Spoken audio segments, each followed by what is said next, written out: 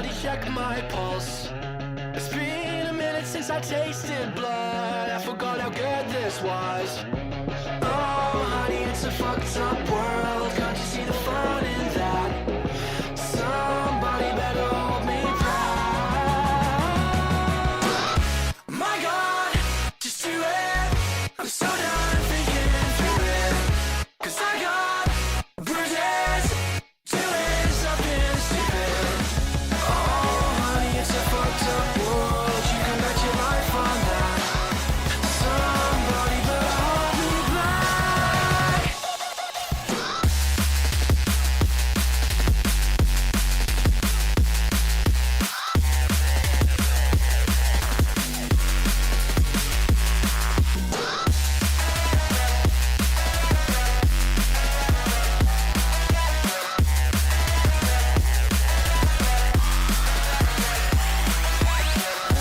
My God, just do it. I'm so done thinking through it. 'Cause I got bruises, doing something stupid. Oh honey, it's a fucked up world. Can't you see the fun in that? Somebody better hold me back.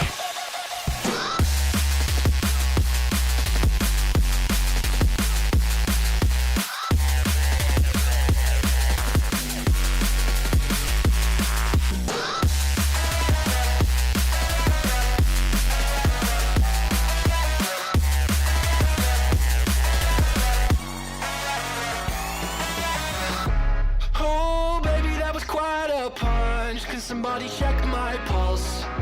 It's been a minute since I tasted blood. I forgot how good this was.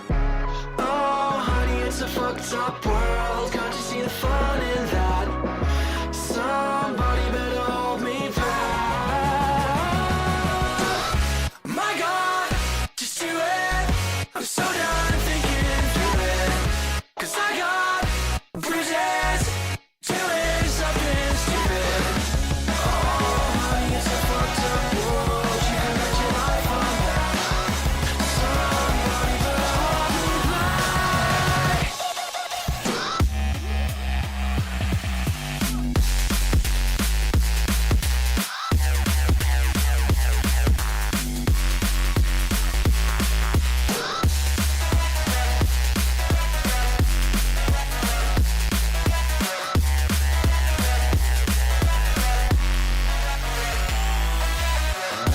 My God, just do it. I'm so done thinking through it. 'Cause I got bruises, doing something stupid.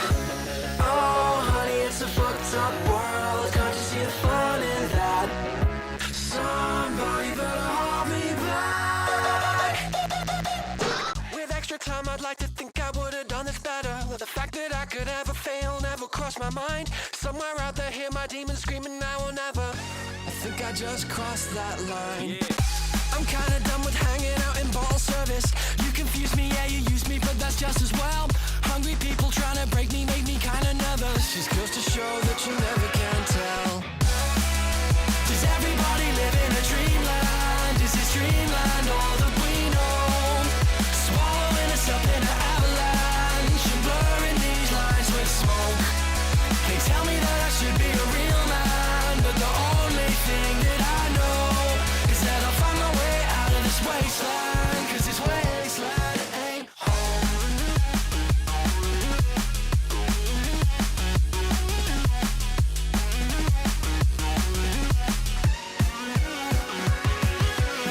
With extra time I could have made up better words and letters. Pale shadows of my heroes help me rule the night. Somewhere out there hear my people screaming, do it better. I'm just an echo of the things I like. I'm tired of never feeling like I'll serve a purpose. Snow on mirrors, future killers, yeah, just be yourselves. Hungry people always stressing, yes, and never surface. Just goes to show that you never can tell. Does everybody live in a dreamland? Is this dreamland all that we know? Swallowing us up in an avalanche and blurring these lines with smoke. They tell me that I should be a real man, but the only thing that I know is that I'll find my way out of this wasteland. 'Cause this wasteland ain't home.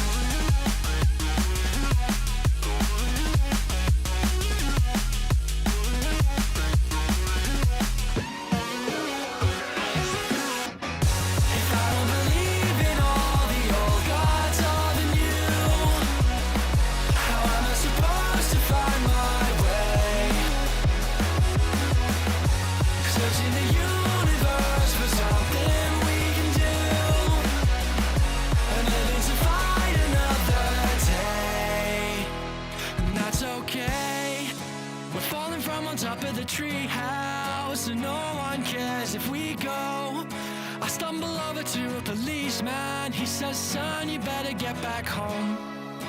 And everybody's laughing at me now, from their faces covered in snow. I'm trying to be the best I can be now. They say make it something we know. Does everybody live in a dreamland? Is this dreamland all that we know? Swallowing us up in an avalanche and blurring these lines with smoke. They tell me that I should be a real man, but my pride will be the first thing to go. I gotta get out of this wasteland, cause this wasteland ain't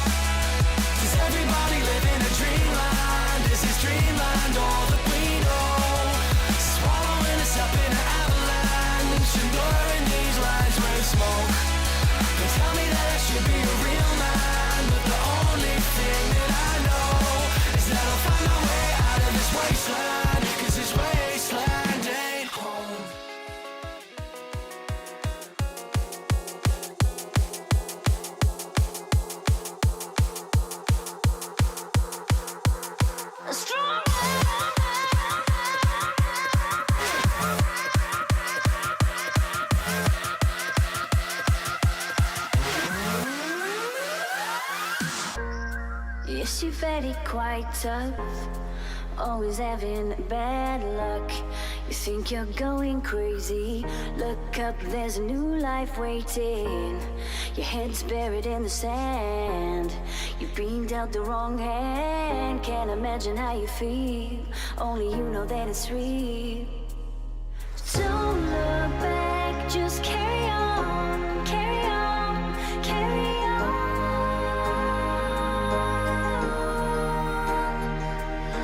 Don't look back, just carry on, carry on, carry on. Because you are stronger. Yes, you are stronger. Because you are stronger. Yes, you are stronger.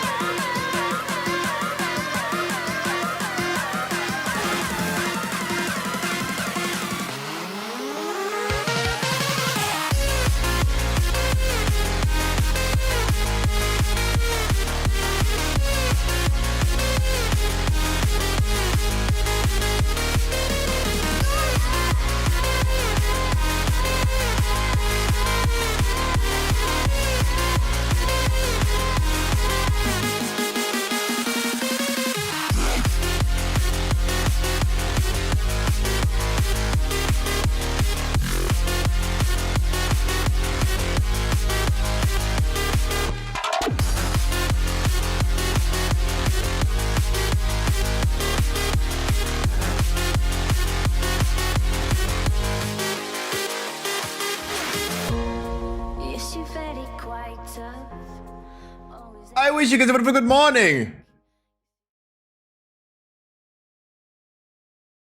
Meow. Wow. That was some stressful hours. Oh, I had a lot of stress this morning.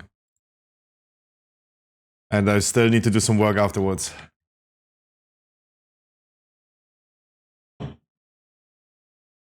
But Scrappy, I thought you were signing yourself some time every day. Yeah, but I mean, I'm not done.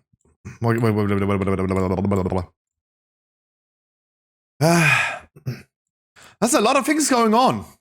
I started to edit a YouTube video yesterday about the war within. Sorry. Started doing that till like 4 a.m. in the morning. Woke up in my regular time today, started working on some stuff. Was a lot of business related stuff that I'm not done yet. And whatever is there for me to post news on, right? Let's even check. Anti-flashbang.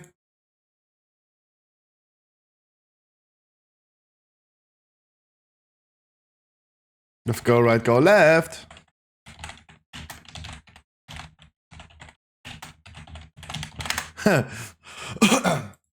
Not channel point prediction, but you guys should make bets. Will I get the Vault of Incarnates guide done till next week or not?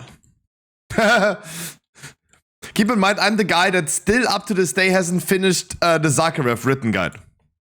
That is also still in the making.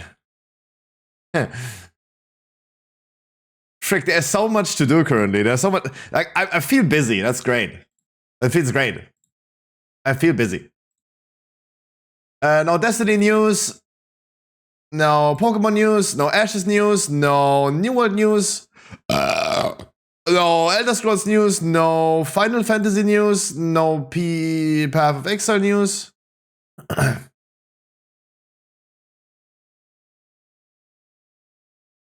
Wait, let me see this. I hate WoW Reddit. I'm just saying straight up. I hate the WoW Reddit.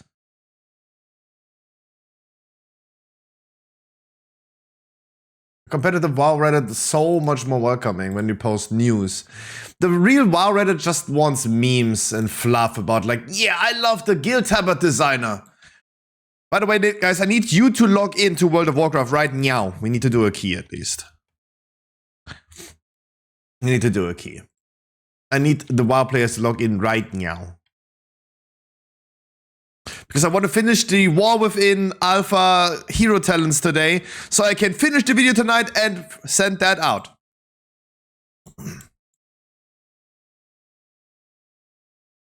Wowhead, tell me, did I miss something? New loading screens in the War Within Alpha, Dungeons and Raids, Blizzard Devs video preview, art and narrative interview, Awaken Raids will now road. Okay, but no, yeah. Wait, what? Did they change that? Oh man, that was actually good. I wanted to applaud Blizzard today.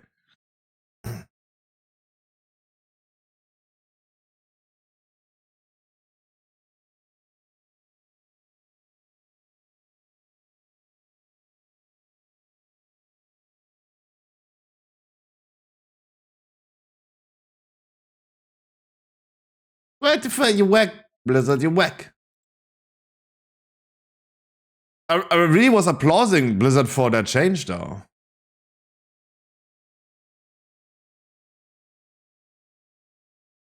Really? The fuck?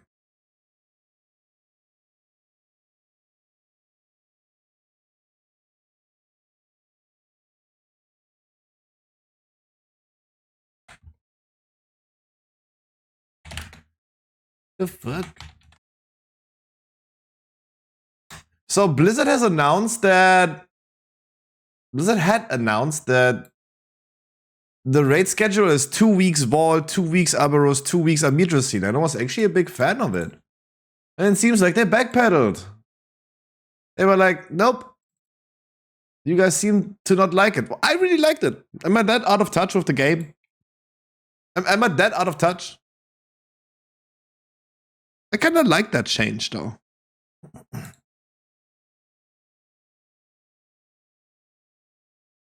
I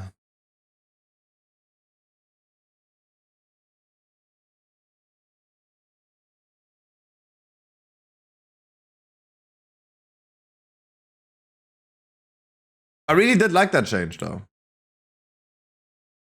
But now it's this. I need to update this now. Vault, Aberos, Amidrosine. Vault, Aberos, Amidrosine. Then all raids open. Whack!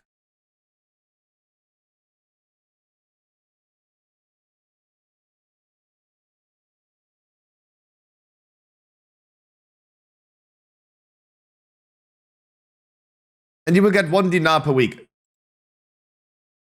So legendary upgrades all at week number 2. Let's quickly look into the patch notes then. Yo. Let's quickly look into the patch notes until all of the WoW players have logged in for a weekly key.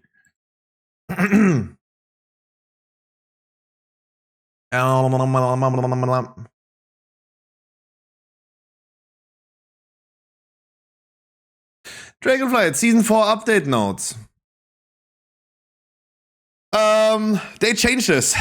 Every 2 weeks, every week during Dragonflight Season 4, one of the Dragonflight raids will become awakened. Starting at week 7, all raids are awakened. Cribs, thank you so much for the prime. You tell me a number between 1 and 100. Thank you so much.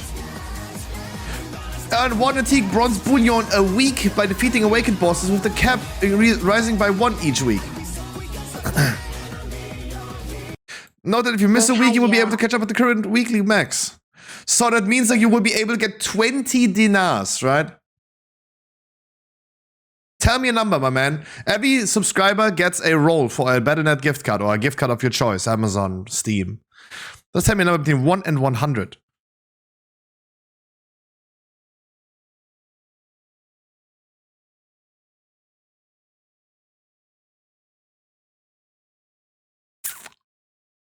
$40, my brother. No, almost 84. Thank you. We're at Warwolf Collector's Edition. Maybe I need to suck some dick at Blizzard for that. All dungeons return from Dragonflight. Okay. Dungeon changes are the most interesting ones, right? And not like the keystone level changes. The important thing is at the beginning of season 2, all keystones will reset to level 2, regardless of level. So if you do a 30 key this week, it will be a 2 next week. If you do a 18 key today, it will be a 2 next week. I wanted to look into this. Dungeon and raids changes. Not necessarily the raid changes. Algaffa Academy, Spellbound Scepter Arcane Rain has been removed. Nice. Spellbound Scepter Mystic Blast can no longer be interrupted. Bad. Spectral Invoker's Arcane Missiles damage reduced to 50%. Crow, Firestorm frequency reduced to 8 seconds. What's 5? Savage Pack, initial damage and periodic damage reduced.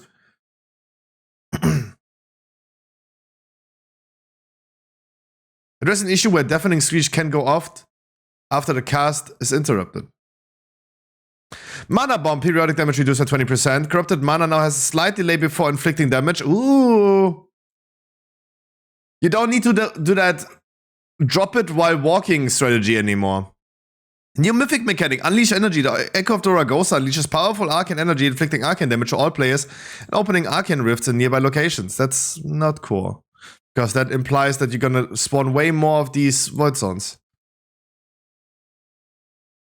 Azure Vault, timer increased by 2 minutes. The Crystal Furies have now a visual frontal animation, and the damage is reduced for 25. The Lashers will cast their vapors less frequent. The Arcane Tender's Erratic Growth cast time is increased to 3.5 seconds. And Heavy Tome is that AoE that the big guy is doing after the first boss. Will be cast less frequent. Shoulder Slam Knockback has been removed. Oh. Okay. Laymore is doing Erupting Fissures now follows current target player. I don't know what that means. Reduce the frequency of periodic damage of overwhelming energy to 2.5 seconds was 2 seconds. Azure Blade nerf. Good. Last boss in Azure Vault, the Oppressive Miasma, the movement reduction from the last boss is removed in Mythic. Why Mythic? But it's still a heroic ability, I think. Crystallize now poses arcane damage while the crystal is shielded, so you take more damage now. Crackling Vortex now has a larger movement radius. So you need to move the boss more, but you're not slowed anymore. Detonating crystals and hardened crystals now spawn closer to Umbra's Ghost location. Nice. Why did it take them 2 seasons to fix that? Brackenhide with the debuff does no longer stack and does less damage, but therefore gives you more haste and movement reduction. Okay, cool. No longer stacks. Does that mean like it will deal damage like it was 10 stacks or 1 stack? Because 1 stack and then it was reduced 16% would be weird. DK Totem, health reduced 20%, nice. Rodbow Ranger. Shoot has now a recast of 6 seconds. Diseased Meat renamed to Rotted Meat, and now it's a Poison D spell. Sting Breath, Violent Whirlwind reduced to 6 yards. Now locks facing after targeting a player. Sting Breath now has a visual while casting. Oh, okay. Visuals has been updated. Cone Whiff has adjusted to match with the new visuals. Withering Poison has been removed. Bloody Bite has been removed. Okay. Rod Chanting Totem has been removed. What? Looks like for now this looks like a good season though. A casual season. Haste bonus reduced in the first boss to 5%. Mark for Butchery, damage frequency increased double. Doing now damage every 1 second instead of 0.5. That's insane. Gash Frenzy damage reduced 21%. And the duration was increased by 2/3. Damn. Damn. It took them 3 seasons to fix the dungeons. It took them an alpha, a beta, and then 3 seasons to fix the dungeons. Nice. At the end, everything is good, right? We will even keep Halls of Infusion as a good memory because normalize the spawn rate of Crashing Tsunami during the Gauntlet at the end. Containment Apparatus, Containment Beam, damage reduced by 42%. Almost cut in half. Primalist Galesinger, Wind Buffet, and Thunderstorm has been removed. Thunderstrike inflicts damage to all players within 7 yards of impact. Primalist Earthshaker, Rumbling Earth, Rim Visual, no longer clip into terrain. First boss, Titanic Fist now has a visual during cast. Power Overload now has a rim visual around afflicted player. Power Field. Oh, it's like this. You have like now a circle to see like where it spawns and where it drops. That's nice. That maybe reminds players that they have it though.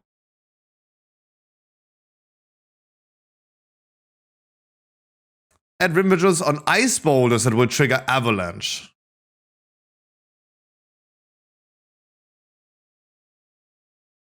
Oh my goodness. Oh my goodness. Wait, I need to send this to a friend. I need to send this to a friend instantly. What? That's insane.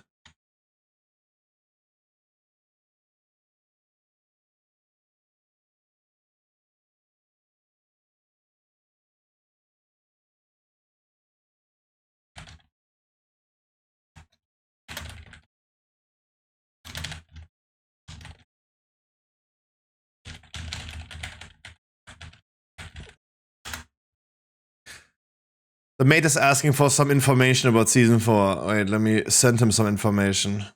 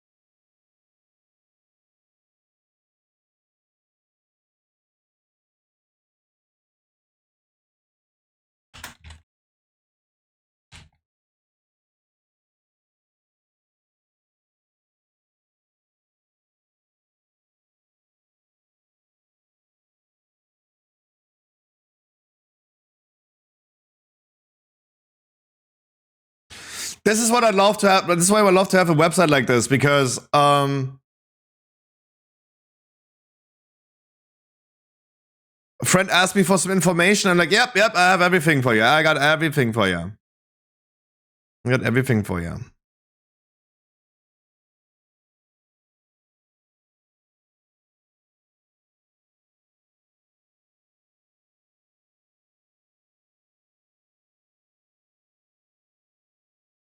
But sorry, back to the topic. Primal Tsunami, the last boss in Halls of Infusion, Castaway now occurs at 60% health, was 100 energy. What does that mean? The boss is no longer gaining energy. That means he's doing his intermission only once. He's no longer doing it twice if you're slow, or even 3 times if the key level is high. Wow, it took them 3 seasons and a beta and an alpha to figure that out. I'm kind of disappointed now that at the end of Dragonflight, when no one wants to play anymore, the Dragonflight dungeons are good suddenly. Like, what the fuck? That is an insane change. I talked with a friend recently about this.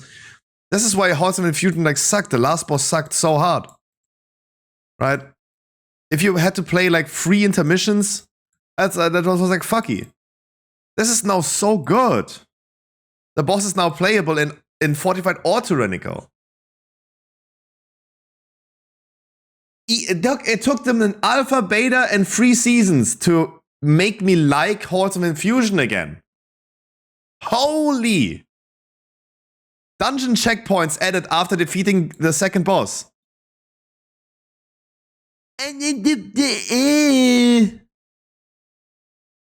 That changes the route completely, right? That changes the route completely.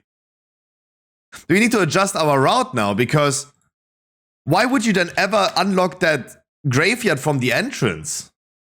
Right? Why would you ever do this? Now you can always go this way. The left way. Because now you can like pick the cheat death right here if you have an engineer in your group. That's so much percentage. Wait, do we do this?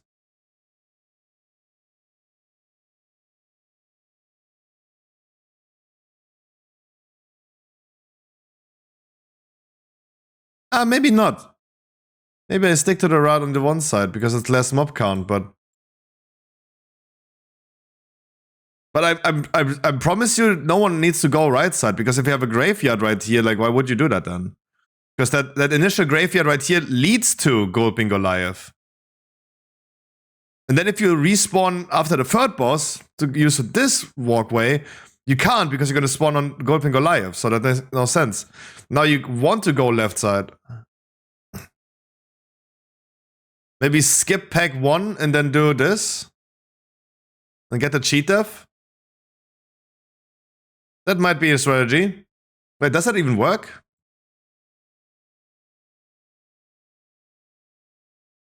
Oh, wow. That's a lot of percentage.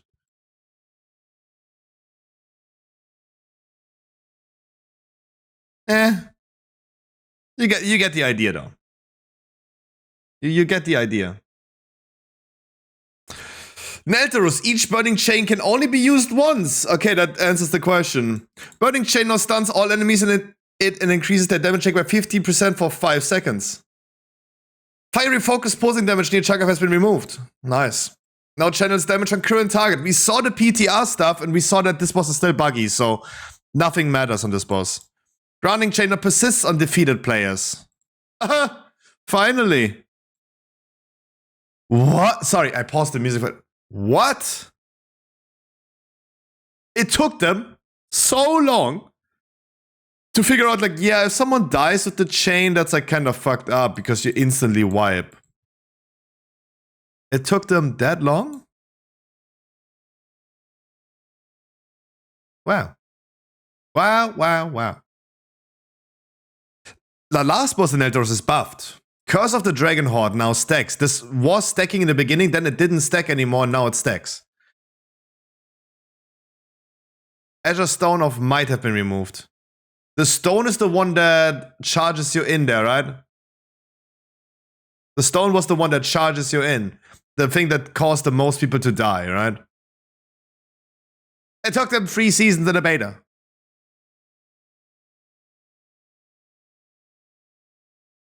Knockwood Offensive, Knockwood Longbow, mobs on the first boss. Multi-shot has been removed. Rain of Arrows will now be cast less frequent. Beastmaster's Hunt Prey damage bonus reduced 25%. Desecrated Ohuna Rotting Wind initial damage reduced by 30%. Beast Collar Desecrated Roar frequency reduced by 25. Knockout Thunder Fist Storm Shock has been removed. Storm Speaker Stormbolt has been removed. Oh wow! Last boss, frequency of storm winds during intermission has been reduced to every 10 seconds. Was storm winds? Is this the ticking damage or is this the void zones on the floor?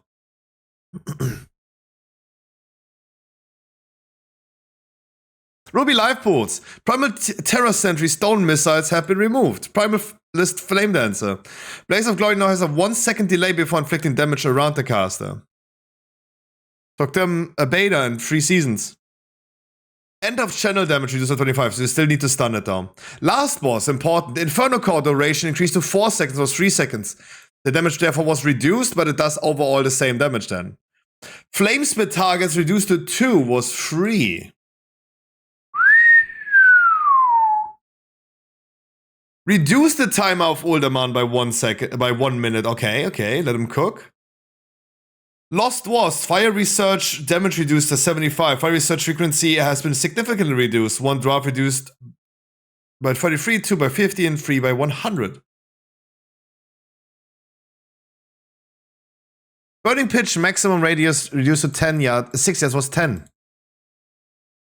Fire Research and Burning Pitch now properly scales of key level. Oh. Therefore, okay, that's not a nerf, this is just an adjustment. Took him a beta in 3 seasons. Fixed an issue where heavy arrow was damaging pets. Sentinel Talondras. Earthen Shards initial damage reduced by 20%, periodic damage by 12%. I don't think this is enough. But at least like it helps to give like you a little bit of like extra health pool back. Before you die. You gotta be... Jesus, voice crack. You're gonna be alive for longer now. Doesn't mean you stay alive. It just means you will stay longer alive. You get like 2 global cooldowns out more before you die now from this. This is how I see this. Amberon, burning heat duration reduced to 6 seconds was 10 seconds. Or the debuff after the explosion. Seeking Flames visual has been adjusted to no longer clip into terra. Cool! Are the WoW players online or nah? Because I also need to look into apartments again. Haven't done it in a few days. I really want to move.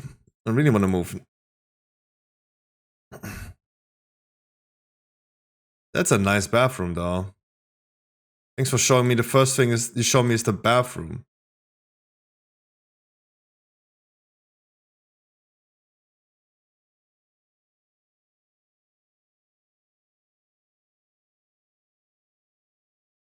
I think I saw this. Because I think like this is the last one I saw, but I did look off stream though. Was nice. Was nice, this one. This one is too AI-y. Right? And the bathroom is like too much.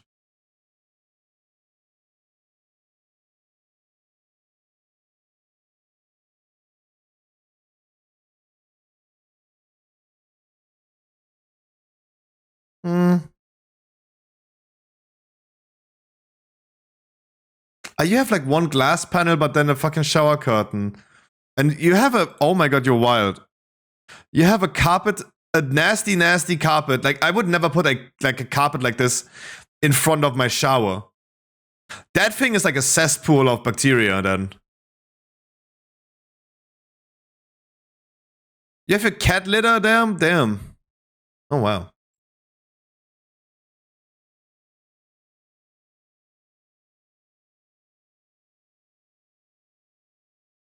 We do remember the marmor tiles. Sorry, marble. Whack. What a door! Even I would fit through that. Damn.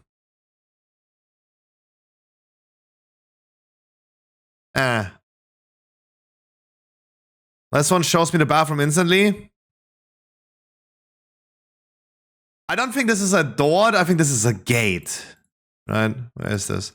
No, this is an insanely fat door. This is a very old door.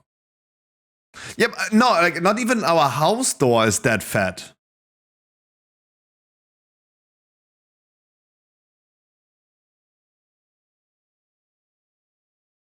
Like I'm looking for apartments in a new built house, so this is already too old for me. It's a Jesus Christ. It's like where you crucify Jesus with lights.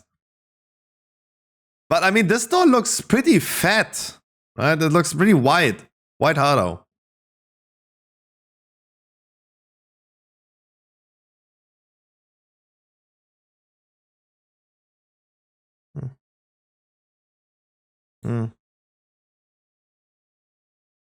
No. But this is the same thing. Wait, it's the same thing. They have the same. No, this is why I want a new live in a new house. That's not even renovated, mate. That's not even renovated. Like I can smell the asbestos through my fucking monitor.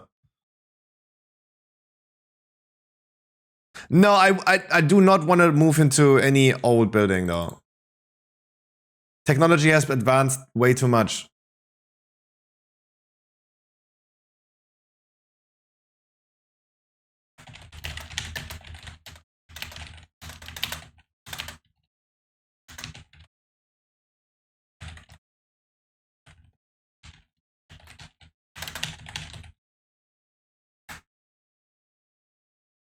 The neighbor hasn't texted me in 15 days, so neighbor's apartment probably no. No, but I not want to move into, like, I do not need to move. I want to move so I can be picky and I really want to be living in a new built house.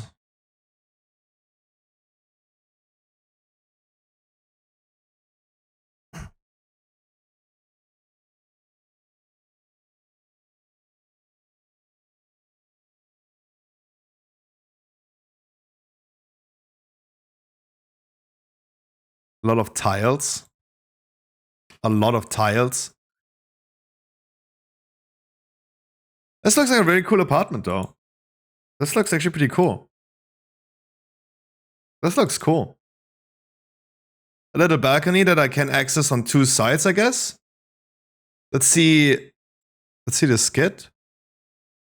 Like, this one has to be a new house or ground floor because old houses do not have a thick enough floor.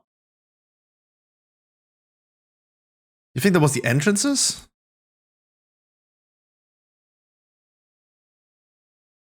Nah. We'll see. Oh, it does actually, yeah.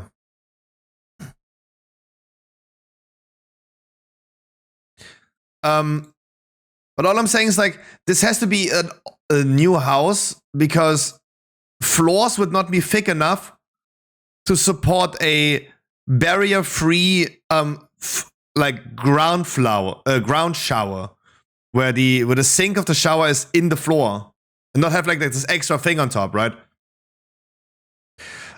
Wait, is this ground floor though?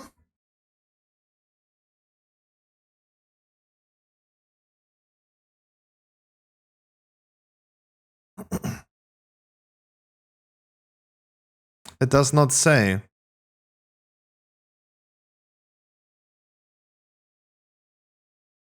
Oh, why do I have to?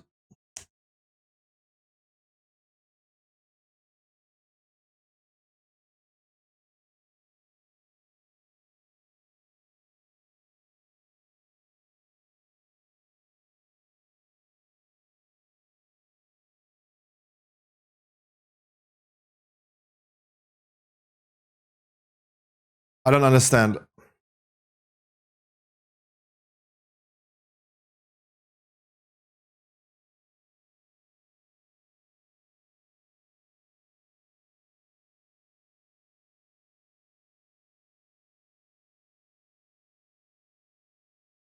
But yeah, it's actually an entrance door.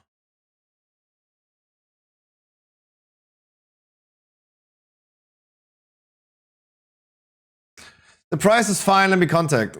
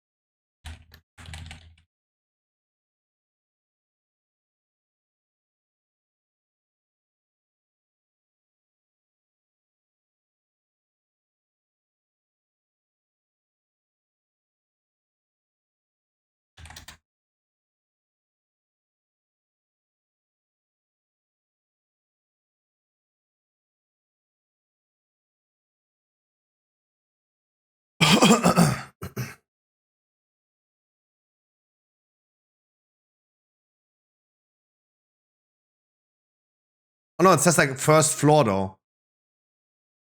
It was built 2017, so this is rather new. There you go. There you go.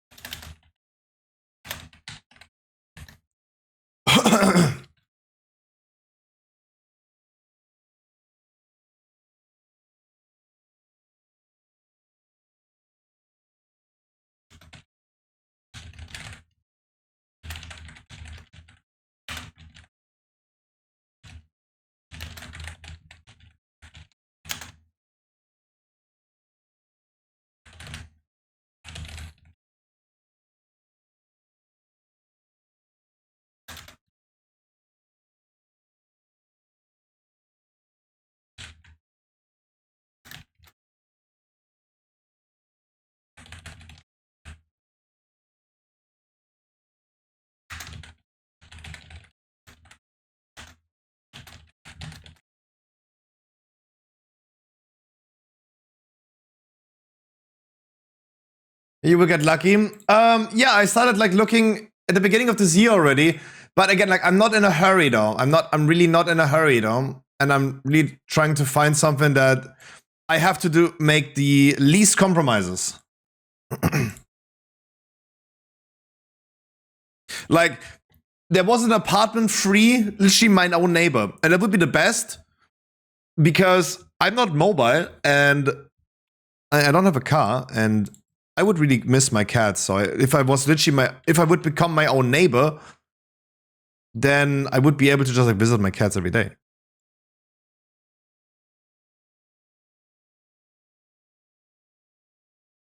But I haven't gotten any information back in the last 15 days, so I don't know. But I just contacted her as well and asked.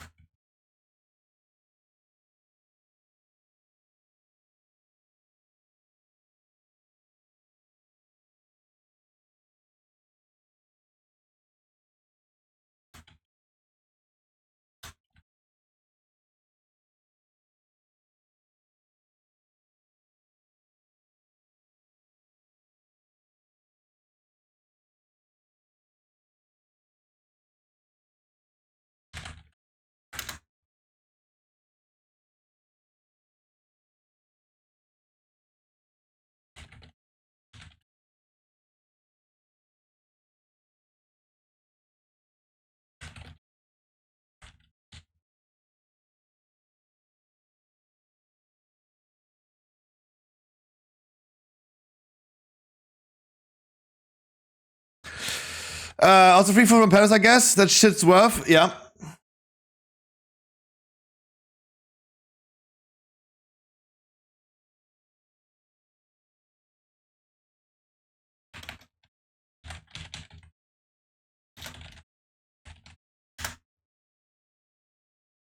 Yeah, absolutely. That would be absolutely worth. I could even steal internet from here, right? That would be really cool. But I mean, let's see and let's hope what's happening. Okay, Xelaf, Harkley, everyone that I see in my chat lurking right now, being absolutely quiet, absolutely unacceptable. Log in now. Now.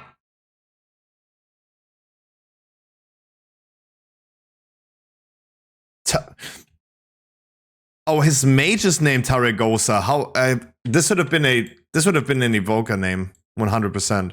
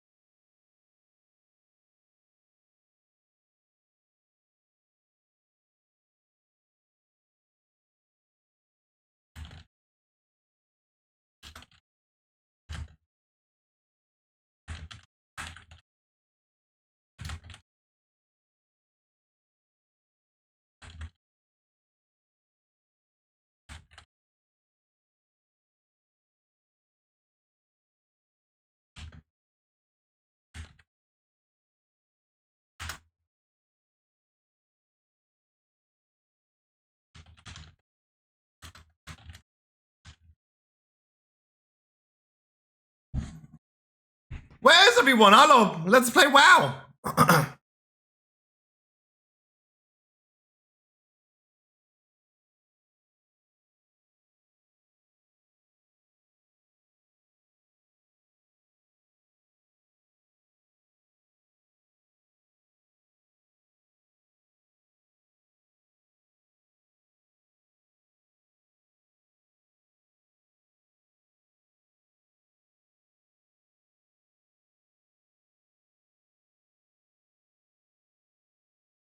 Yeah, but I mean, like, everyone would be, like, doing, like, a key or so, right? Or, like, one weekly key. To just get a key next week. I mean, we can also do a Mythic 0 to get a +2 key, right? Wow is that, though, but I mean...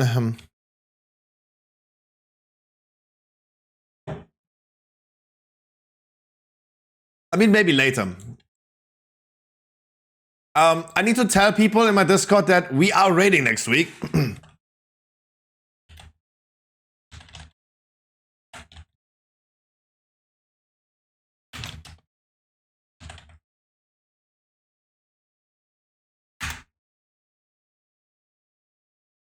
No, I mean we can literally do a +2 key, and we're gonna get a +3 key, and we're gonna get a +2 key next week. It doesn't matter. Like the key level really actually doesn't matter. We could literally do a +2 to get a +2 next week. For you, I don't think that it's worth to equip your character at all right now, right? Because next week you can do heroic dungeons, and heroic dungeons will give you a lot of item level. A Mythic 0 will give you 493.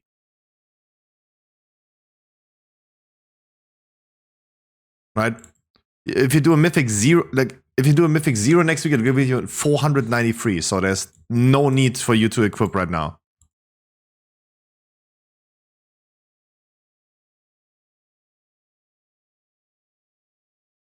Yeah, Mythic Zeros are now more difficult though. And a Heroic Dungeon has the difficulty equivalent of a Mythic 0 previously. Mythic Zeros are now as hard as a +5 key. They're closing the gap between those. But, yeah. Heroic Dungeon, normal dungeons will give you 460. Wait, I have the overview on my website. If you want to know, Crips, there's a website that I have. It's called your-mmo.com. If you go to World of Warcraft and you click on this right here, the pinned news, Dragonflight Season 4 item level overview. You will learn that you get a 460 item out of normal dungeons and 476 out of heroic dungeons. This is just 10 item levels lower than what we currently are, right? We are currently having the max gear of 486, so you're closing the gap really, really close, right? Mythic Zero is 493. This is already higher than what we're currently wearing.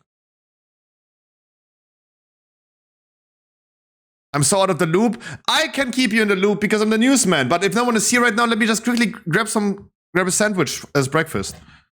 I make myself a tomato mozzarella sandwich real quick.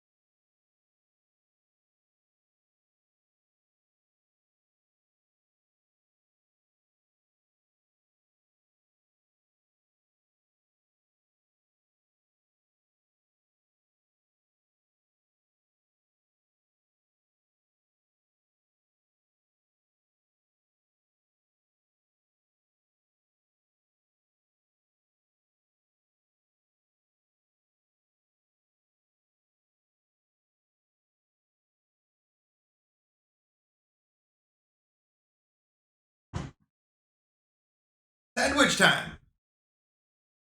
Should I save my flight stones for next week then? I do think that they do reset though. I do think they reset. Since when is the music out? I do think they reset. Not fully sure, but I do think they reset.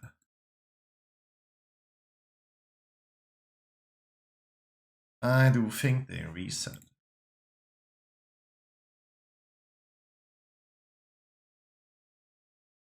Bloop. No, not my videos. I will be hopefully uploading a video tonight. I hope so at least. This is your daily dose of internet.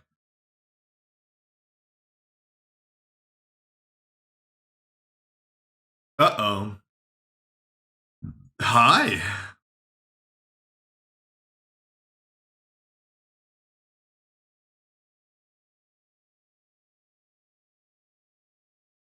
Yeah, no thanks.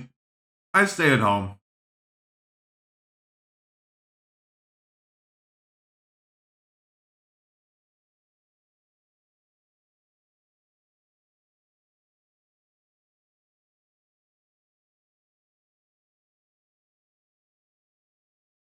Hi.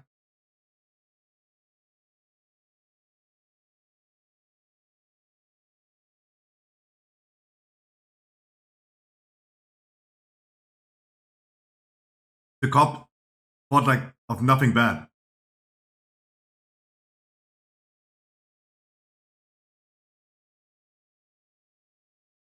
Show me.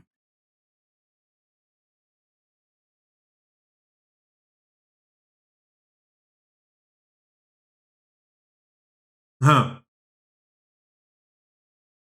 Now?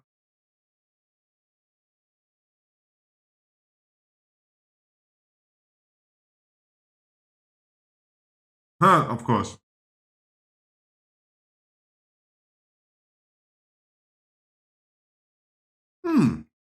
Nice.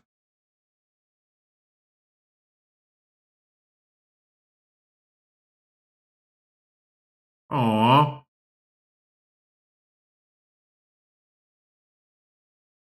Oh my goodness.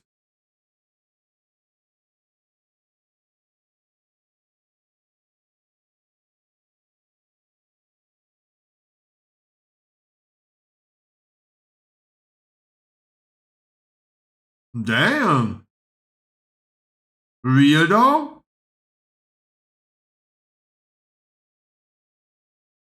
Damn. Holy.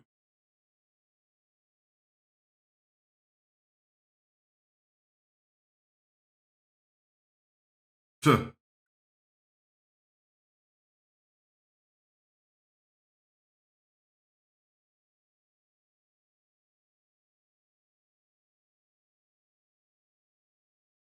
Wee.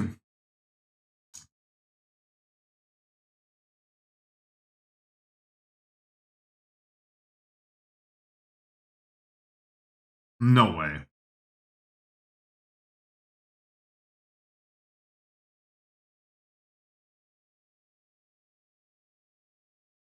Damn. I did. Thank you. Later.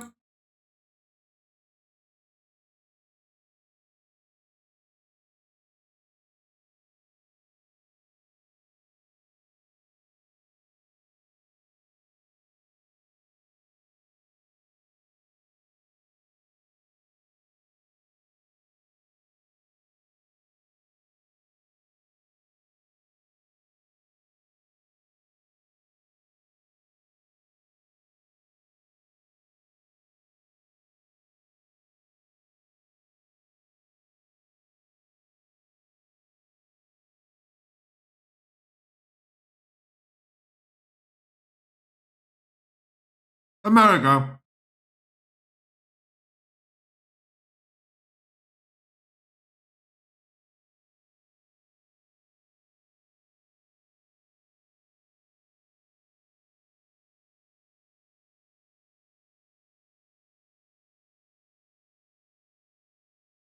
Oh, you got kidnapping for this.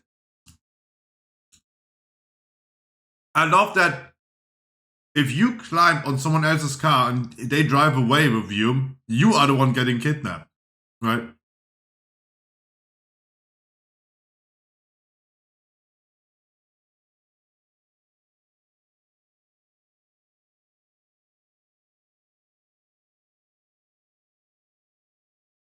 Customer service is the worst thing. It's the worst thing. This is the worst job. Oh, we saw this in Hawaii.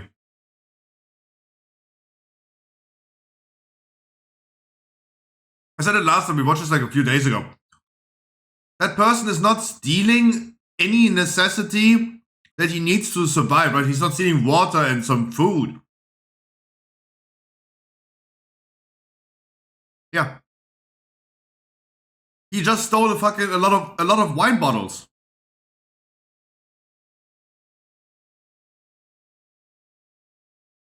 Hmm. The guy just stole wine.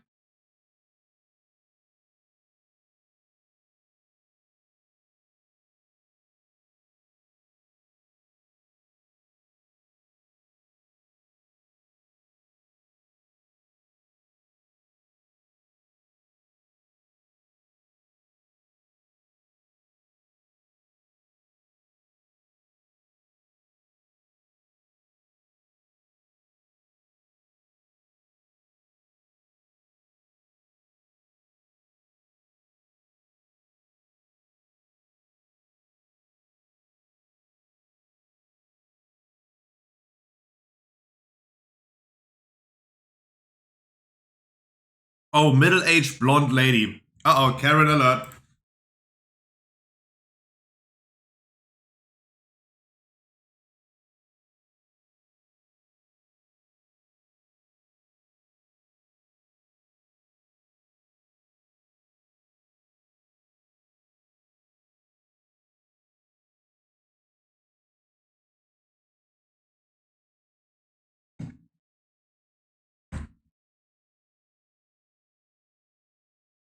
Oh! Oh shit!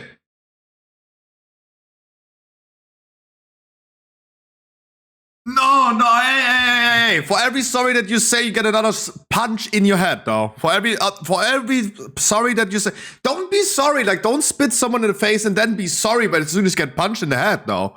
Oh, hell no. Man or woman up to it, right? You spit, dude. That lady spat on her and then gets punched in the head as a revenge. Absolutely fair. Eye for an eye. I'm sorry. I'm sorry. I didn't mean to spit on you. I was just aggravating assaulting you. Yeah, hey. Happy ending.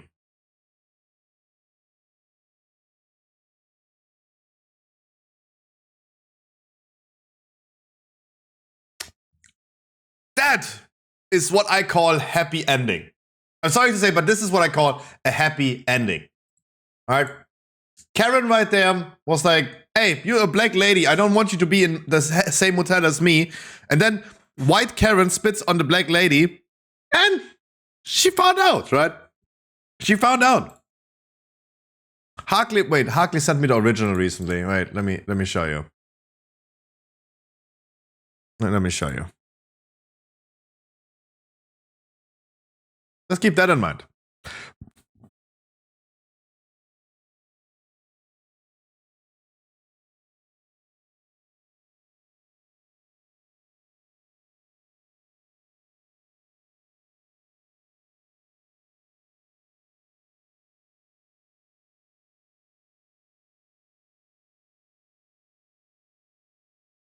This original has so much more of a deeper meaning. Like, if you never fuck around, you will never find out. So you should fuck around a little bit. But that lady right there fucked around hard, and that was on a 10 scale. And then she found out on a 10.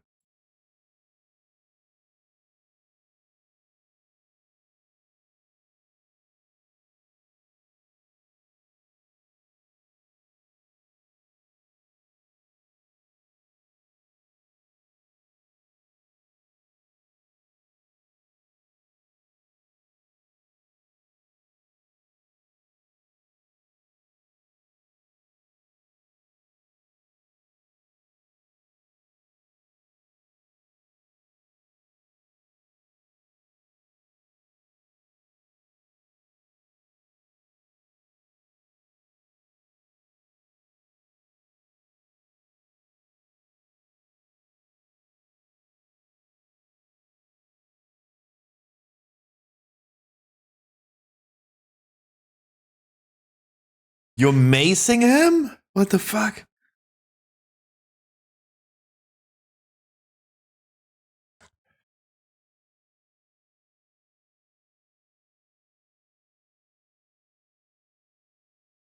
Like, using pepper spray as a self-defense is one thing, but using pepper spray to offend someone as an offense is whack.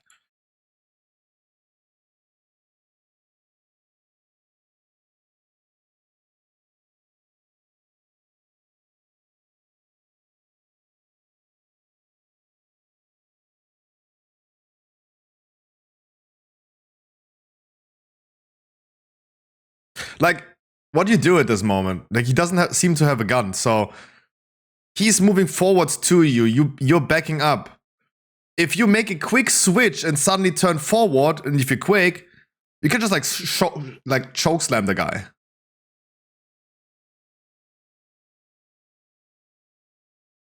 Because it is like already like 100 meters of self-defense.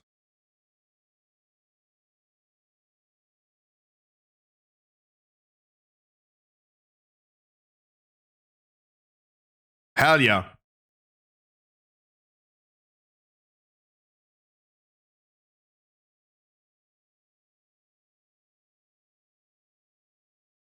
Oh, hell yeah.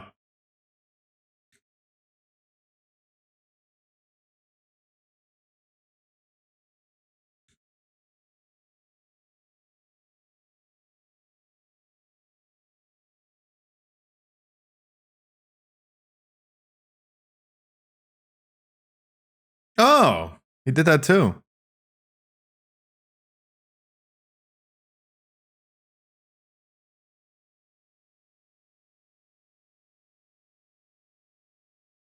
Like, I mean, he's like charging towards you. Like, at this point, like, just choke slam him. Like, I don't know.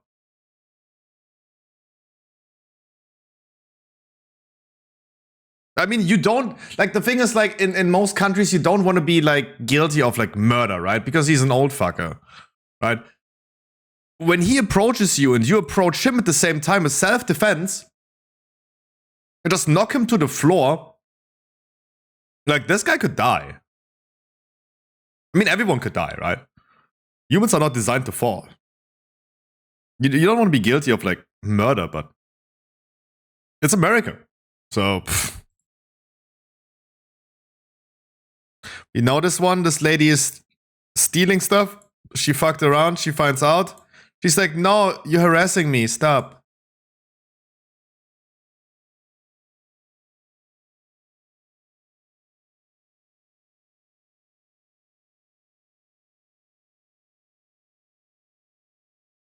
Like, this is what I don't understand. Like, why are people like around her like saying, "Oh, you're a man. You're you're a male security guard. A woman can steal. It's totally fine. Let her go." Right? It's like, what?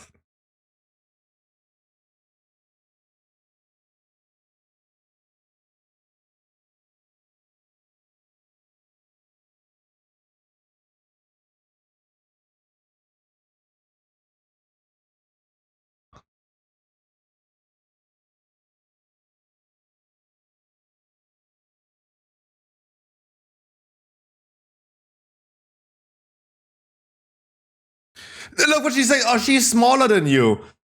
Dude, I'm telling you straight up, cancel me as much as you want. Your size, your gender, your political beliefs, your religion doesn't matter. If you fuck around, you find out. Right? Oh my god, it's so unethical for a man to punch a woman. Mate, what about equality? If you're a woman, you are born with the legal right to get punched in the face. Like a man is, right? You want equality, then you get equality. Equal rights, equal fights. Yeah, absolutely.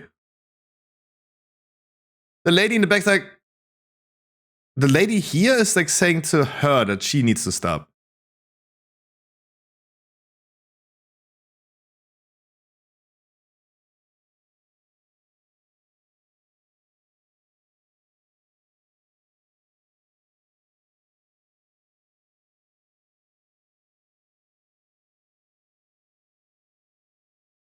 Oh, suddenly, like, I mean, you can say ACAB as much as you want, though, right? You can say, like, fuck all cops. That's fine. Like, but suddenly the security guy was, like, the one that she, like, would fight. She would never fight the police officer. Why? Because the mofo has a fucking gun. Right? Like, at that moment, it's good that a guy with a badge, even though he's a fucking farm-looking motherfucker, comes in with a gun. Because suddenly she respects the authority. The security guy himself that is only capable of holding her back, she fought as much as she can.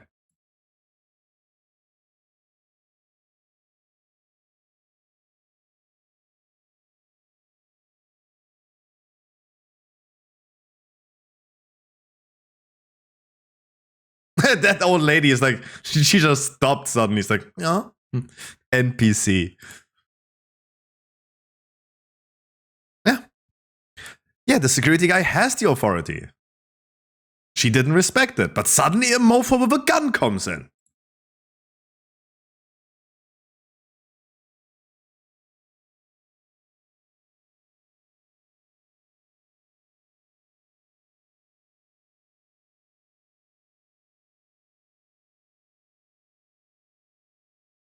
Hell yeah!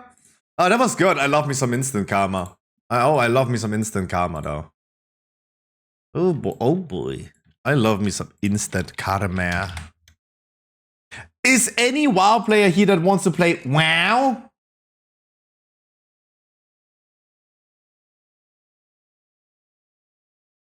Okay, neighbor just texted me back. They found a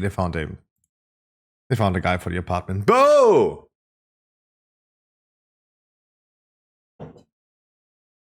Boo! Boo! Boo! Got it.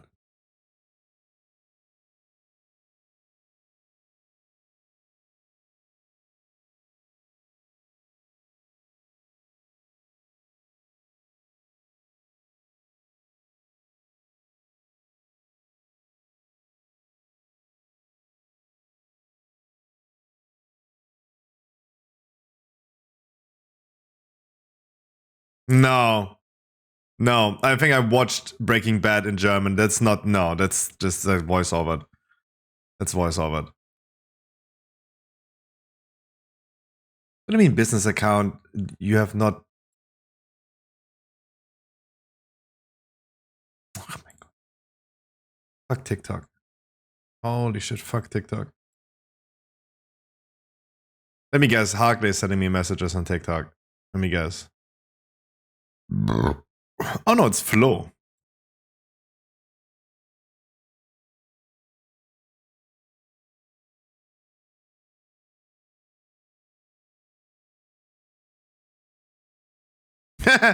True. Community and mods. Live streamer. But why does it sound and look so sexual? Like he, in this moment, that it's like it sounds like he's enjoying it though. I mean, we are though. Stop. Please stop. Stop making memes about me. I mean, I know a streamer. The Germans maybe remember the streamer called Caitlyn, right? He's like very upset when you like Photoshop his face into gay porn, for example, right? He was really upset. He wanted to sue, like, this guy wants to sue everyone, right? But I mean, if you're a public person, if you're a streamer as a public person, like, you will be memed into everything. When I got the first time memed into gay porn, I was like, mate, like, Caitlyn went ahead and was like, hey, this is unacceptable. This is disgusting. I'm gonna sue you for making a meme with my face that I put on the internet. I was like, damn, can I please be a black guy? Right, that was my first reaction though. Like, mate, why am I a white guy? If you meme me into something, make me like a 7 feet tall, 300 pounds big black guy. Right? The fuck?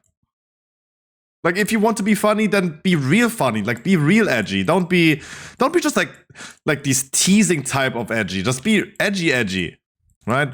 Make me laugh, right? And that made me laugh though. As soon as I saw my face on a hung fuck, damn.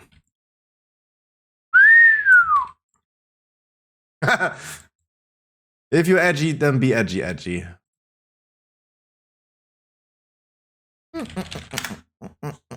Last call. I'm maybe gonna call later as well. Just gonna say right now, otherwise I'm gonna be logging into the alpha. Anyone who wants to hop into some weekly keys, because there is still weekly keys to do.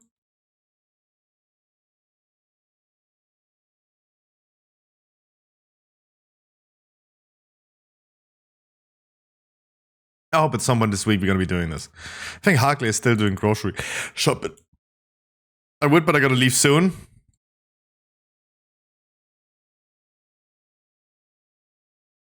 Oops. Didn't mean to Alt 4 Battle.net. And Alt 4 here, and going for the World's Old Saga. I started to edit the YouTube video yesterday, and I hope I'm gonna be pumping it out tonight. This of course depends if we can test all other hero talents today. We have 3 more classes to test. Paladino, Blood Decay, and Bromash the Monk.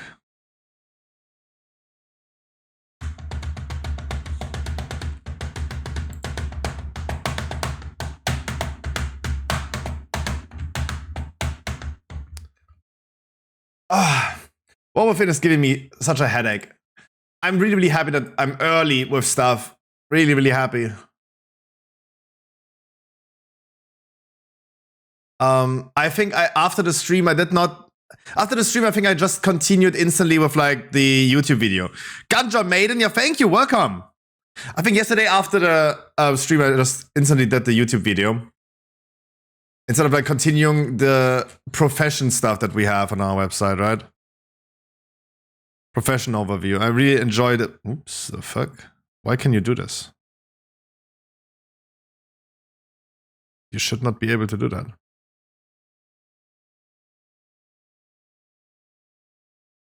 You should not be able to do that. Why? Is this on all pages? It's suddenly on all pages. Why?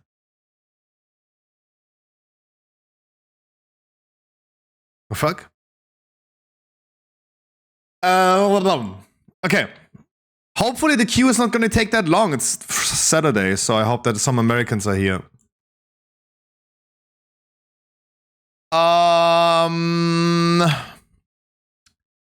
We started doing keybinds and talents for the Paladin, right?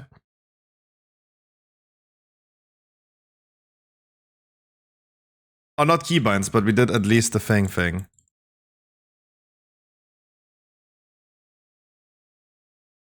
Let me hop in the queue instantly before we end up like taking another hour for this.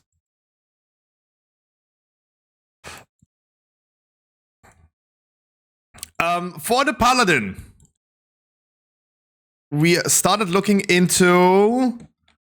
Started with Lightsmith. Lightsmith having the cool cooldown that gives you a shield, and it alternates between Sacred Weapon and Holy Bulwark. It is weird. I'm telling you, it is weird. Because it is incredibly passive, there's not much happening, and I don't know.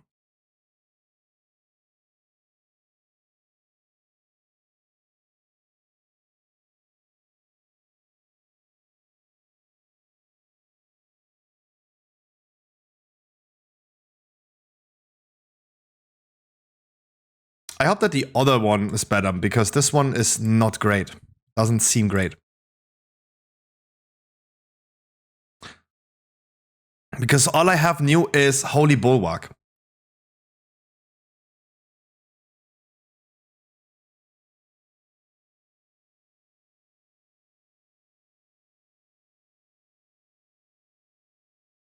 Was this on T? No, it was on Z. Gotta remember my keybinds on the tanks.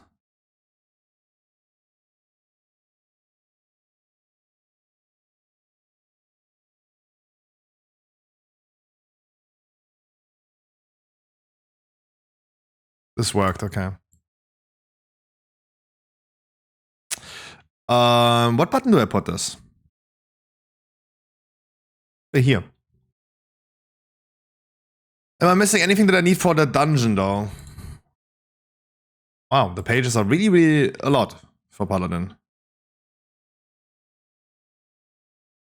I don't have mouse over, so I probably don't use that.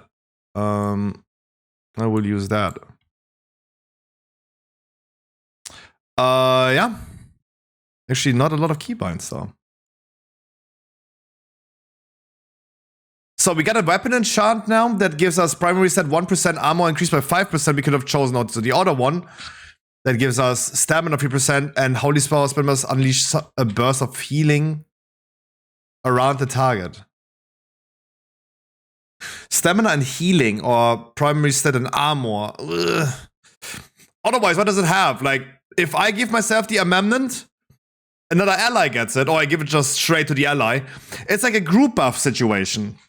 It's like a group buff situation. I can shield someone, but I can also use the other one right here, the sacred weapon. I can use this for a mage, for example, if he is in combustion to do extra holy damage. Or I can give it to a healer in a strong healing situation to give him an extra healing cooldown. So I get like a mini version of a the fuck? I get like a mini version of a group cooldown.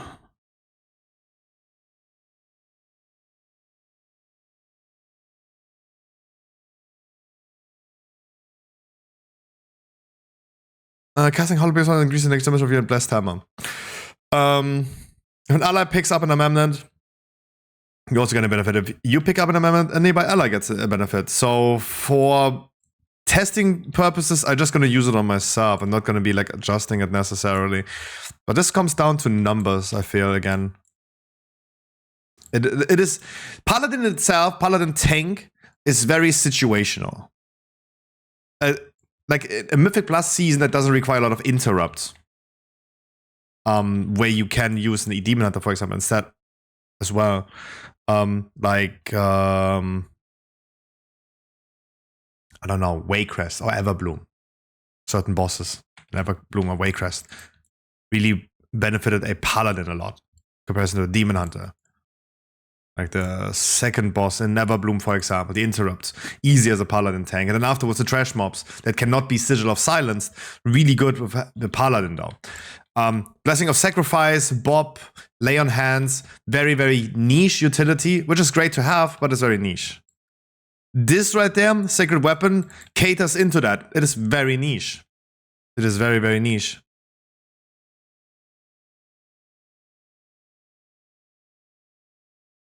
The effects of your auras.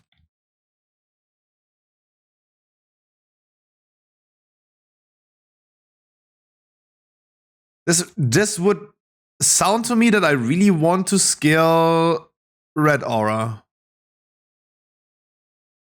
Let me do that.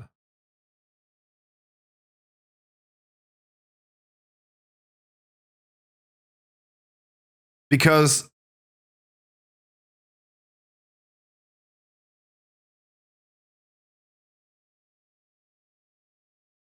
I mean, we're getting like a damage increase, and if I have a partner that has one of those, he gets like more damage out of it. Like an extra 1% damage that they get. So it's definitely, it feels like it's purely group, it's definitely group utility. Everything rough summons an additional sacred weapon. And wait, is this changing? No, it just gives me a sacred weapon. And during Averaging Rough, your sacred weapon cast spells. Okay, that's cool. So whenever I use my cooldowns, a random ally will get the thing, right? It works with Sentinel, right? Did that consume the use? Are we gonna test this when everything is off cooldown now?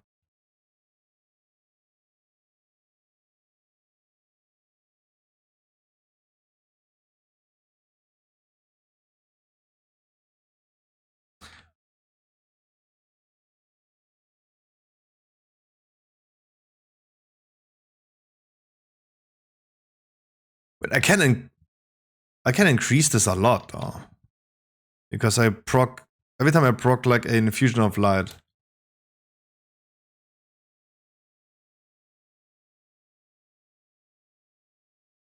Why does this keep extending so fucking hard though?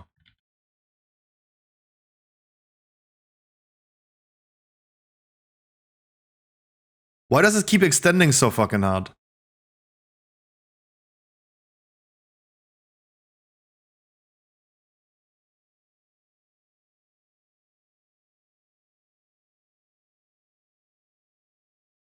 Now it runs out though. That kept on extending very, very long though.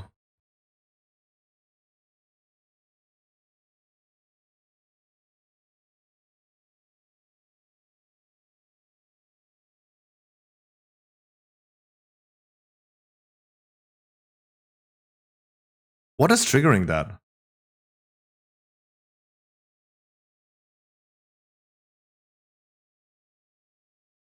Your special abilities have a chance to manifest a holy amendment for a nearby ally.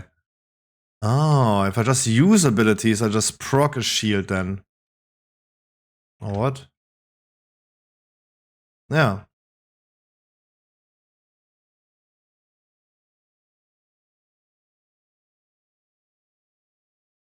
This keeps on going though.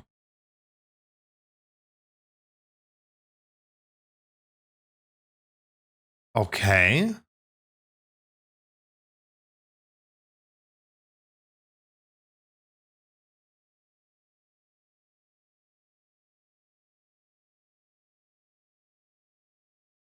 Oh, 20%. What is 20%? Like 12 seconds. Hmm.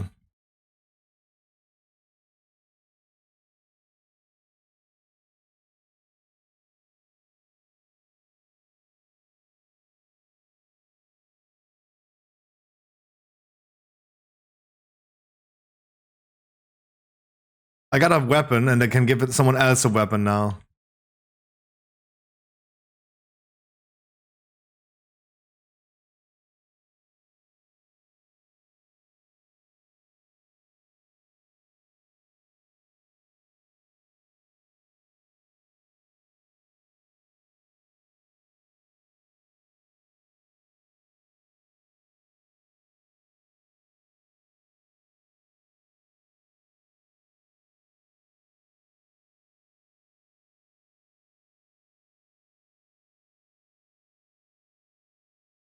Wait, I suddenly got both.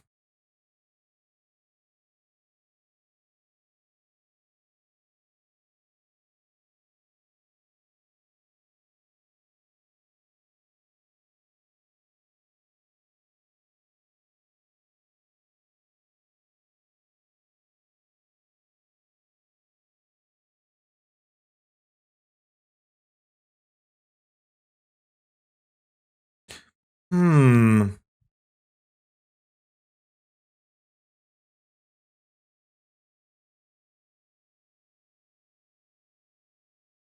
Manifest a holy amendment for a nearby ally. I'm not sure if this now works just with me because I'm the only nearby ally or...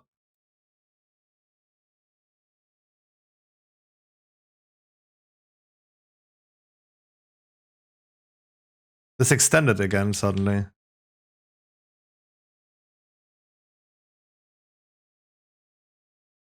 It's extended again.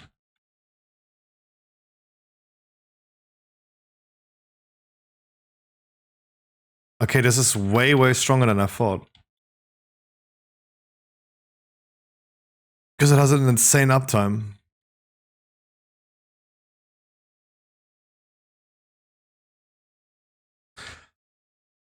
I do think that the weapon that I get from Sentinel is probably just for me then.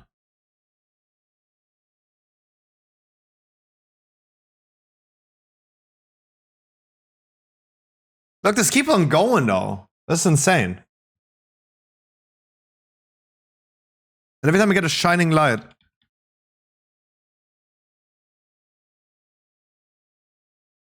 Look at me and the dude right here.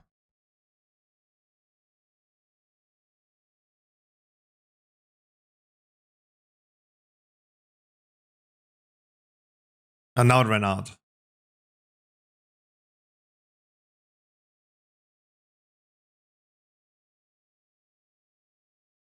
Okay.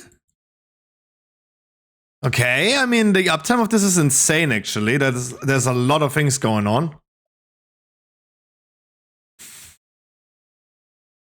This is not even like a mini group buff anymore. This is really, really active.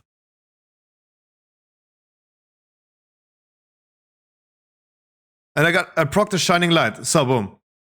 Oh, every time this refreshes, it gives me a shine. Oh. Boop. And another one. And another extend. On him is not as long, though.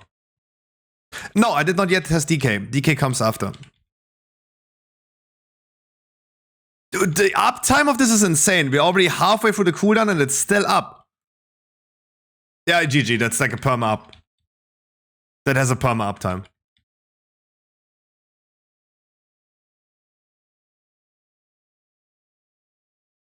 Oh, wow. This is an insane uptime. And now it's over, but the cooldown is also over.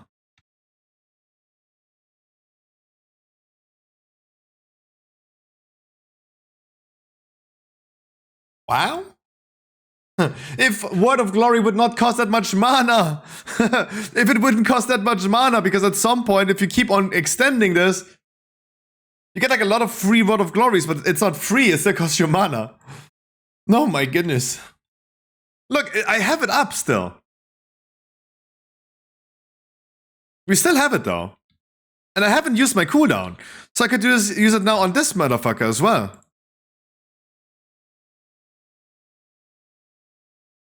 And this guy has it now.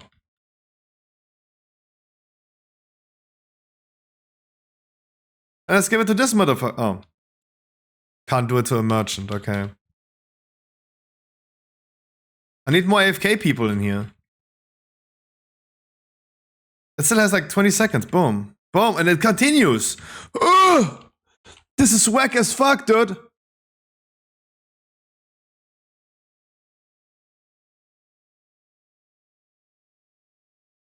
I have no mana anymore.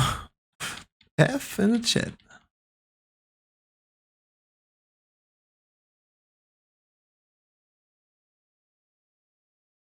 Consuming shining light or infusion of light extends the range of any active amendment by freezing or reduces the cooldown by 3 if none exist. Boop. Boop.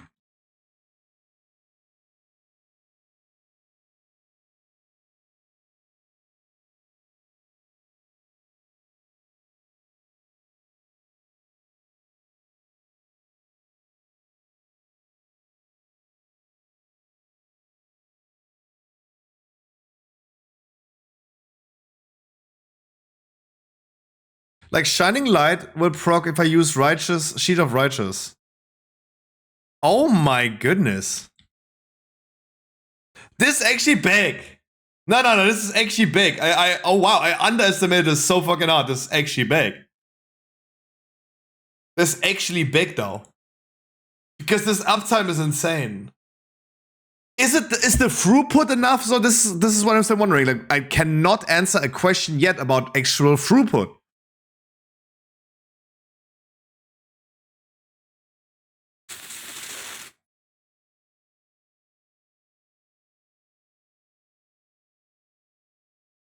But I'm way more incentivized to use Shield of Righteous and then I proc more shining lights, right?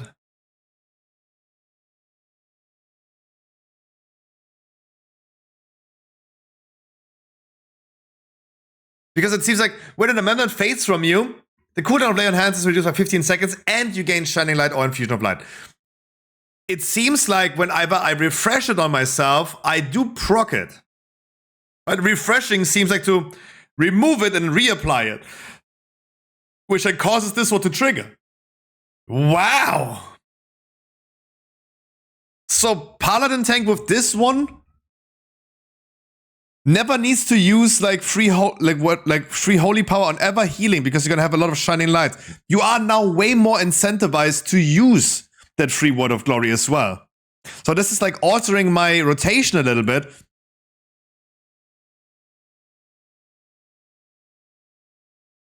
And as soon as I see it, I may maybe like even throw it on someone else in the group, right?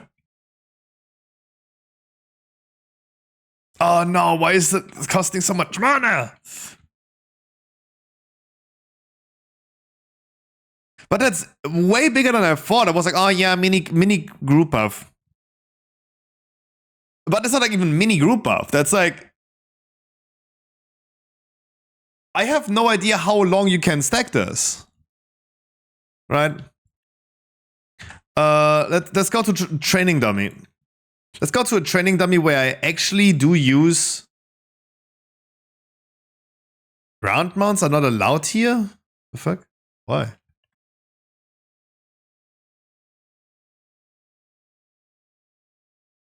And maybe find like another mate where I can just actually go ahead and use Shield of Righteous. Shield of Righteous. Okay. So he has the shield now, right? Let me put him in focus.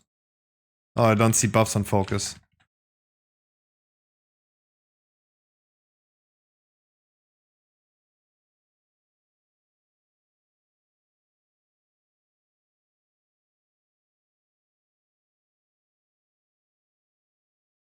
It's ultra active. What about him? He does not have it active anymore. Why?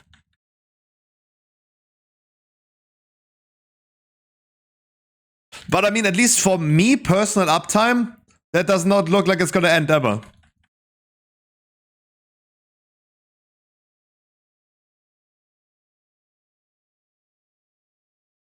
And give myself the weapon as well. How about that? And there you go, refreshed.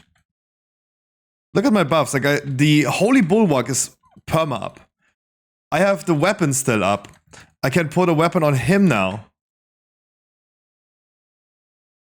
The question is, like, what I'm wondering is, like, how far exponentially can you scale this?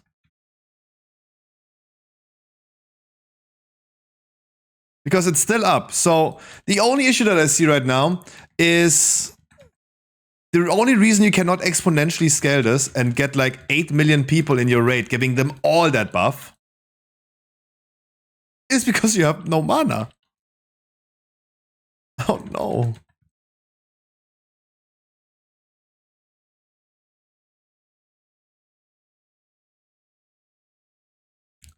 No, this is perma up. This is perma up. This is crazy.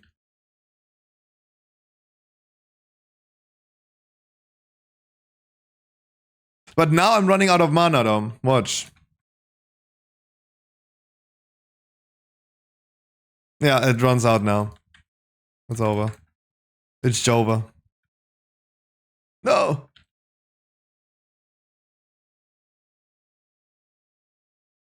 Giving me the weapon and extending the weapon, and the shield is back. I don't know what a shield is back. It's Holy Bulwark. Hi, DJ. Oh no!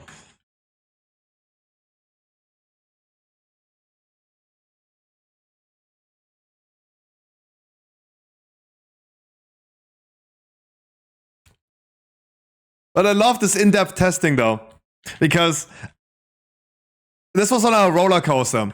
I'm currently editing a video about like all tanks, and I would have had a very bad impression now about it if I wouldn't have tested it and just like looked at it. But seeing it in action is interesting.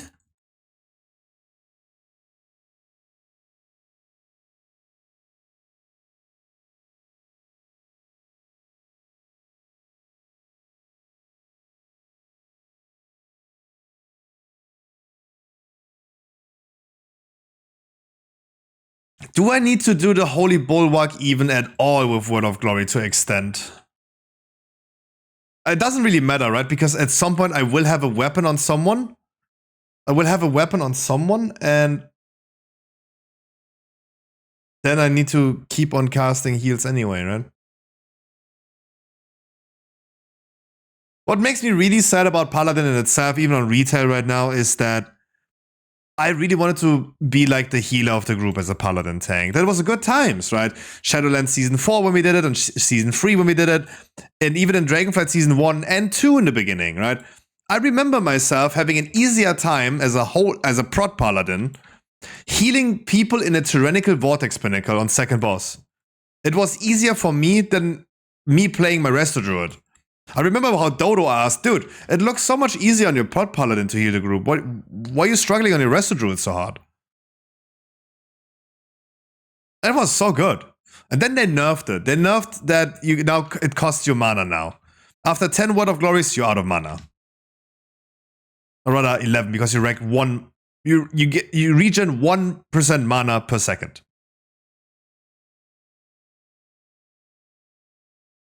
But this is the only cockblock right here on this one. This is a roller coaster. I thought like it was bad, then I thought like it was incredibly OP, and then it reminded me of why I don't like Paladins anymore, and suddenly I'm sad again. It's like, the fuck?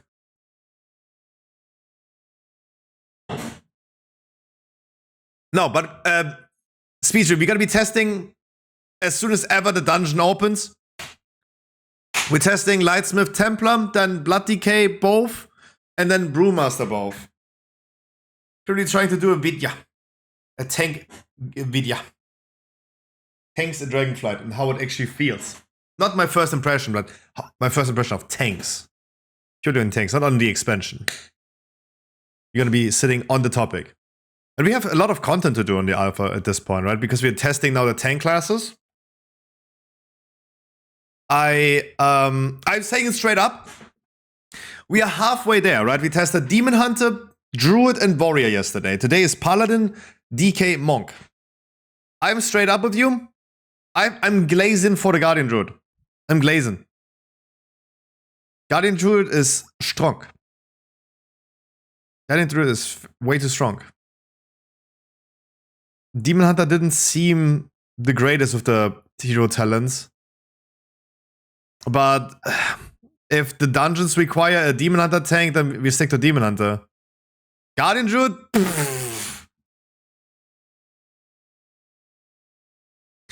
Insane. It's probably the coolest hero talents from all tanks for now. Right?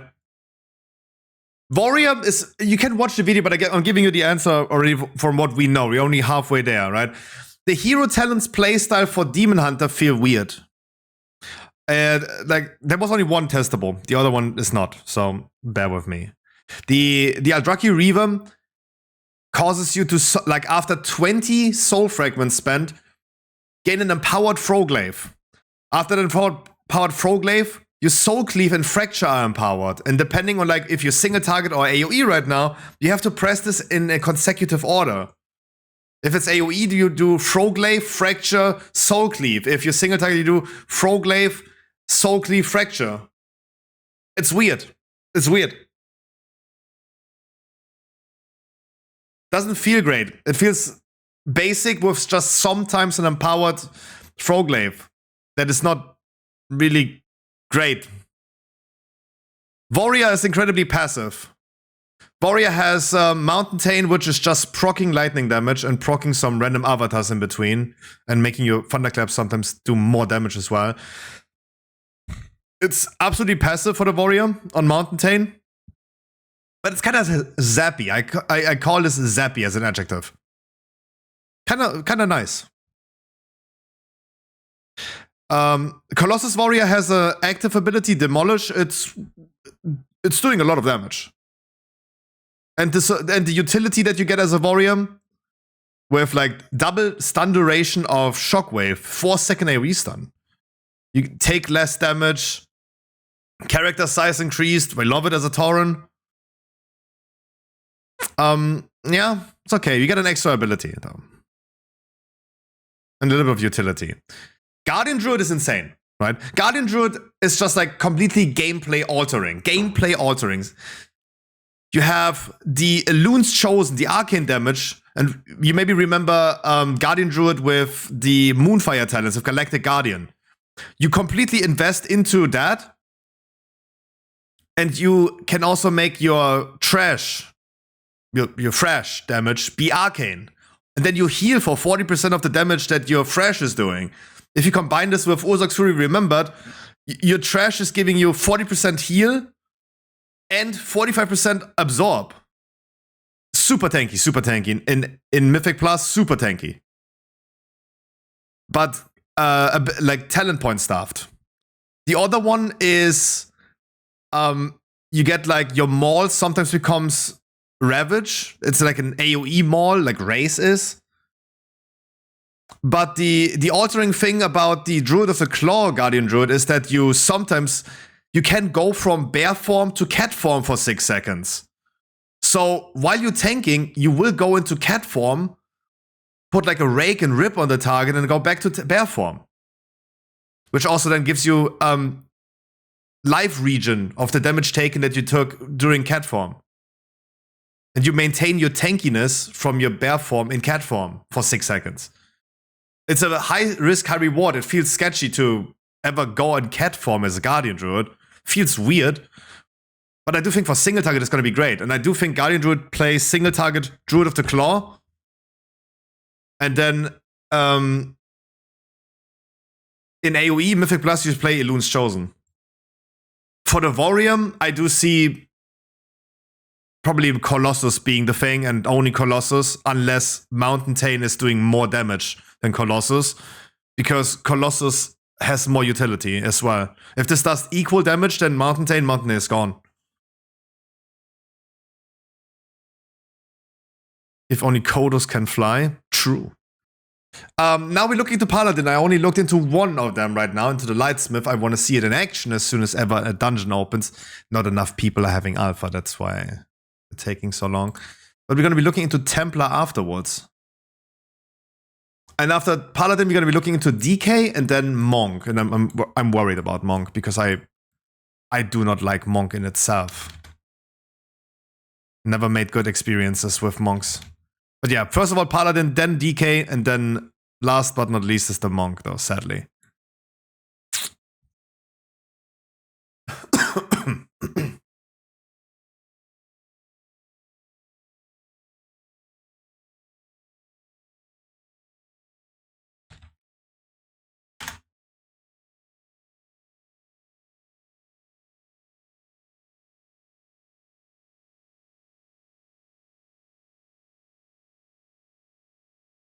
What are your thoughts on meta races on specific classes? Irrelevant.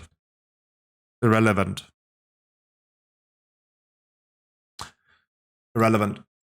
If you go to our website and you click in, for example, you click on Frost Mage.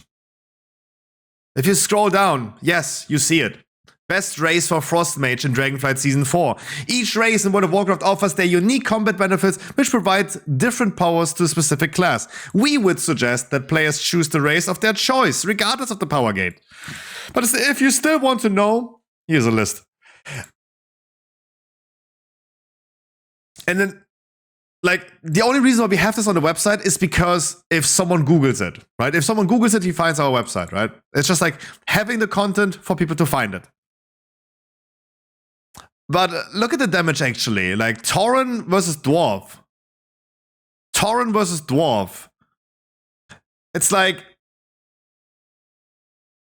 255,888 divided by 255,690 times 100. Oh, wait, I did opposite way.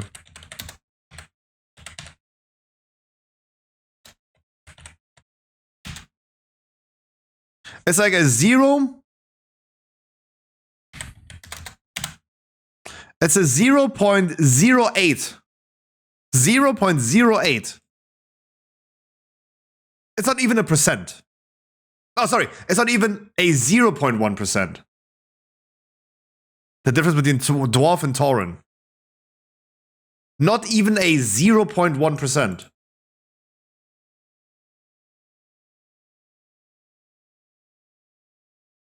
So let me write this out because I think the written looks better though. 0.08%. I know if an item is doing like 0.8% more damage, it's a good item, right? It gives if an item that you equip gives you 0.8% more damage, that's a lot, even though it's like less a percent, but it's still a lot, right? Overall, that's a lot. But this is already 10 times more than that.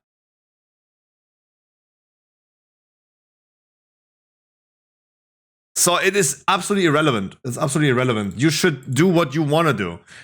I do understand, but on the other hand, Speedstream, you have to acknowledge that there are certain things that can only be done if you play a certain race, right? Look at MDIs, for example, when they go with the Night Elf stealth, right? With all these like whack-ass strategies. If you remember how they played Murozon's Rise. Murozon's Rise required everyone to be a Night Elf, unless you're a mage, right? That you can in-fight go in this and drop combat. It's understandable that those things are then just required. Like, suck a dick. Right? What can I say about this? But how many people actively do that? Maybe like 100? Like 20 different groups? Maybe a little bit more, but in comparison to like millions of players, it should not matter. That's not even 0.1% either.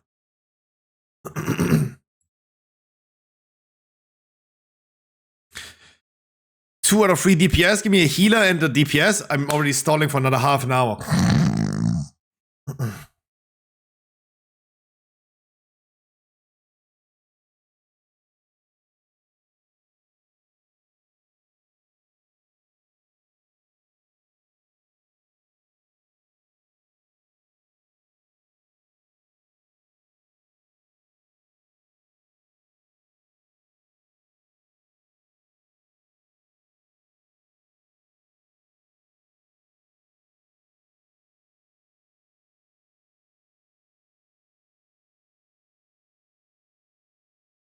I think it's also good that they are changing the diplomacy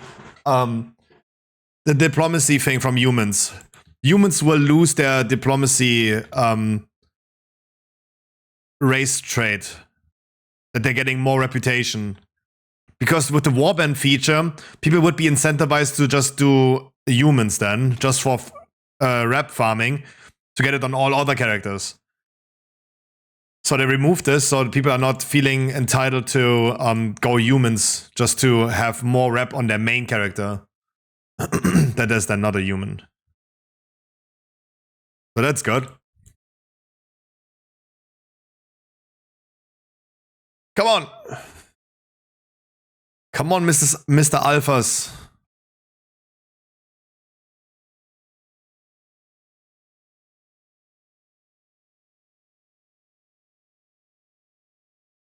Wait, there are new gems. I did not look yet into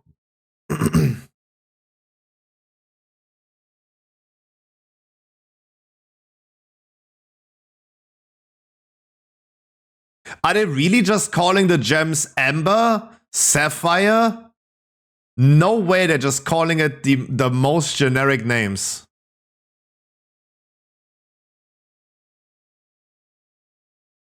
Blasphemite is the unique one. Interesting.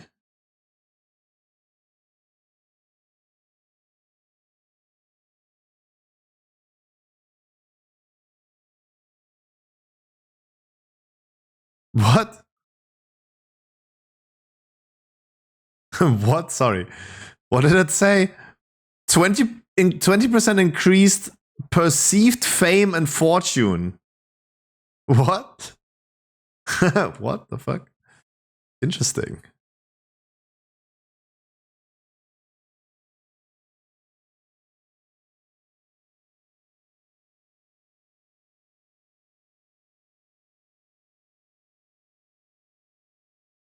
What? Hold up. Hold my beer for a second. What?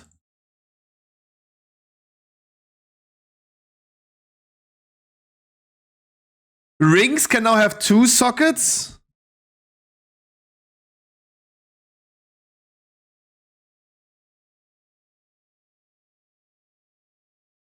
Wait, this is insane.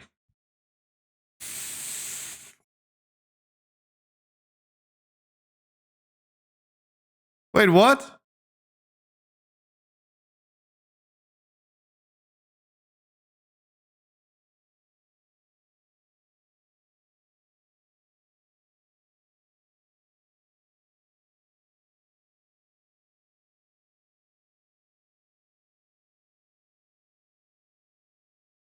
Wait, you lose 1 socket on a necklace though then.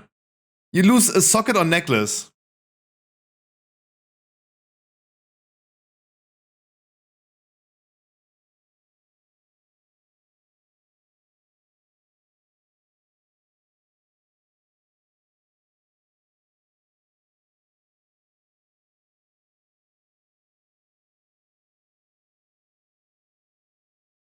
Okay. That is newsworthy though. I don't think Wowhead has yet talked about it. Why's the music so loud, by the way? That is interesting. Please don't tell me that I have to get the sockets again from the Great Vault.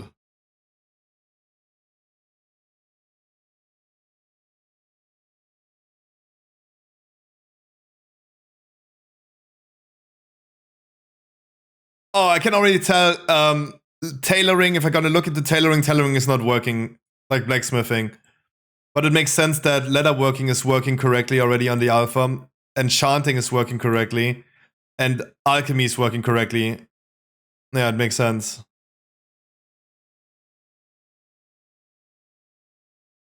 Okay, that makes sense. Yeah, I thought like as an alliance they're gonna be like having faster dungeon invites, but I don't know, maybe. Only a healer left, That's actually newsworthy though.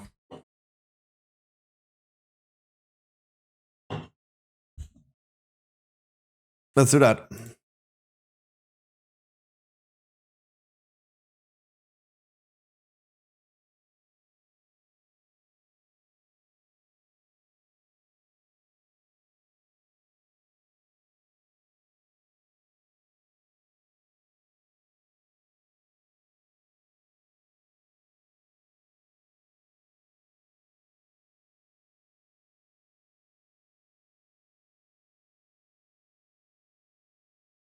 Let's pause this as news. That is interesting.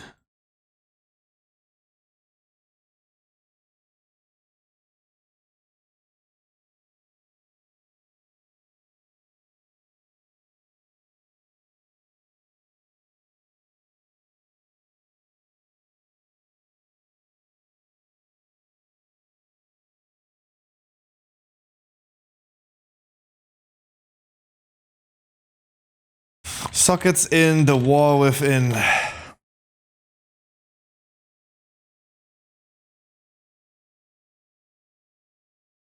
That's definitely newsworthy.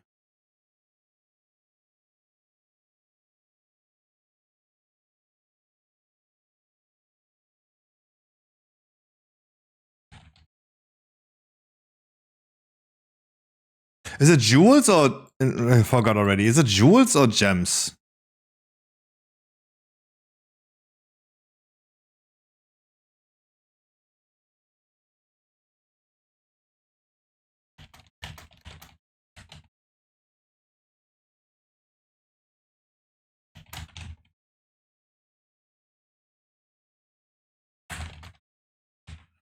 The gem.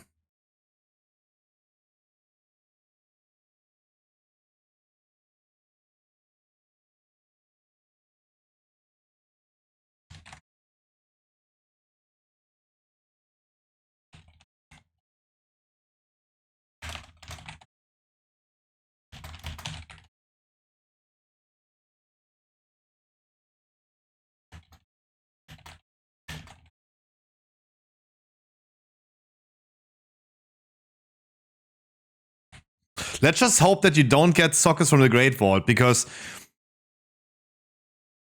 I really hope it's not, because that's bad. That would be really bad. Like, how many sockets do you need to farm then? It's gonna be like 4 Great Vaults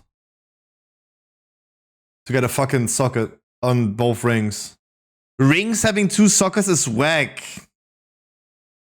It was okay if I get like a socket on ring and I have to get like 2 Great Vaults for both rings, and I can buy the blacksmithing stuff for the necklaces. It was a really bad system though. Sockets being too gatekeeped. Not a fan, not a fan.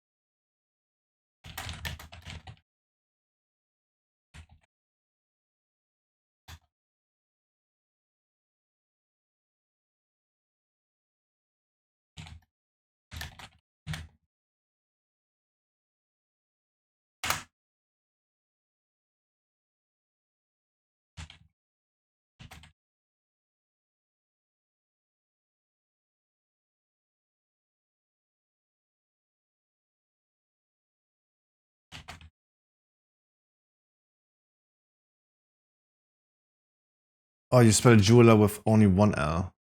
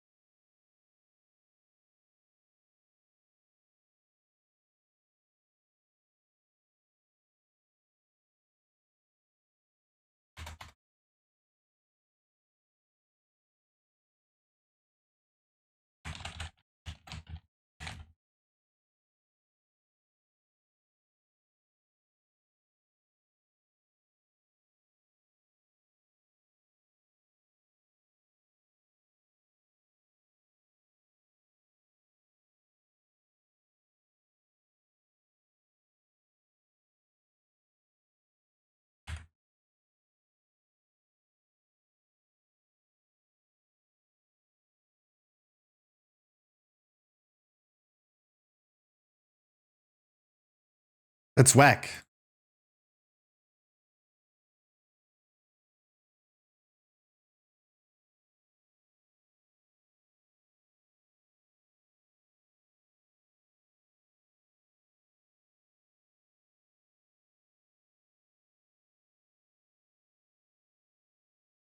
Wait, it is Jewel Crafter. It is Jewel Crafters that craft this. Jewel Crafters are now crafting sockets for us. Not just the gems, but the sockets as well. No more Great Vault shenanigans. Oh my goodness. Big plus, Blizzard. Big ass plus.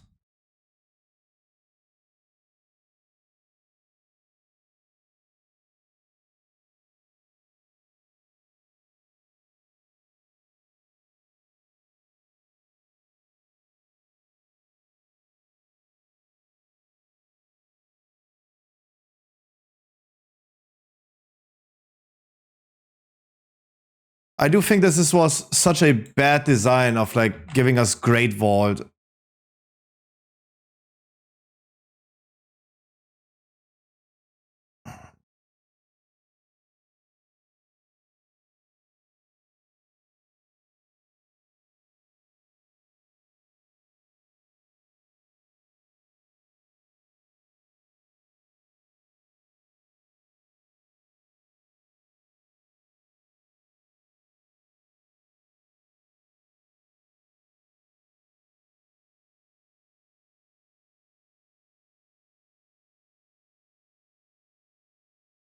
We miss.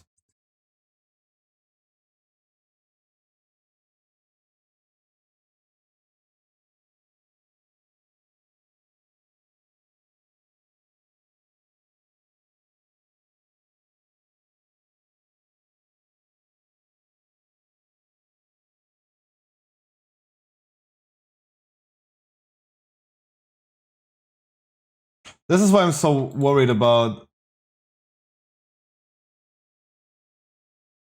a war within. There's so much to do, so much to look at.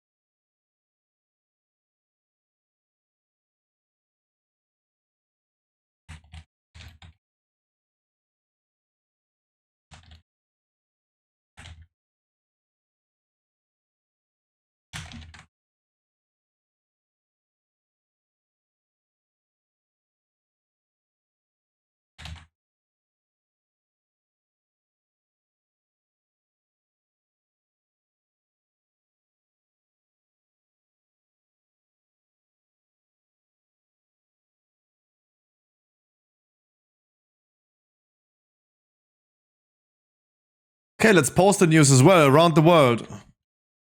We're just still missing only a healer, dude.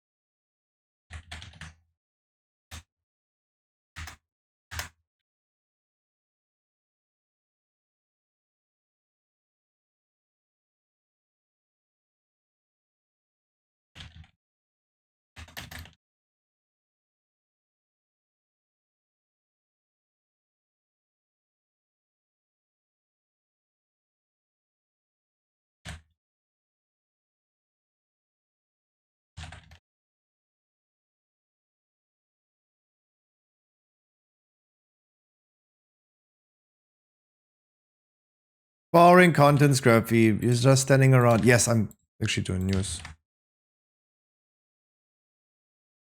Flare, PTR, oder?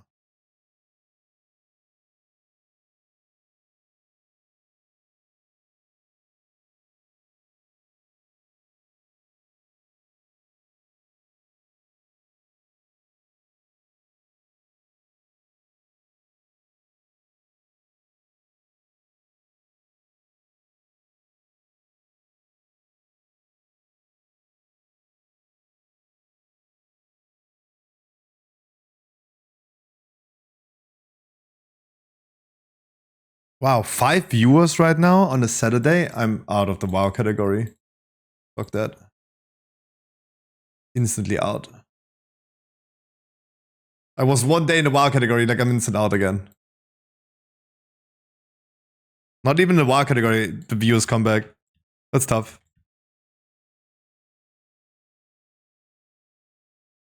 But I mean, to be fair, I'm also just like standing around, waiting for literally 1 healer for a queue.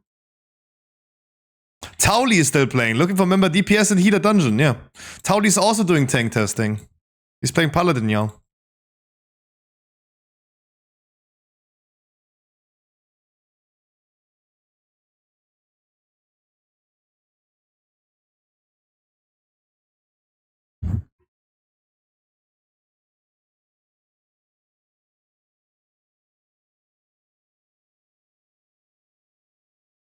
But crazy that not even Tauli has enough people in his chat, on the alpha at least, that do stuff with him. I know one in my chat, but he's certainly playing Destiny 2. The only guy that I know from my chat who has a alpha key is a guy that doesn't even play, dude. This is whack. This is so whack.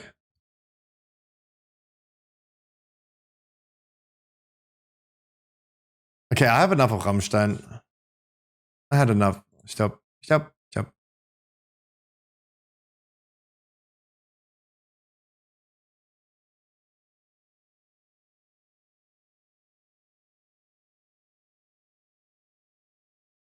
But hey, there you go. Posted this on yourmmo.com. New primary stat gems. And it seems like jewel crafters are crafting our sockets now.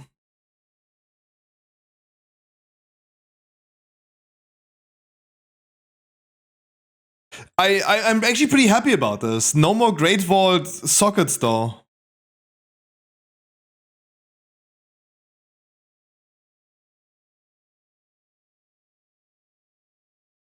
Actually pretty happy. Like if you... I mean, you still need a socket for helmets. Wait, what? For helms, bracers, and belts.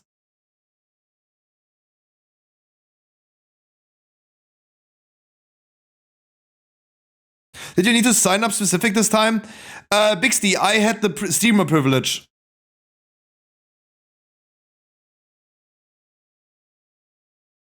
I don't think there was like a specific sign up for the alpha. There's a beta sign up. There's a beta sign up for everyone, but I don't think there was an alpha sign up. This is alpha, not beta, right? The beta sign up is available. I don't know if I ever saw like an alpha sign up. But there are people that I know that are not streamers that have the thing.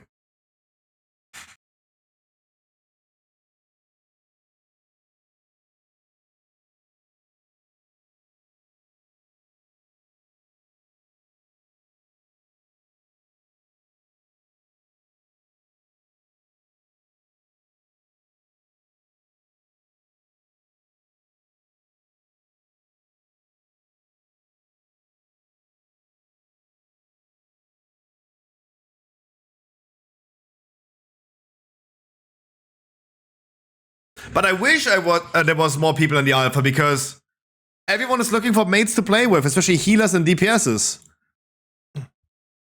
I see even Tauli like typing in the test discussion chat that he's looking for DPS and healer because no one has the thing.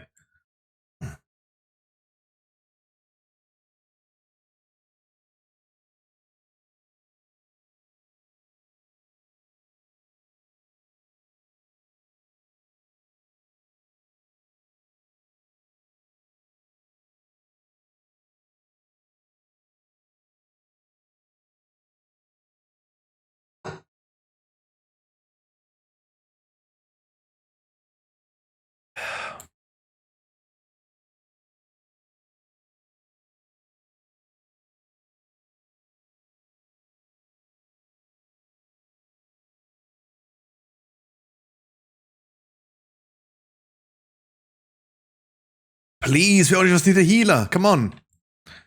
God damn it. Early beta for last 4 expansion got in some alpha stuff for BFA. Really? Damn. I don't remember there was ever like a sign up for alphas though. In the past, I don't remember. I only remember beta signups. Yeah. Public beta signups.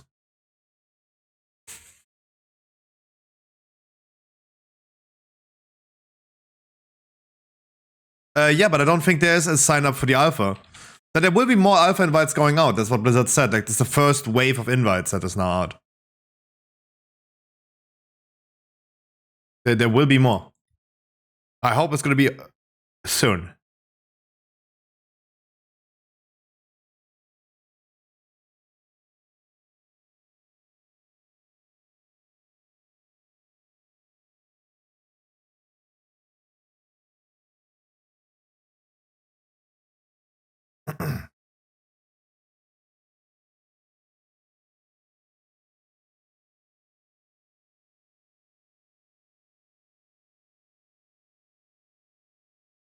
But then I can at least, like, in the meantime, do the jewel crafting stuff, right? Because I'm stuck right here anyway. Urgesprett. Did you see the price for the new WoW box? The collector's edition, 180? Yes. But isn't the epic edition already like $100? Getting a physical copy of that thing with the statue and stuff, I think it's an okay price. I don't think it is okay that the expansion, the epic edition of the expansion, costs you $100. I think it's 100, right? When I checked, it was 180 though. Let me see.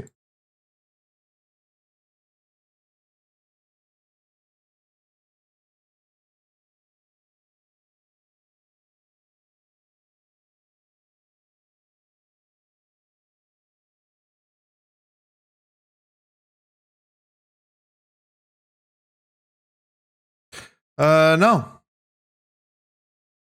I don't think there's a German version, no.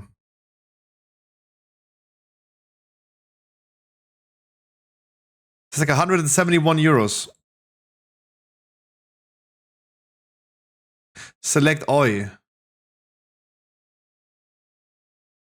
It is euro, isn't it?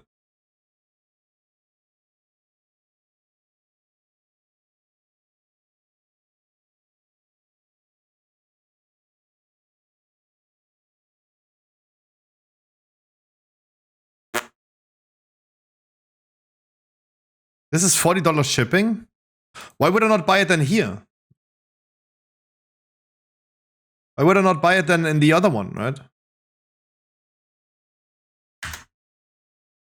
Why would I not buy it here if it's $180?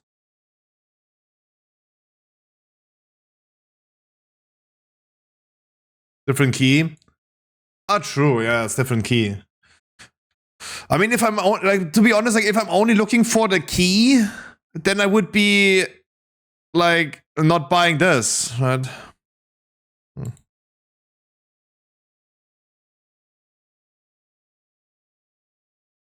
But I mean, sure, it's like part of it. This makes it suddenly so much more expensive. Like it's 30% more expensive.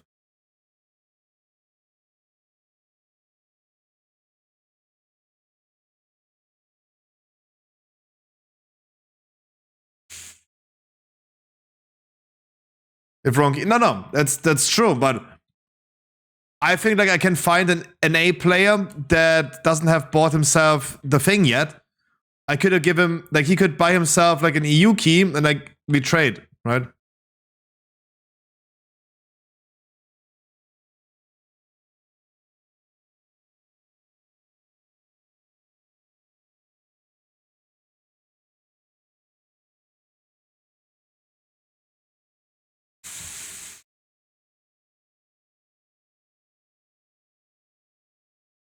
Because if the code that is included is like an A key, I find myself an A player that buys himself on like a third-party website an EU key and then we just trade.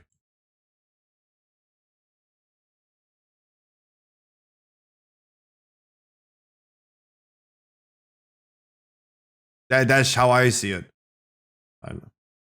But questionable how much the shipping is from US to EU. But if shipping in EU is 40 euros, I mean,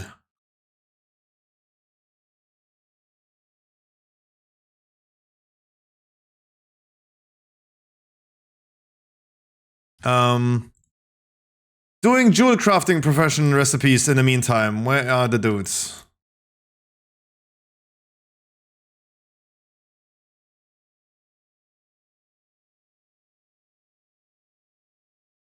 Jewel crafting, pretty interesting though. That we can now craft this jewel crafted as sockets is interesting. No more blacksmithing. Was it blacksmithing before? I don't even know. I thought it was blacksmithing. No, it was not.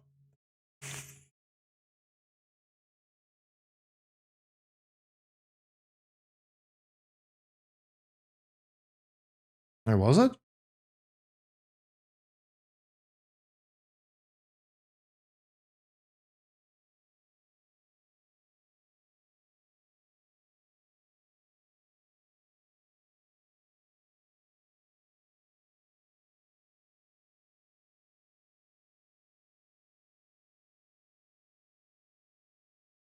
It's 99 euros shipping to Norway, and then you have add 25 tax and the postal company handling fee is a box $400 per price.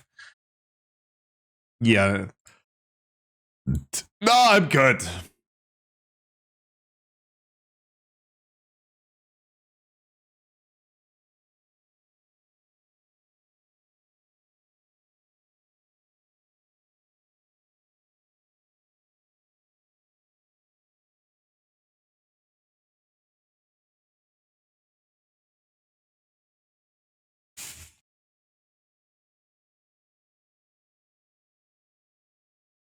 Shipping to Switzerland is 100 euros. Wow!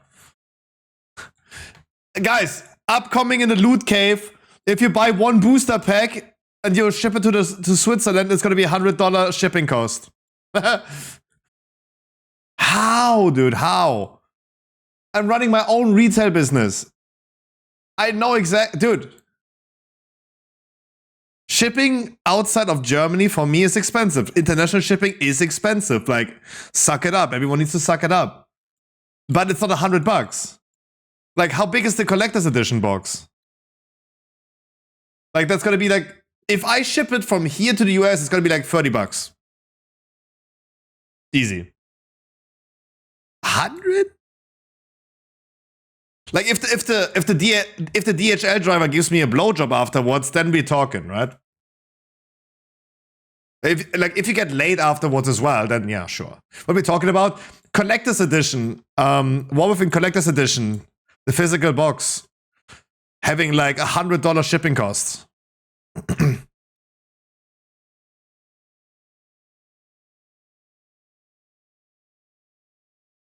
Yeah, 30 times 30 times 30. Yeah, yeah.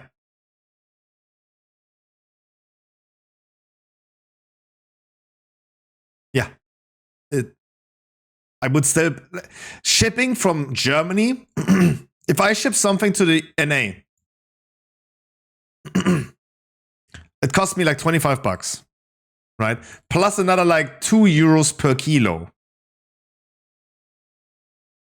Like the box is not like 2 meters tall, right? Like it's not like these type of boxes or shipping parcels that are unhandy, right? It's a normal pack, right? So it cost me like $30 shipping. I do think that they're just upmarking and uppricing this for no reason. That's how I see it.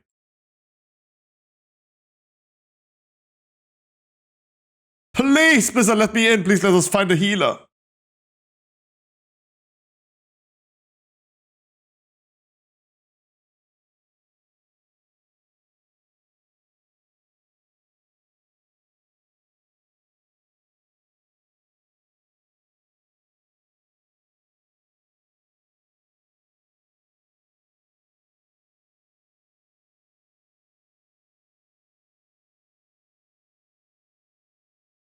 No, I feel like they're uppricing it for no reason.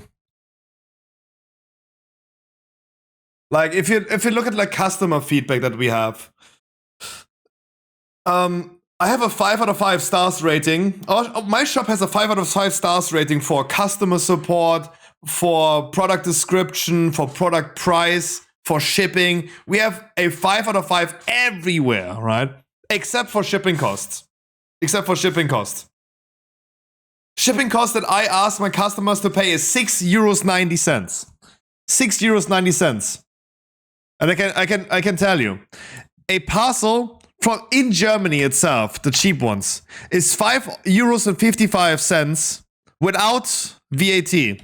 So that's 19% taxes that I pay on top. It's €6.60 that I have to pay for a shipment from in Germany, regional, right? €6.60. So if we then continue, and I'm gonna show you as well. This is my cost calculation.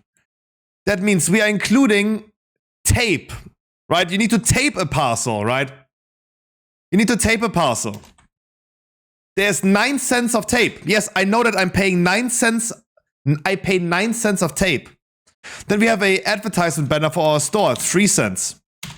it's the paper to fill in the empty space in a parcel. It's 8 cents. And then the box itself costs me, depending on how large it is, costs me the €1.03 is was overpriced. Reality is I bought new ones yesterday, it's another 50 cents or 44 cents. Oops.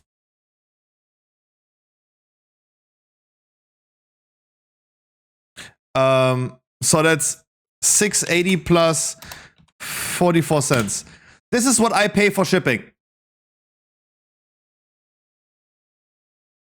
This is what I am paying for shipping.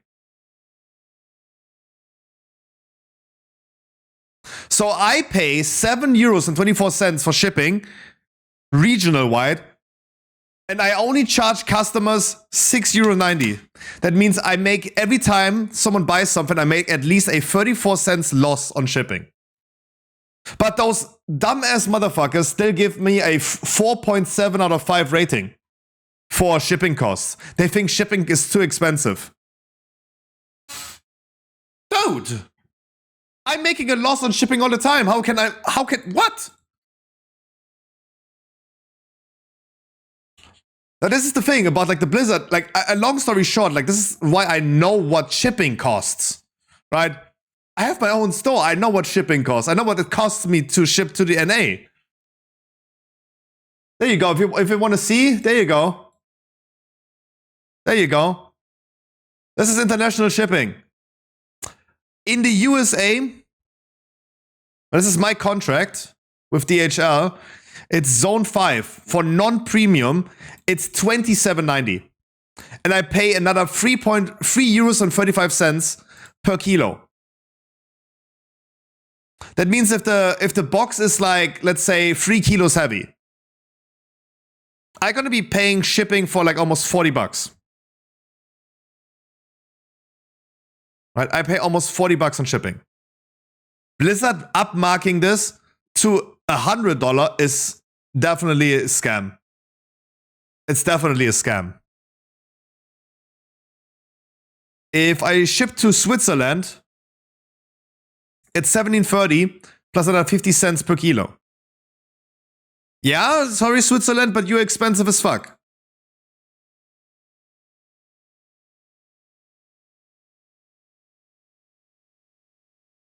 So, I mean, I understand that people are just whiny bitches when it comes to shipping costs. Because people are saying that I'm giving them unreasonable prices, but this is what I pay for shipping, right? But $100 is definitely unreasonable. $100 is definitely unreasonable. If it was $40, you should maybe consider that this is a fair price, right? Like this is the information that I throw in there. If you buy something in a Battle.net store, it is probably made in the USA or China, but then shipped to the US and then shipped from the US to you. $40 of shipping might be a thing.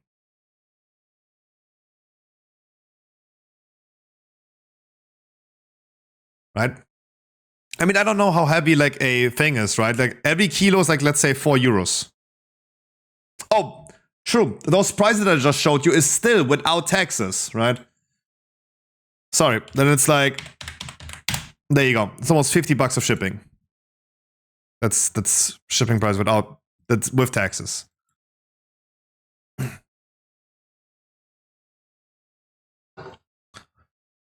Doubling this is wild.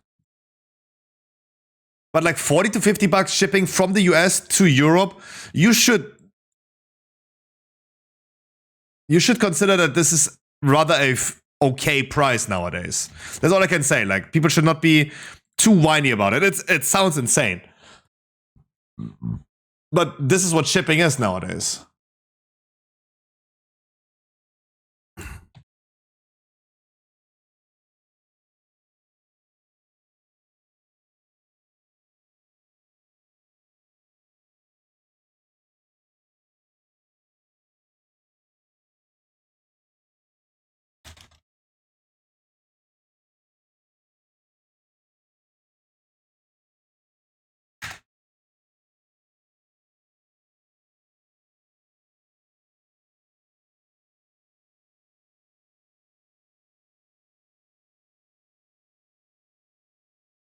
This one has not.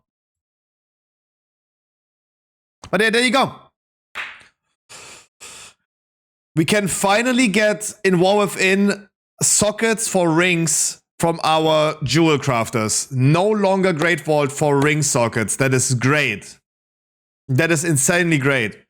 We don't know about the other thing. We don't know about like sockets in braces, helmet, and belt. We don't know. I mean, if this was Great Vault, then yeah. But at least like, hey, at least rings are giving us the thing more. I respect it though.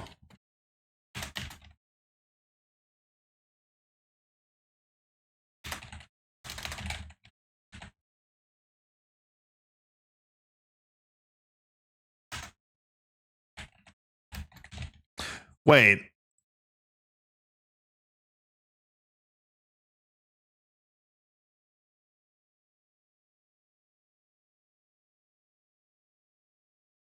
Oh, I was like saying purchase from trade skill vendors. I was like, what the fuck?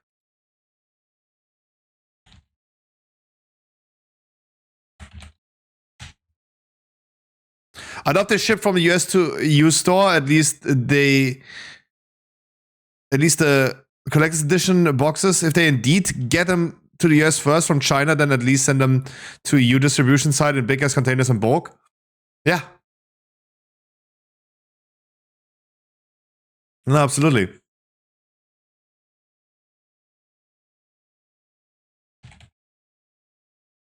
I'm still trying, like, I'm not trying to defend Blizzard right there for charging you $100 shipping, because the more I ship, the more international packages that I would be sending out, the less it would cost me. The less I need to charge my customers. I do think that Blizzard is making more sales than I do.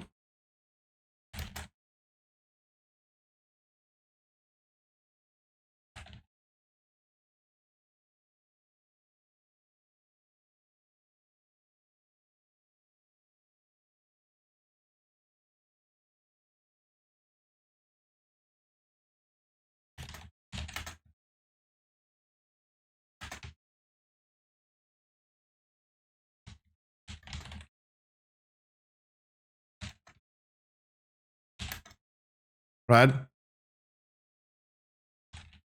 I mean, I shouldn't undersell myself. Like, our store is doing great, but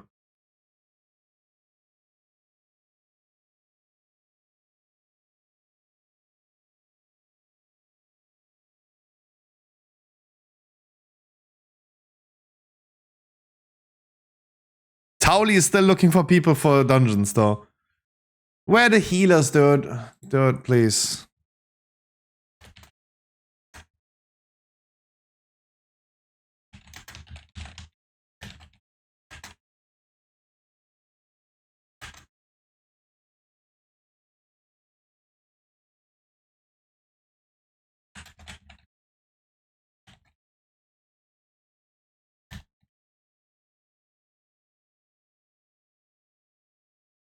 Yeah, no way I have more sales than the Blizzard store.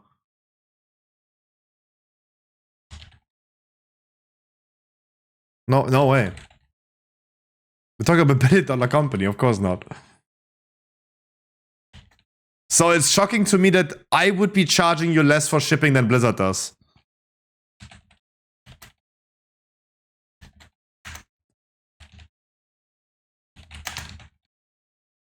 Look, if the import taxes would be included, then I'm understanding the price. I think when I watched Linus Tech Tips, when he was doing Secret Shopper, Linus was doing Secret Shopper. And he ordered something from Starforged, and Starforged upmarked their shipping costs suddenly. And this caused a little bit of outrage, right? There was a little bit of drama, second time drama between Linus Tech Tips and Starforged PCs. But it was clarified afterwards, and Linus had to change his own video because it was clarified that they included the cross-country like taxes that you have to pay.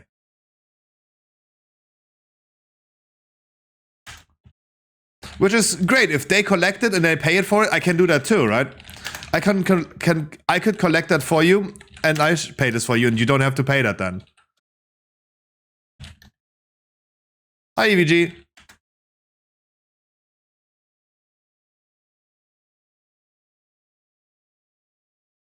Like eBay, yeah.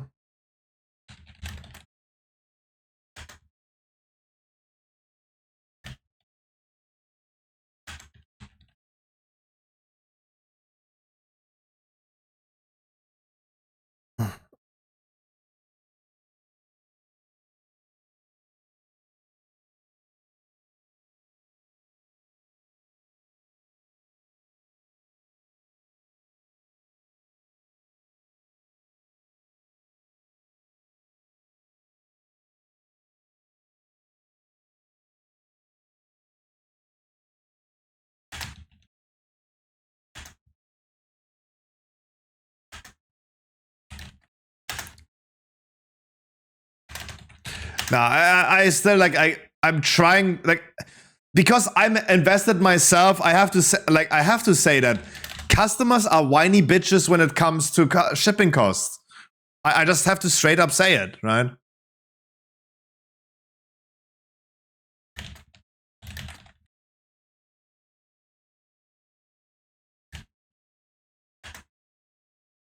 But I can only defend Blizzard to a certain degree, right?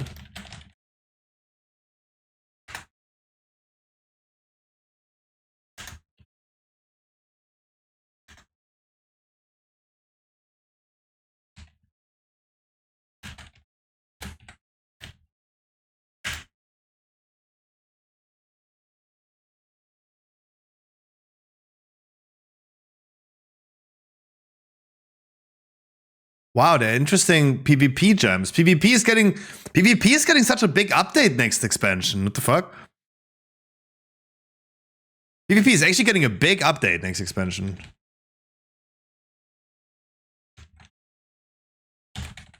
Like rated battlegrounds for solo queue, big, people love it.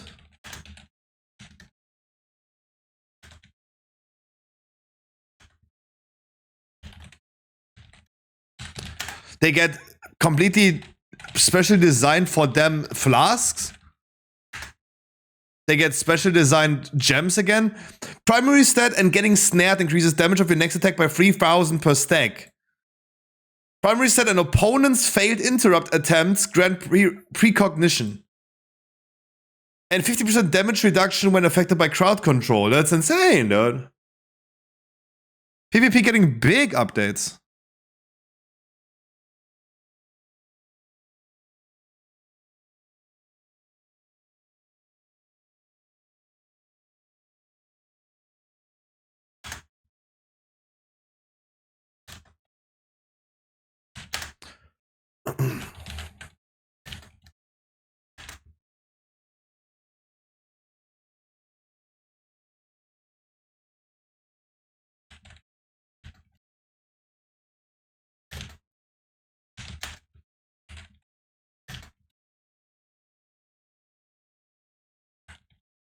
I'm scared that these items do not have a name to it.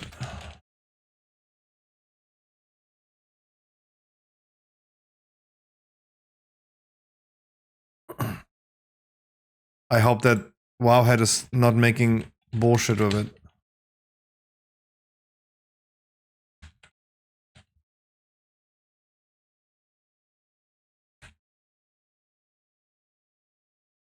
Toy and toy.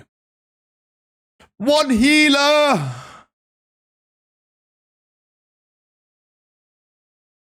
Even Tauli's only looking for a healer. Everyone looked for only healers.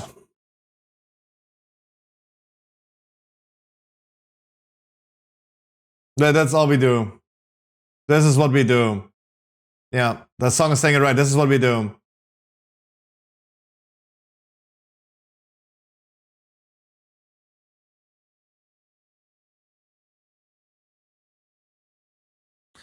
But what is useful except for armor?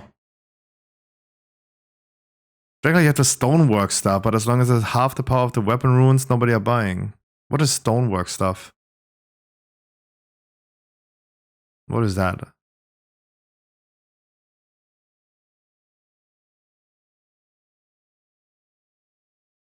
Like the question that I have is, what is useful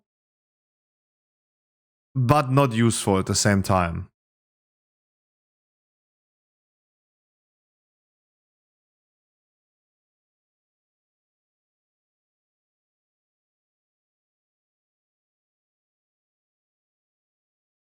Oh, the whetstones and stuff. Okay, yeah. But some people use it though.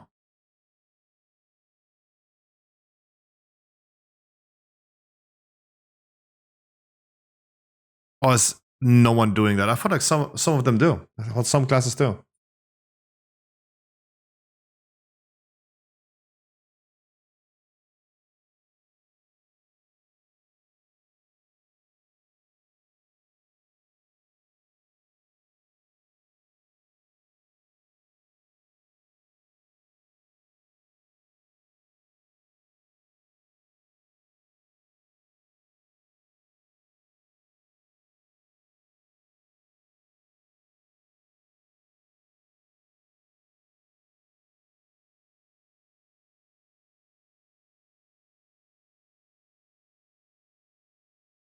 Like I should have just done.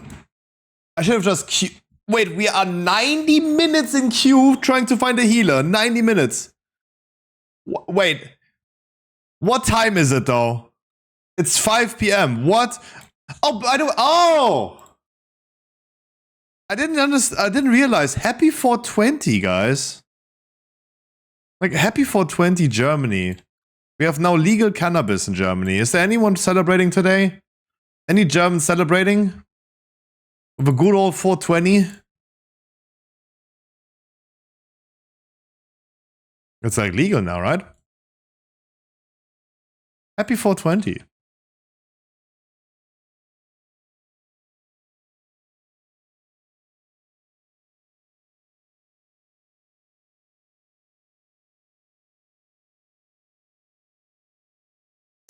I am going to run and grab a Coke. I hope that I am not getting an invite.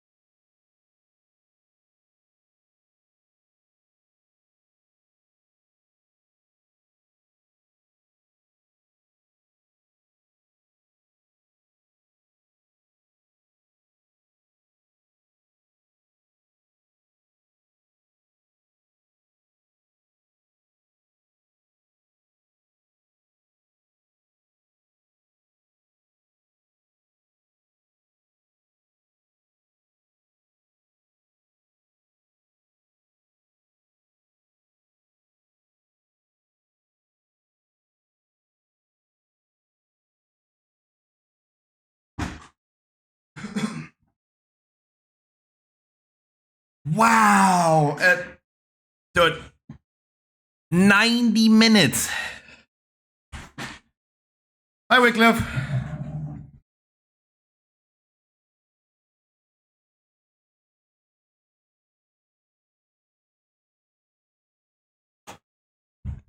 What? 60? No, it is legal since the 1st of April. It's legal since the 1st of April.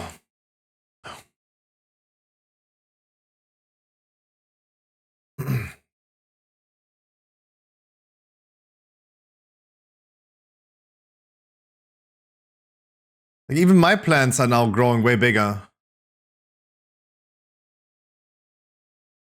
Look at those. They're now actually bigger. That's like a picture from like, what, 15 days ago.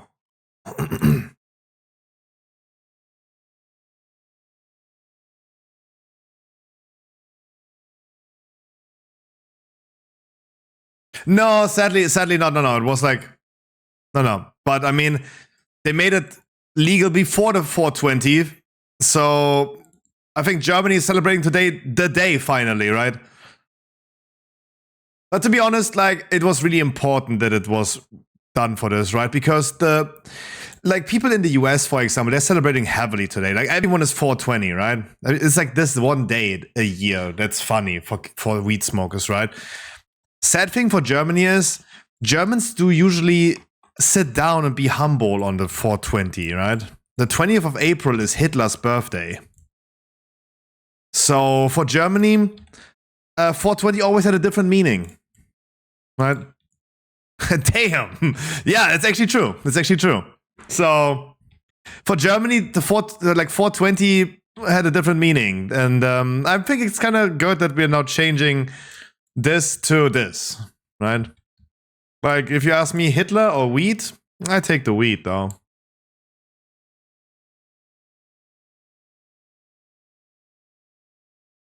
Isn't every day funny after you take a hit? I don't know. It probably is.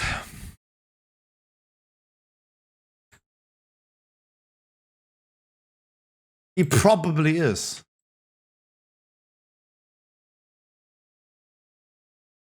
The airplane flies across the sky. Where it goes is then crazy, dude.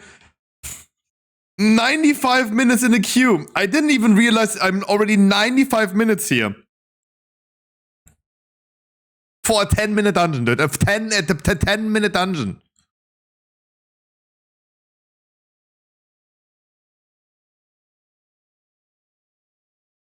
I would just next time go myself and walk into the dungeon. Like, fuck it. I'm just gonna do it solo. Like, fuck that shit. It's wild.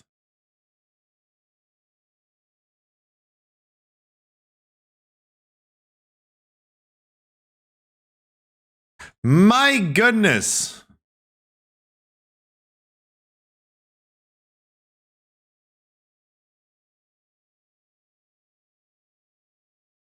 We can finally test out and record the next Paladin. Finally. I'm currently doing the YouTube video about all tanks. The Paladin is actually pretty interesting. It is way more powerful than I thought it would.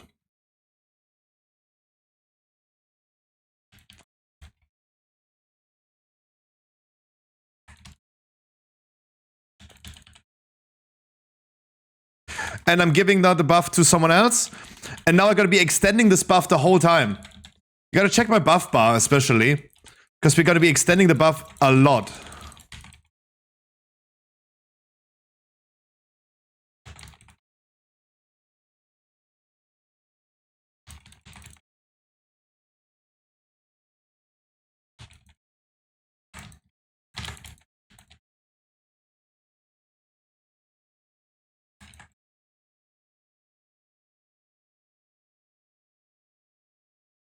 I have so much absorb, I have so much heal though.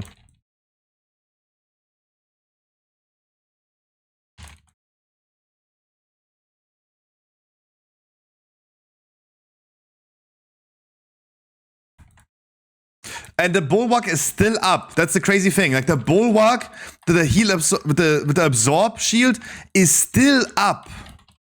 That is the craziest thing. It is still up. It does not run out. So I really underestimated this whole thing. Because it grants me and an ally, and maybe more allies even, absorb shield. So it's like a very, very cool group utility.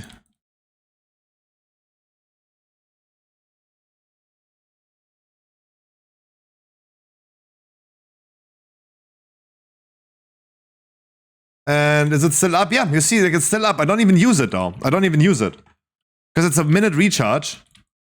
New dungeon. Yes, it's the alpha, dude. It's alpha dungeon. We're doing hero talent testing.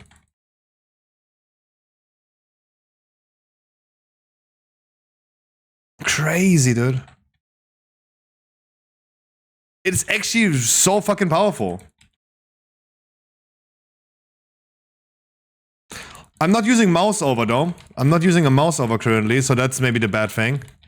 So the new expansion, yeah, it's, yeah, yeah. It's the war within. It's what my title is saying, dude. It is what my title is saying. Look at that bulwark, like still run timing.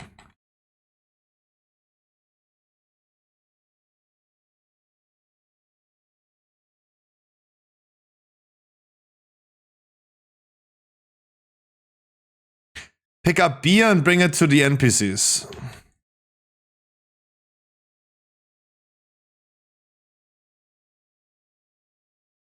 Thank you. Of course, now it like ran out because there was a complete downtime to the boss. But I'm not gonna be using Sentinel, and I'm gonna get the Bulwark and the weapon, and then someone else in my party gets that too. There's no damage numbers to it, but this is an insane buff though. Extended by me having 3 Word of Glories.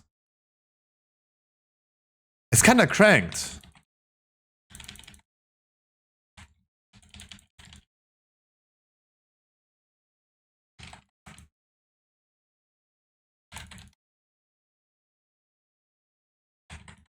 And look at my HP, look at my frame. It's like absorb, absorb, absorb, absorb. It's like 2.5% of my max HP every second that it builds up, absorbing.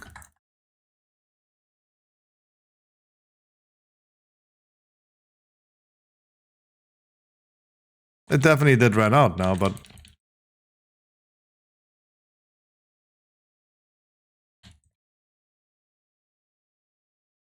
I don't know why on the alpha it's always mages and warlocks that think like, oh my god, zuk blast, bam, pull everything, and then look at them almost dying. Like as a tank, I feel like pretty sturdy though.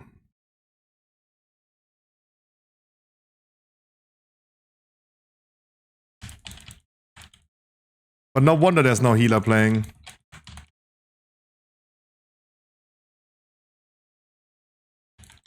So I have the Bulwark and the sword on me. And every time I use like a Word of Glory, that is free.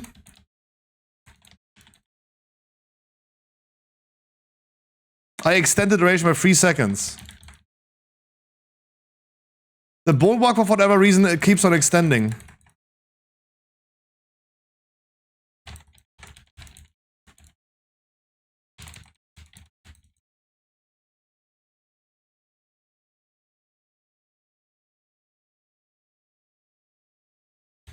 Like, I keep on having that Bulwark, though. I need to keep on using it right here.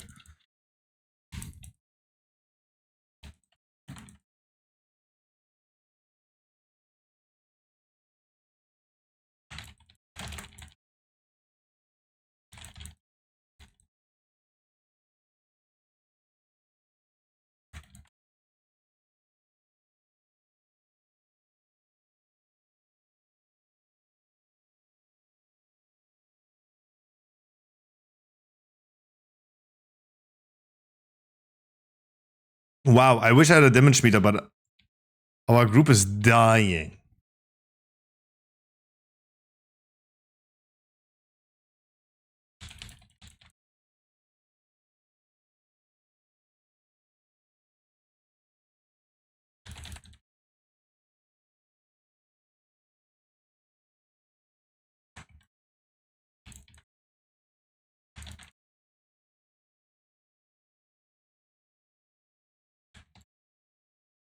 Now give it to the hunter as well.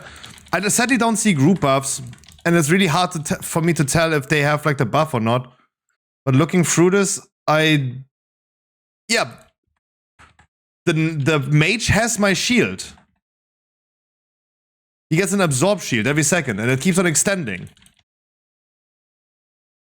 But it keeps on extending.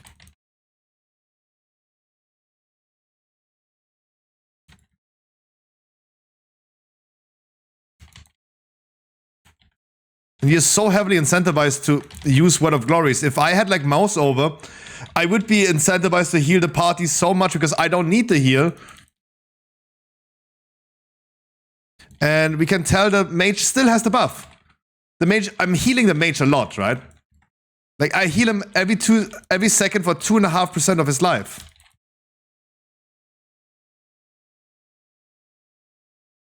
Does anyone else have a buff from me? You too!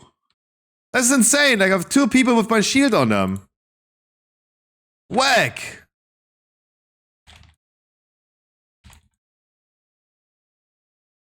This is insane. This is actually way more whack than I thought. Paladin tank ultra utility. I mean, it's niche utility. Giving them extra damage and giving them extra heal is like, yeah. I mean, not maybe the greatest utility, but...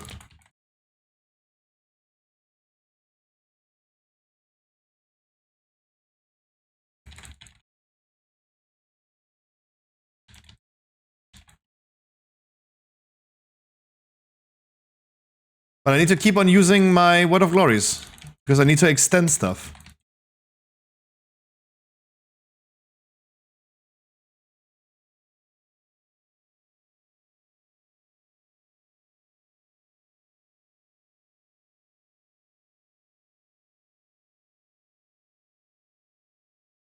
I need to use more Word of Glories.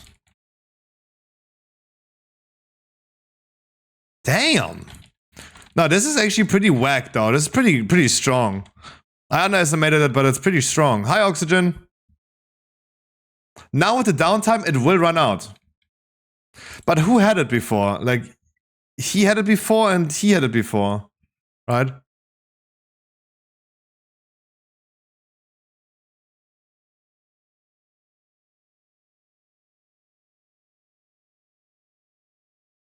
Just saying you're not in the WoW directory in Twitch. Yes! When I was in the WoW directory today, I had 5 viewers. That's why I switched out of it. I had 5 viewers. So I switched instantly out of it.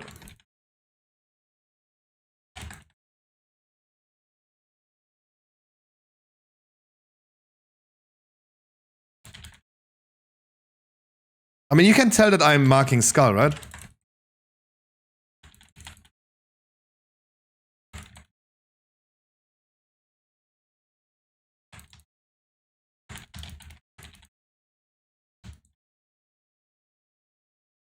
Yeah, I'm not in any category, exactly. Because I was in a WoW category, I had 5 viewers. I suddenly moved out of the category and had more viewers, so... That's why.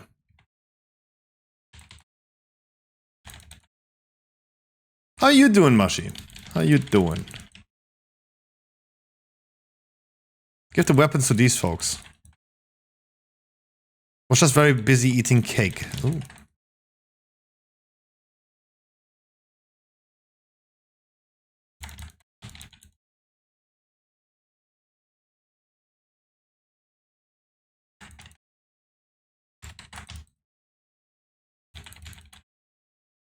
Husband turned 51 today. Ooh, happy birthday. So let's see. I have the buff, it's extended, right? We have like 90 seconds runtime. He does not have it. He does have it. The healer does have it. He doesn't, but he has it. So it's like I got like my shield on like 2 people in average. Plus me.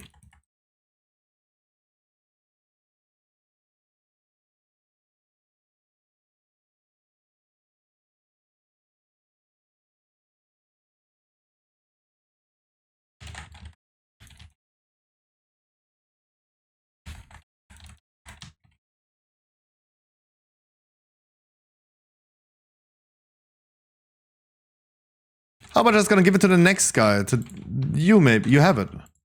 How about healer? How about you? They're not here.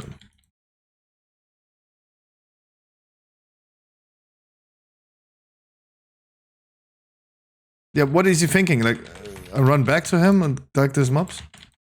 Fuck. Ah, I mean...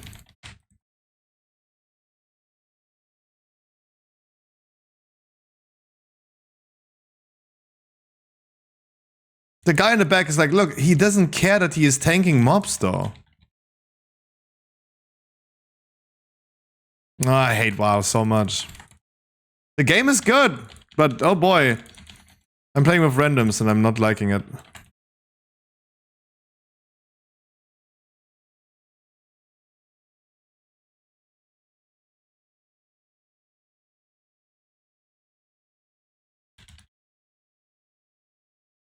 Who has my shield? You don't. Boom. You get another shield.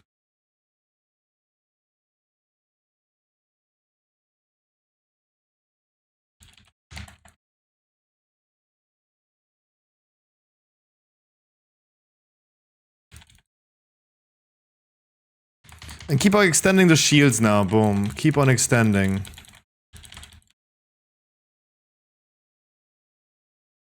He doesn't have it anymore, but he has it, and he does not.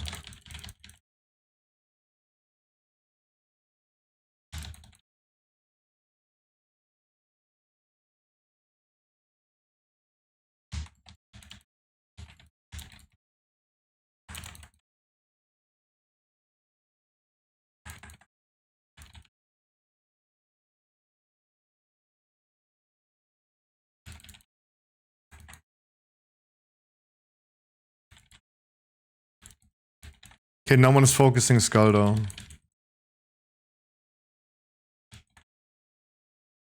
I'm trying my best though.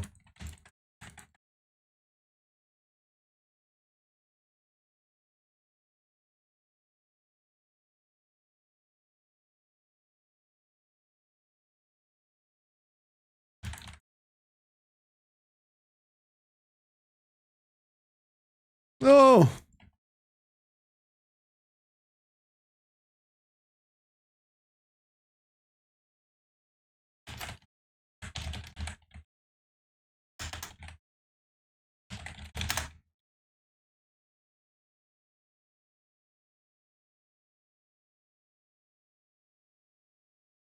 What the fuck is that emote? You typed it.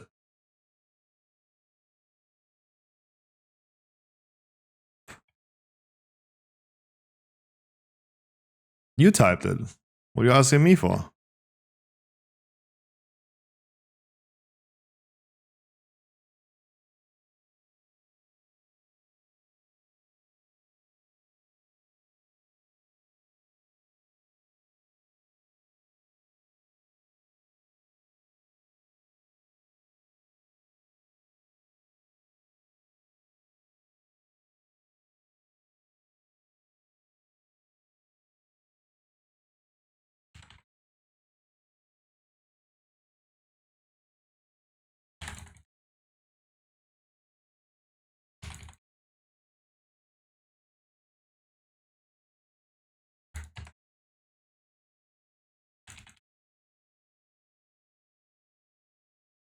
Look, and suddenly nothing explodes because you suddenly focus Skull. I mean, all I had to do is like telling them to please focus Skull.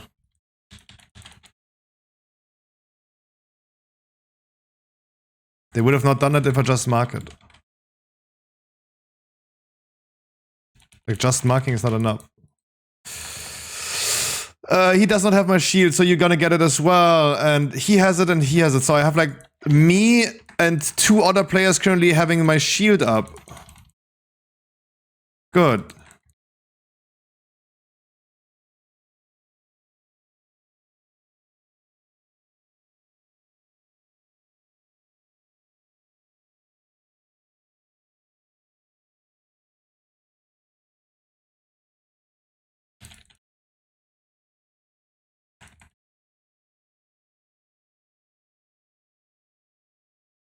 So after this fight, we have still...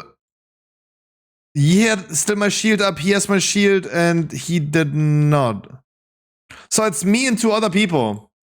I feel like I'm not getting it to a 3rd person, though. But I mean, having 3 people getting 2.5% of their life as an absorb sheet every second. That's a lot. I think that's a lot. Like, I don't have any heal numbers or damage numbers, but I do think that's quite a bit. The uptime is really good, though. Like, I thought it would be way, way lower, but it is actually a good uptime.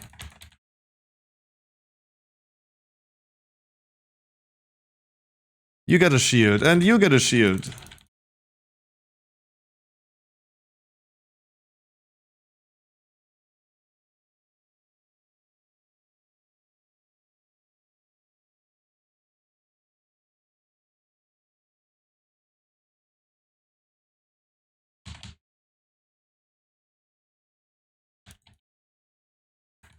Do I hit both? No, only hit one.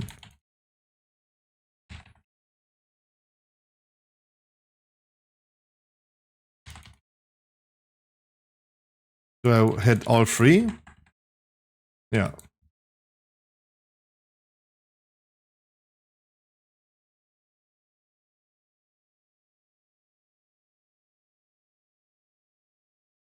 And hitting this one. If you don't clear them, he will just explode them all at the same time in this phase when he just jumps away. GG's. I do think this buff, I really underestimated it. And I underestimated how much mana I actually have, but it was actually great. It was actually great. I would like, this one is like not me wondering if it's gonna be good if we see the output. This is like, I know it was great. I would really love to see how much it was because it felt good. It felt good. And I'm personally, and this is what I'm gonna say in the YouTube video as well, I'm a big fan of paladins that have Word of Glory, or paladin tanks that have Word of Glory on a mouse over, and sometimes put a heal on other people, right? I'm a big fan of that. So if you already do this, you can also put this on other people as well. You're gonna have an easier time putting this on other people, right? I did not do this yet. I did not right now. I did not do this in this dungeon, right? If I had my interface and everything would look like I want to see it where it is, I most often didn't pay attention to the group frame. But this is actually pretty cool though. I don't know, this is actually pretty cool. And we waited for this dungeon 90 minutes though. 90 minutes wait time. Wow!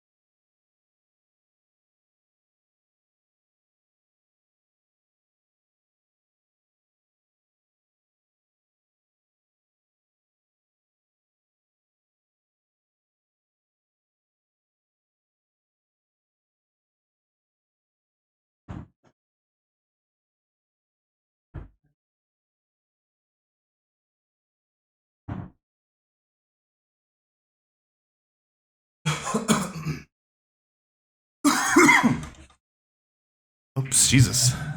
Damn, did I drop on my chair? Okay, let's queue. Let's queue instantly, otherwise, like, it's gonna take anyway ages, right? Next on the menu, the next paladin, the last paladin. The last paladin on the menu. It's a Templar paladin. Templars stop at nothing to bring justice to the wicked. They called on hammers of light and devastating combinations of physical and holy attacks to vanquish their enemies. Eye of Tyr is replaced with Hammer of Light for 12 seconds after it is cast. Hammer down your enemy with the power of the light, dealing holy damage and more holy damage up to 4 other targets. Additionally, calls down Empyrean hammers from the sky to strike 3 nearby enemies. So it's just like my Eye of Tyr is then be replaced after using it. Just reuse it for more AoE damage. After casting Hammer of Light, you call down an Empyrean hammer on a nearby target every 2 seconds for 8 seconds. More hammers. Crusader Strike, Hammer of Wrath, and Judgment extend the duration of Shake the Heavens. We don't know what Shake the Heavens is. Yet. When Empyrean Hammer critical strikes, 60% of its damage is dealt to... Ooh. Enemies hit by this effect deal 5% reduced damage for you. Ooh. Receive 30% less damage from Blessing of Sacrifice, and each time its target takes damage, you gain 4% movement speed, up to 40%. Divine Steed lasts 2 seconds longer and increases your movement speed by an additional 30% for the first 3 seconds. Wow. Cool. Ooh, pony. Hammer of Light is our new ability. Applies Judgment to its target and increases your haste by 15% for 6. Yeah, this is already like better than the other one because it gives you haste. It gives you haste and holy power. This is already so much better. Especially because you skill it like this already. You gain a stack of Light's Deliverance when you call on an Empyrean Hammer. What is Light's Deliverance?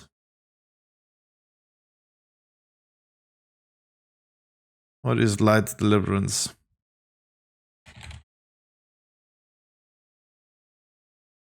Oh, this one. Wait. Oh my god, I'm so dumb. You get a stack of Light Deliverance when you call an Empyrean Hammer. While Eye of Tyr and Hammer of Light are unavailable, you consume 60 stacks of Light's Deliverance, empowering yourself to cast Hammer of Light an additional time for free.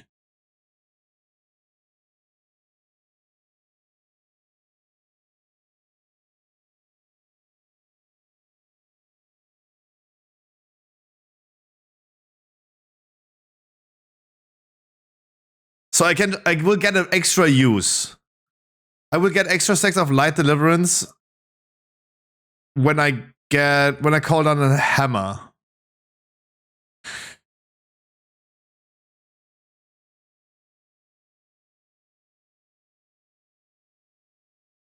So after casting Hammer of Light, you call down an Empyrean Hammer on a nearby target every 2 seconds.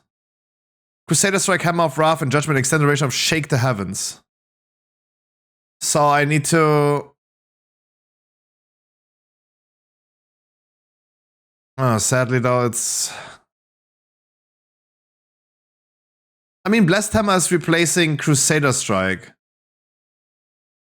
So that means, like, I just need to keep on pressing Blessed Hammers. And Judgments. I mean, I don't have anything else otherwise to press except for Avenger's Shield. Your Holy Power Spender's abilities call down on a nearby enemy. While Shake the Heavens is active, this effect calls down an additional Imperial Hammer. Oh, that's insane. That's actually a lot. Okay, now we're like talking. Now we're getting like a lot of hammers. Hammer of Light instantly calls down 2 Imperial Hammers on your target when it's cast. Divine Toll grants up to 100% increased damage to your next 3 judgments when it's striking only one enemy. This amount is... I do think that we go for more hammers, right?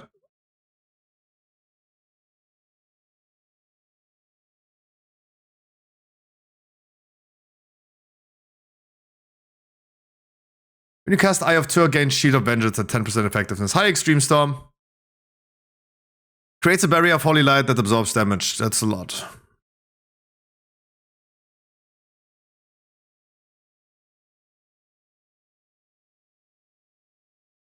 That's crazy, but I mean, I'm using Eye of Tur to take less damage, and then I'm getting an Absorb Shield as well. That's like an insane cooldown now. Calling down an Imperial Hammer has a 10% chance to reset a cooldown of Hammer of Wrath and make it usable on any target regardless of the health. Casting Judgment will increase the damage of Imperial Hammer by 10%. For 10 seconds, multiple applications may overlap. I'm gonna go for this. So let's see. Let's go to a training dummy and let's test this.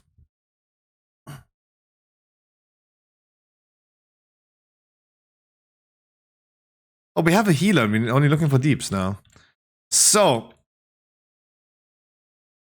let's see how the hammers look though. Boom. And why can I not use it?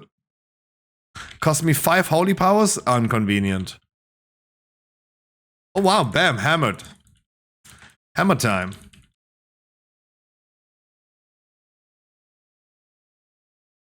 So on the training dummy, if I just keep on pressing my abilities, there's no interaction now with Word of Glory. So I can just spare on that. I have currently 30 stacks, and its cooldown is almost over.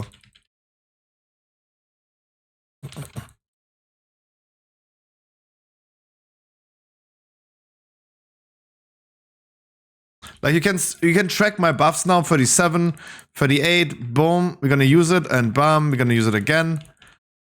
We should just make sure that we have some holy power that we use Eye of Tur giving us 3 points, and then we can reuse it.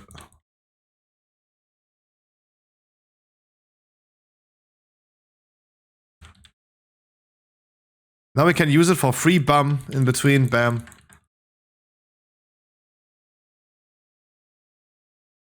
Is it going to be more in AoE though? Let's see. Because it strikes like an AoE, right?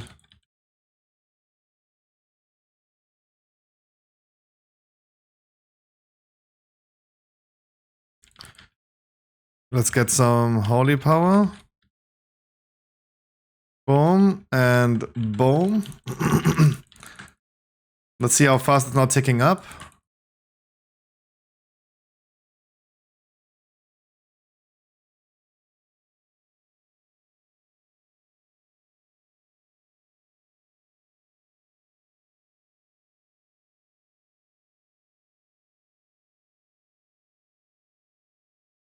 Like, it feels like a little bit more lazy than the other one. The other one felt like really proactive. You're doing something proactively.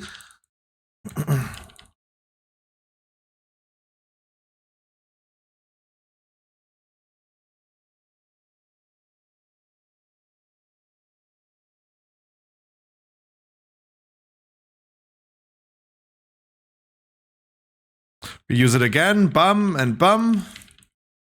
Get a lot of stacks, and it should proc in a second. Bum. Use it again. So we need to keep on watching how much damage it actually does, though.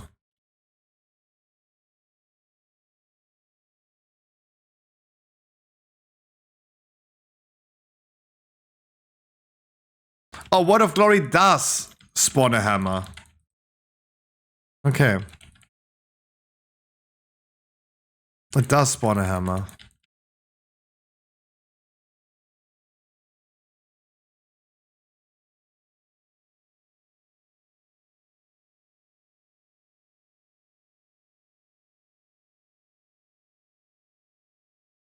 $377,000?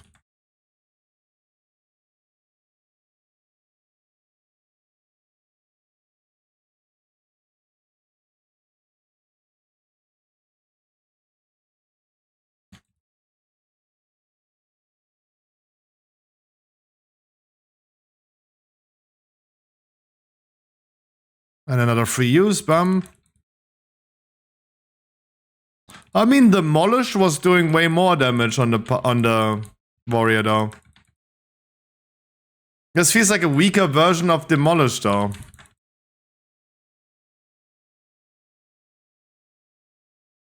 You gotta be honest with you.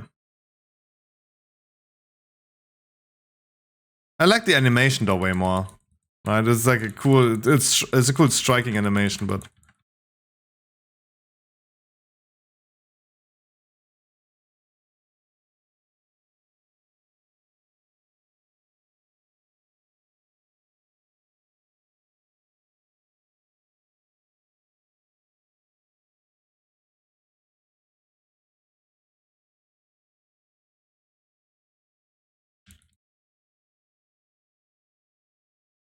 I'm proccing almost again. Look, what's gonna happen? Like, do I gonna proc now before the cool? No, we're not. Boom, I'm gonna use it again, and I'm gonna be using it again. Bum.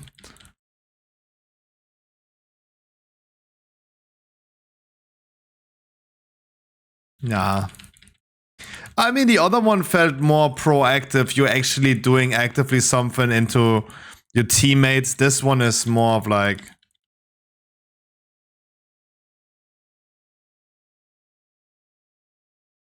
Yeah. I don't know. Like, it's a lazy paladin version. So if you are a lazy paladin, this is how I would straight up define it. If you're that type of lazy paladin that does not even give anyone in your group an extra heal, we found these type of specimen people already, right? If you're that type of person, this is the one for you, right? If you play with your team and you're looking more into like what your team is also doing and how healthy they are, and if they get like extra damage from you, if you're group buffing it a little bit, then the other one is definitely your thing, right? It's the other one is definitely not doing as much damage, for sure not. For sure not. Like, I can already tell, like, this is going to be, like, so much more damage. Probably. Like, it feels like at least you're doing more damage. The other one is more sneakily, passively. So, surely a 500,000 crit feels always better.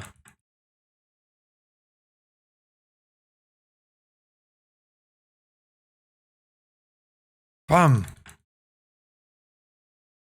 Oh, true, like, yeah, it's the hammers falling down there, yeah.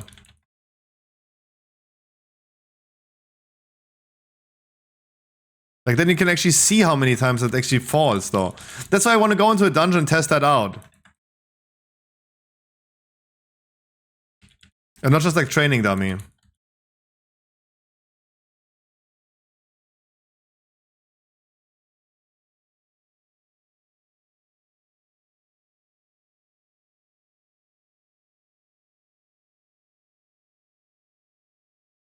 Add-ons don't work on Alpha. I'm not fully sure. Maybe Scala does, but I really just want to look into the playstyle.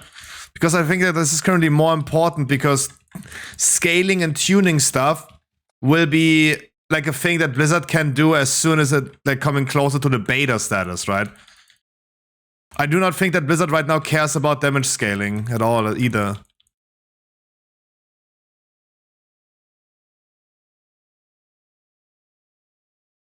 So Guardian Druid has, for now, from 4 out of 6 tank classes, the most gameplay altering, and in my opinion also the strongest hero talents. Warrior has either passive or an active slam ability, which does a lot of damage. Paladin is... like, Warrior is just like, you do passively more damage or you actively do more damage, right? Their hero talents are just literally designed to do more damage for Prot Warrior. Paladin is you either gonna be playing for group support or for extra damage. Because this right here is like literally pure extra damage.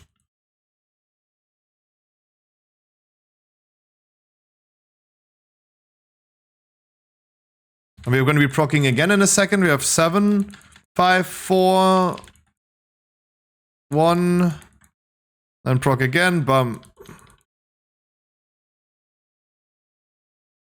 Yeah, I do think that Paladin will definitely like effectively go for the pew-pew, right?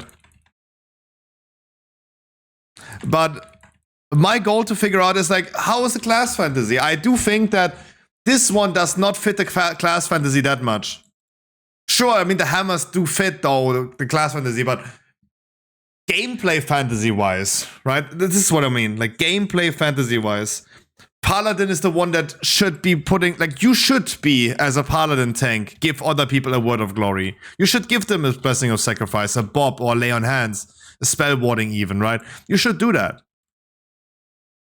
And this other buff thing really plays into that gameplay fantasy.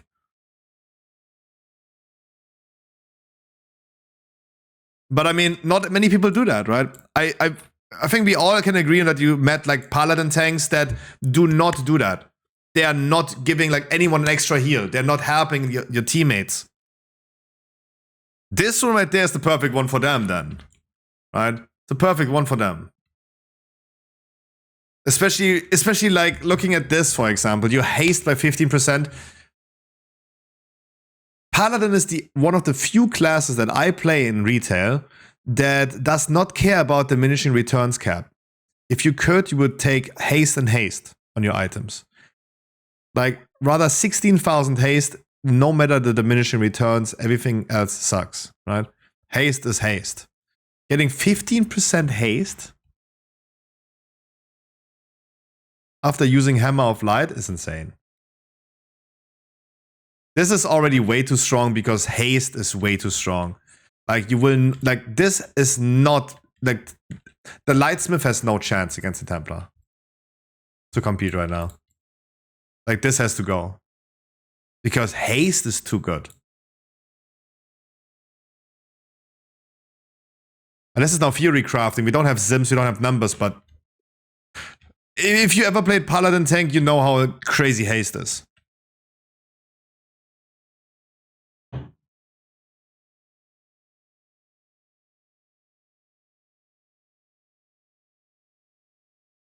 This is too strong. The passive is too strong. That's the crazy thing. The passive is.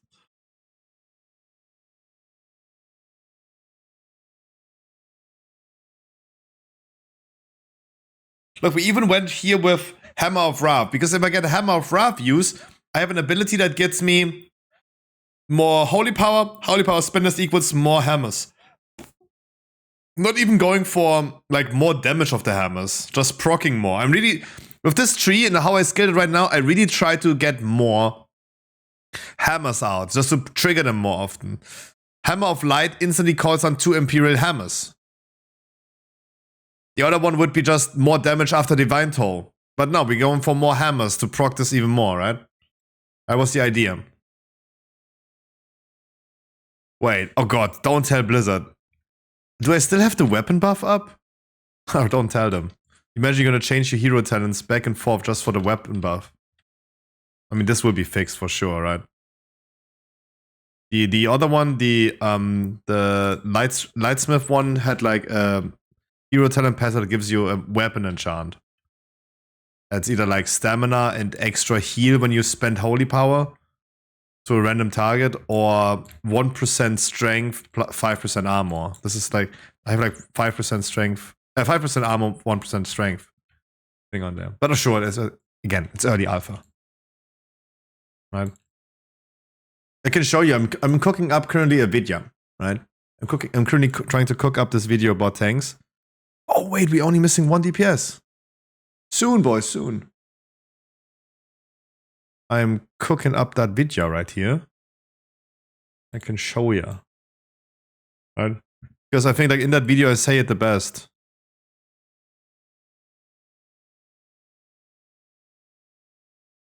And of course the last disclaimer is, it's the early... What the fuck?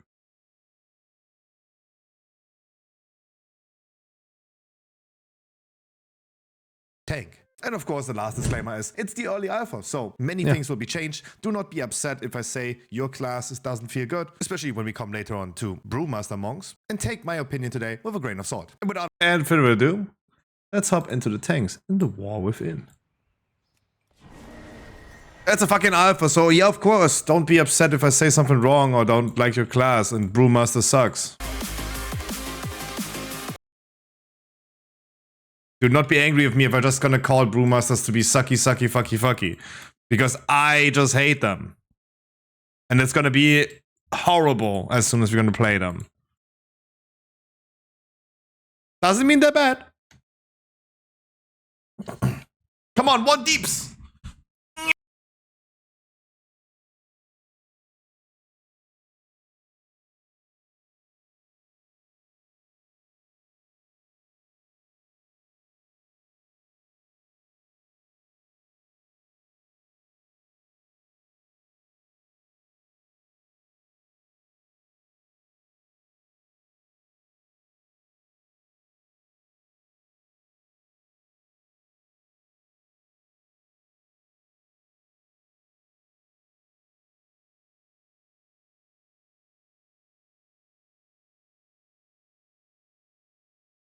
Come on, one deeps.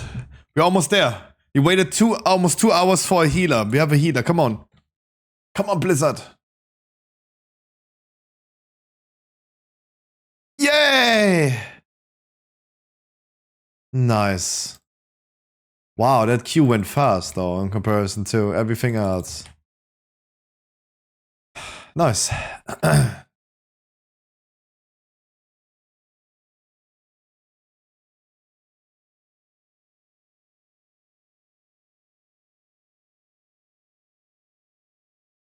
Yay, and stop recording. We gotta be doing DK afterwards.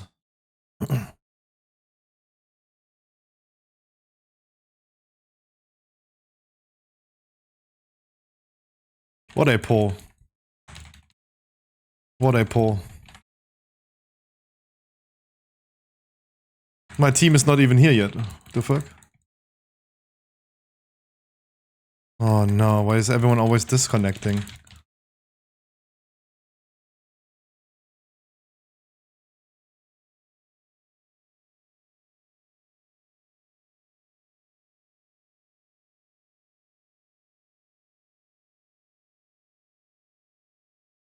Hmm.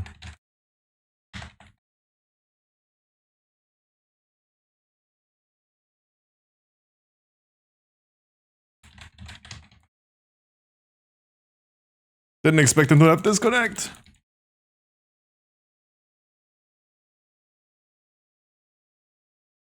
Why does everyone that disconnects always? How is he level 80 though? Am I level 80? Oh, I'm level 82. Bajera's in my group. Nice. Bajera's in my group.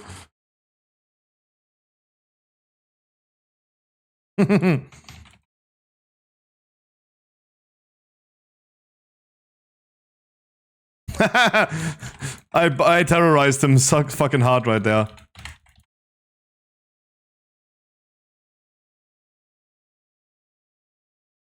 No! Oh my god, I completely fucked up the use of the thing.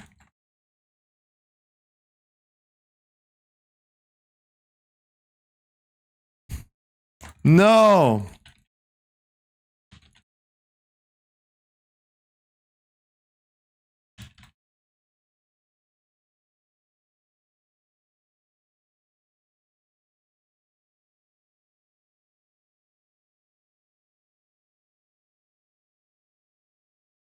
I mean, if he was a fire mage, he would definitely would have loved that ball.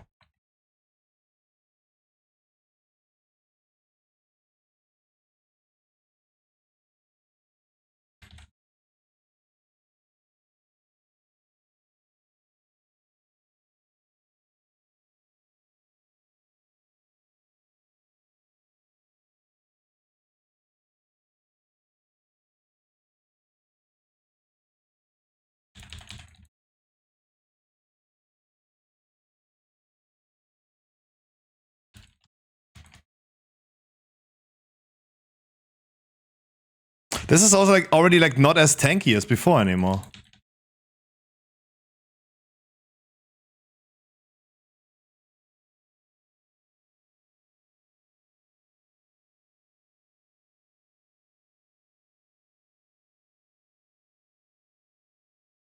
I mean, look, I wasn't even polling, right? I didn't even poll that extra pack. Like, it's not even me. Like, it's literally like other people that are polling for me. So I don't think I should be the one to be blamed. People want, like, if people pull for me, I think like I'm going too slow, right? I will always stick to that.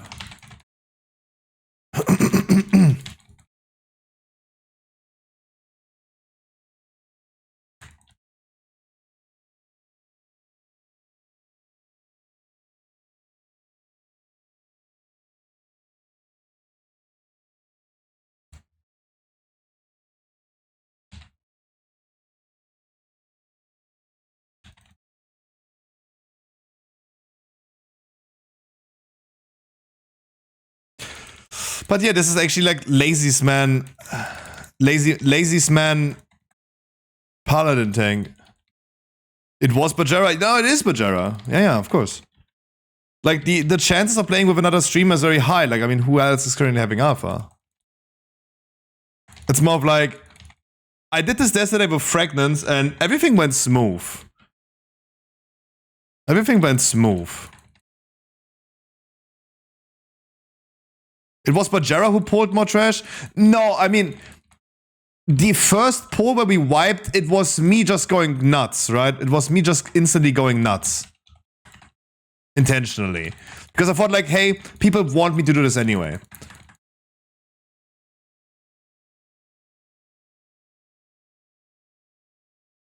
I understand that everyone wants to go like crazy with their DPS classes right now. Everyone's like Tsuk. I found a mage yesterday that wiped us twice, 4. Because he kept on pulling mobs. And he said, it is my standard rotation. It is my standard rotation.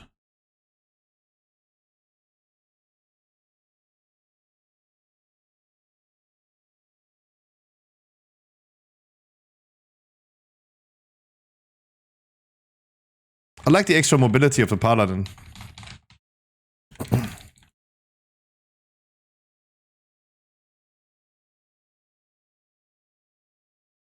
But I mean, I haven't yet wiped on this dungeon because I pulled too much. That was the first for me. Right, but I thought like, hey. I thought like people want that.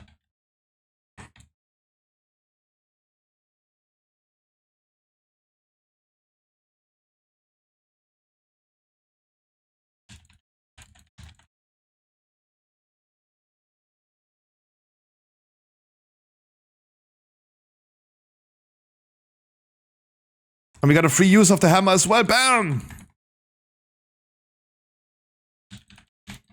Our evoke is like consistently offline.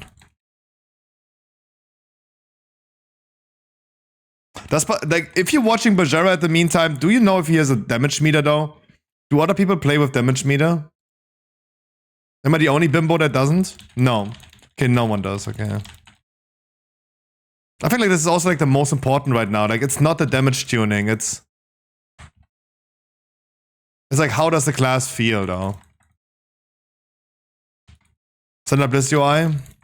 I feel like EVG said like I should be getting SCADA. Probably SCADA has like an alpha version of it already.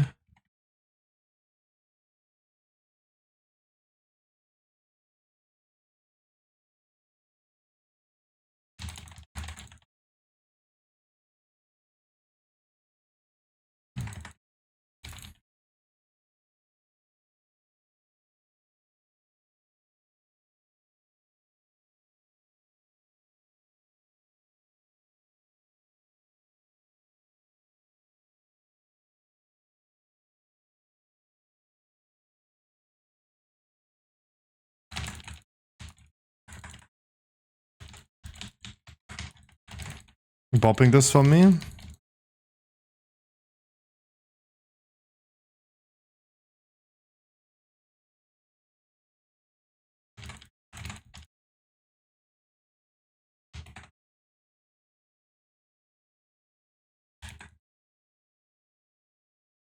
Extra free use, bum.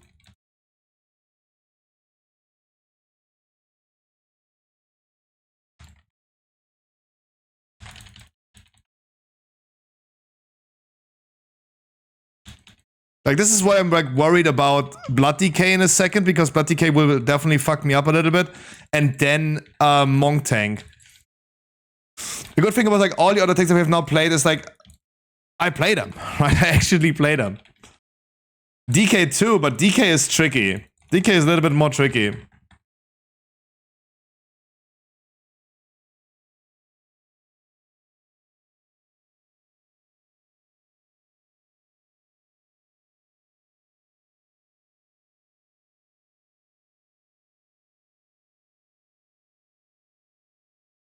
DK is a little bit more tricky to play. And then Monk, oh boy. Like, we need to stop. That's what I mean. Like, sorry for being slow, I guess.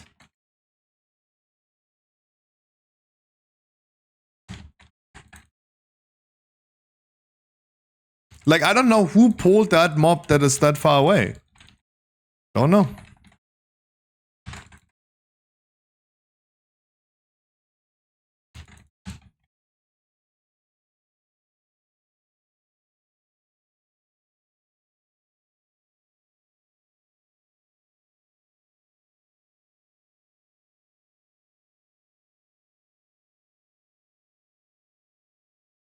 Oh, me neither.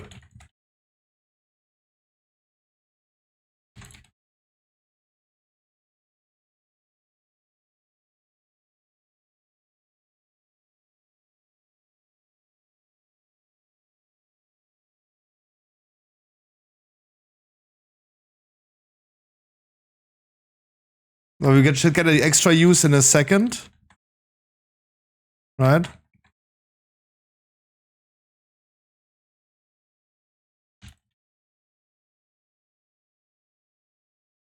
Probably before there's our extra use. I'm gonna use it twice in a row. Bam, bam, bam, bam, bam.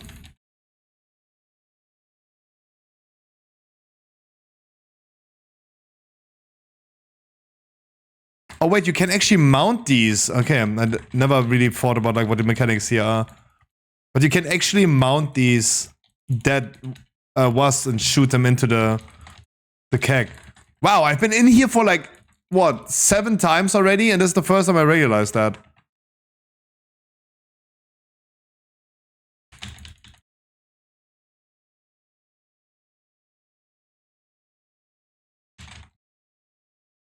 I mean, that was a knockback and then there was a shaman like walking through, knocking everything back and...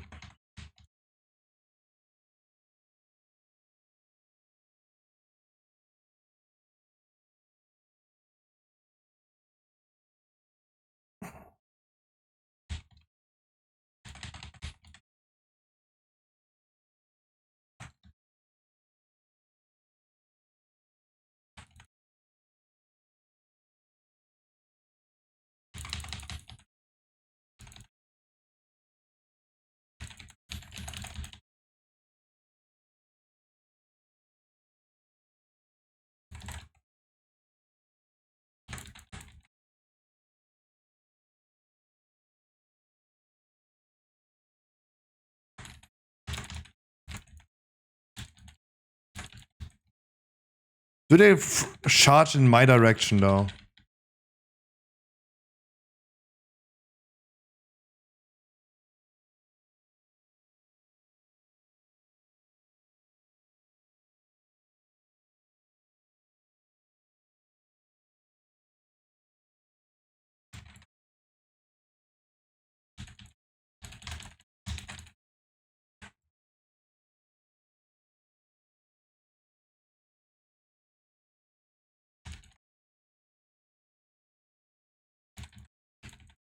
Hey, but at least those people understand. They understand at least about Focus Skull. Damn. Okay, I gotta be honest, like the Hammer of Light actually does a lot of damage then. There's a big burst that you have then ready for that. Maybe.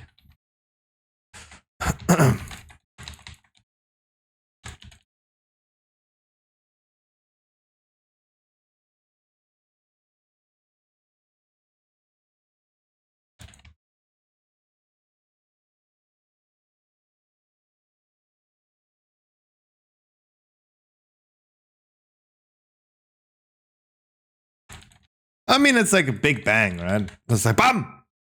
We love BAM.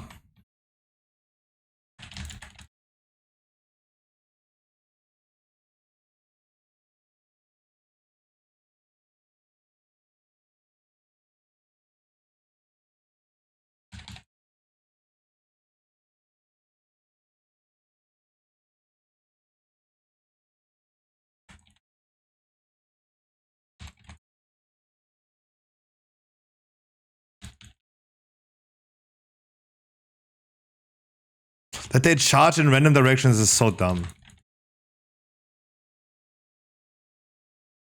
Let's get this out before it proc.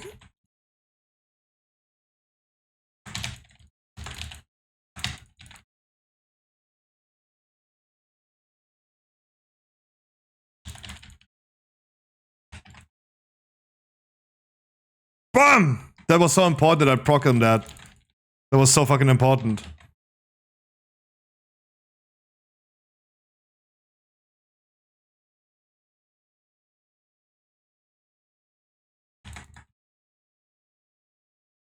It was actually important. That I have the thing ready for that.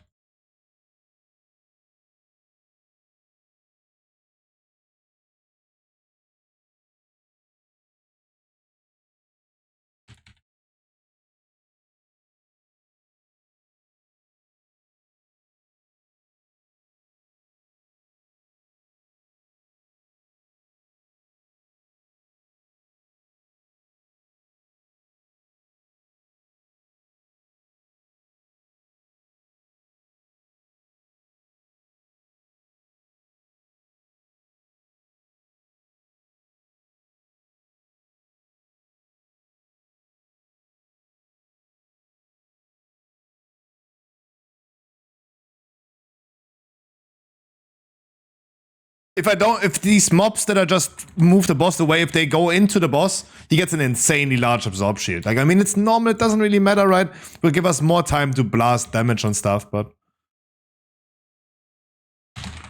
Oh, I completely forgot there are mobs. Oh, wow, how did I not see them?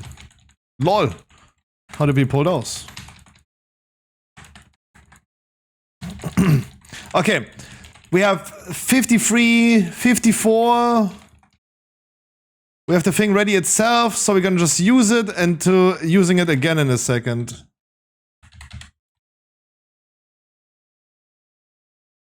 So now, like, it's a fortunate moment.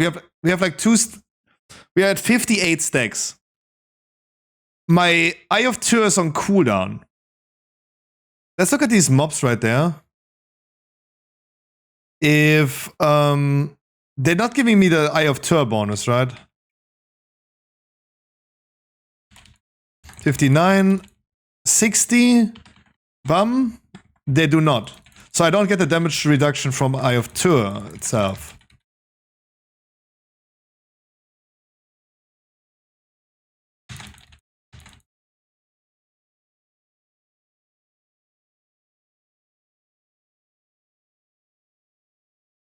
No, no, no, why did I use it?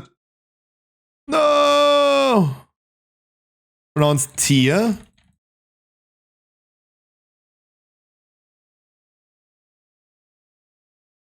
That knockback is so annoying.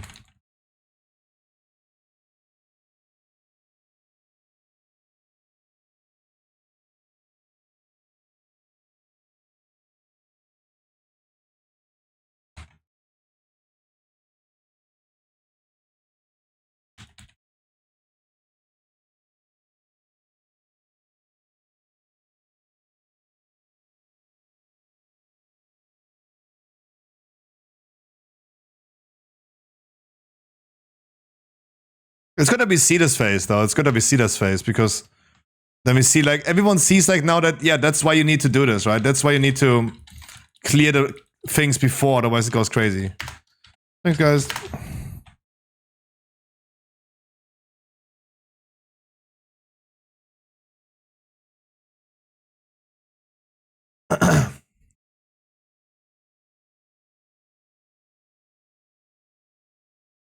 Okay, this was Paladino. This was Paladino.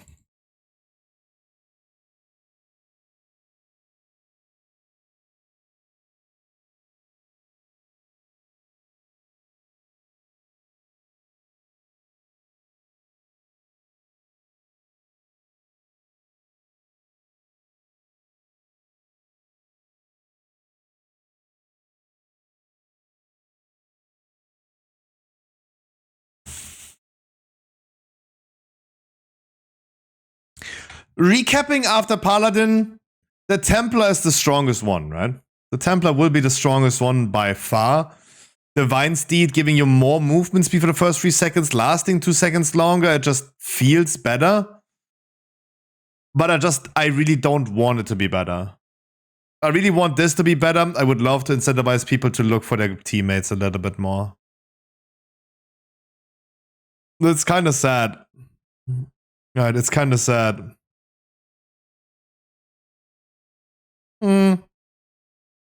I think this one would be really bad as a Holy Paladin, because how many group buffs do you want to have as a Paladin here? That's a lot. We stick on Alliance side. I think like everyone is playing on Alliance side, right? Gnome DK, or am I getting flamed for that?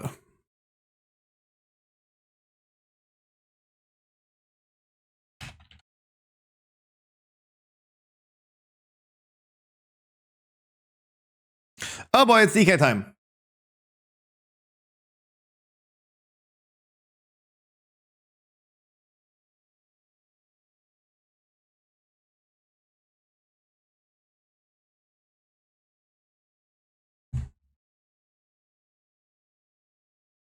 But yeah, I mean, I understand that every DPS wants to just like tsuk instantly, right? I totally get it though. Maybe just I'm the hater, but I should not go too crazy on polls, right? We go to our website. We go to our website and we're going to be checking a Blood DK talent tree. Can we this time import it though? Yeah, this time actually import worked. No changes to DK talent trees. There you go. But I go for... I would love to go for this, right?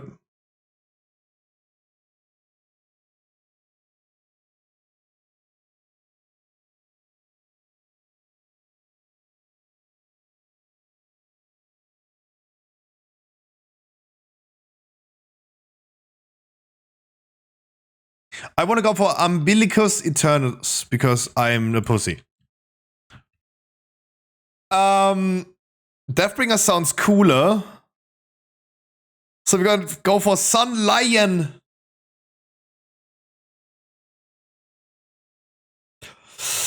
Vampiric Strike. Your Death Coil and Death Strike have a 10% chance to make your next Hard Strike or Scorch Strike become Vampiric Strike. So that's like, once again, passively, one of your abilities becomes something else. Vampiric Strike heals you for 3% of your maximum health and grants you Essence of the Blood Queen, increasing your haste by 1.5% up to 7.5 for 20 seconds. If this refreshes, that's good, right? But 10%? No, that doesn't... 20 seconds doesn't sound long enough. While you are within your death and decay, your physical damage taken is reduced by 5% and your chance to gain Vampiric Strike is increased by 5%. So we're now talking 15%. Essence of the Blood Queen stacks 2 additional times and increases... What does that mean? It's instantly stacks 2 times, I get 2 extra stacks. Increase the damage of your Death Coil and Death Strike by 2% per stack. Hard Strike and Scorch Strike extend the duration of Essence of the Blood Queen by 0.5 seconds. Vampiric Strike increases the extension by 100%. That's once. It's not like gonna be doubling the amount it lasts. It just gives you 1 second instead of 0.5. While Vampiric Blood or Dark Transformation is active, you gain Gift of the Sun Lion. Gift of the Sun Lion increases the effectiveness of your Essence of the Blood Queen by 150%, and Vampiric Strike replaces your Hard Strike and Scorch Strike for the duration.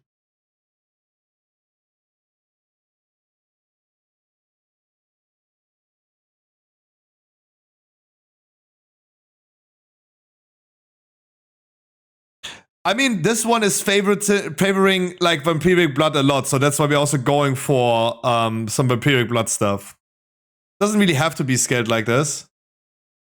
But I mean, we usually would be scaling like this, right? We would be scaling like this. But I gotta adjust the talent tree now so we are having like the more duration. And we have like more cooldown reduction.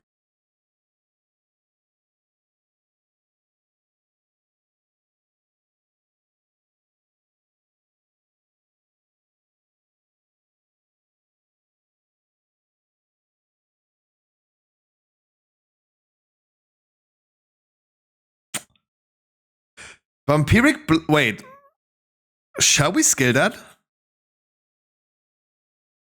Shall we try to scale that? Vampiric Blood's healing and absorb amount is increased by 5% and duration by 2 seconds.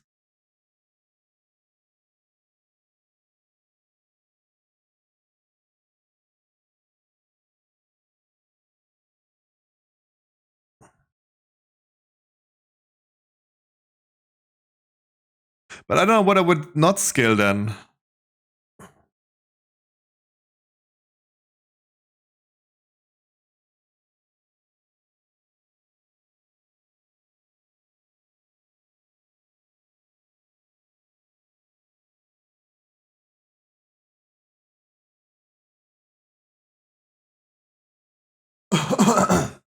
Giving us 4 extra seconds. Just to extend the duration of that.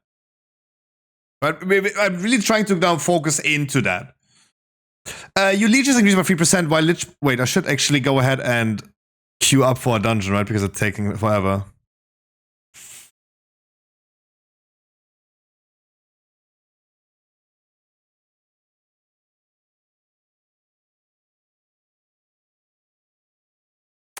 While Lich bonus is active, the leech bonus of this effect is increased by 100% and affects 4 nearby allies. Ice for 42 to reduce our damage taking it about additional 20% based on your missing half. Killing enemies that grant honor or experience reduced cooldown.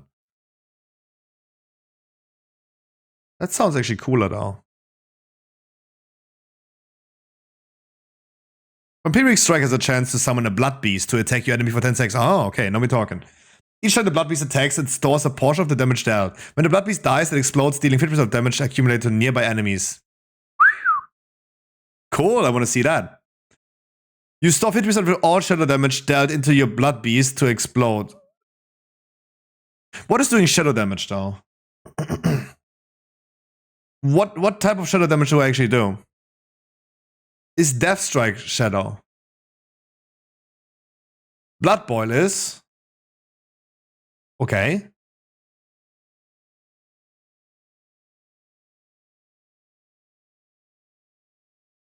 Then it's Blood Boil. For more AoE Bam Bam. Raise Allah revives place at full health and grants you and your ally an absorption to equal to the maximum health. Death Advance and Rave Walk movement speed bonus increases 10% and activating Death Advance and Rave Walk increases 4 nearby allies movement speed. Okay. But Vampiric Strike damages an enemy affected by Virulent Plague or Blood Plague. It consumes the disease to deal 200% of the remaining damage to the target.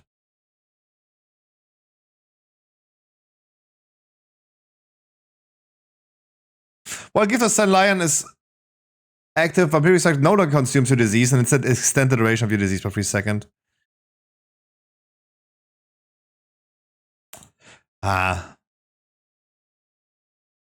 This is just like passive extra damage.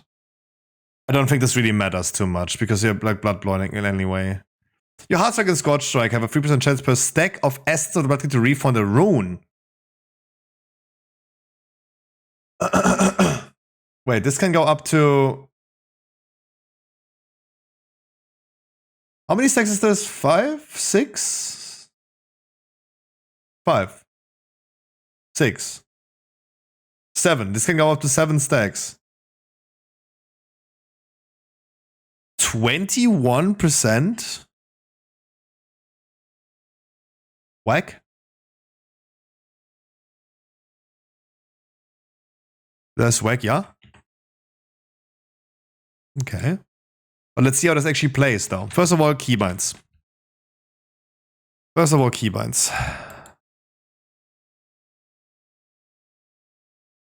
Most important thing.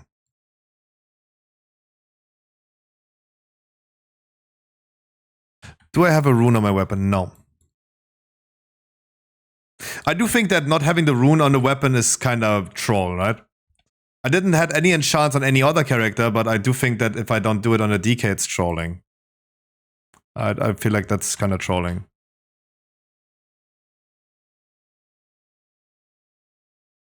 Right, before anyone is complaining, oh my god, you're using a chance. But it's like, isn't that part of the DK though?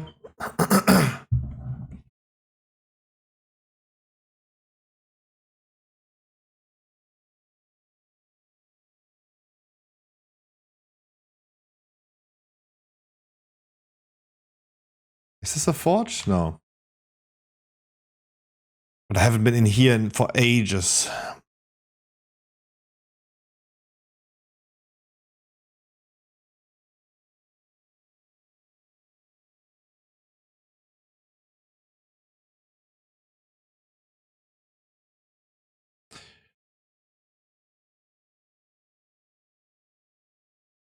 I feel like this is important that I do this. This is just part of it.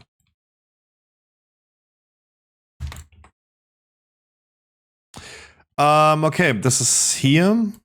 Here.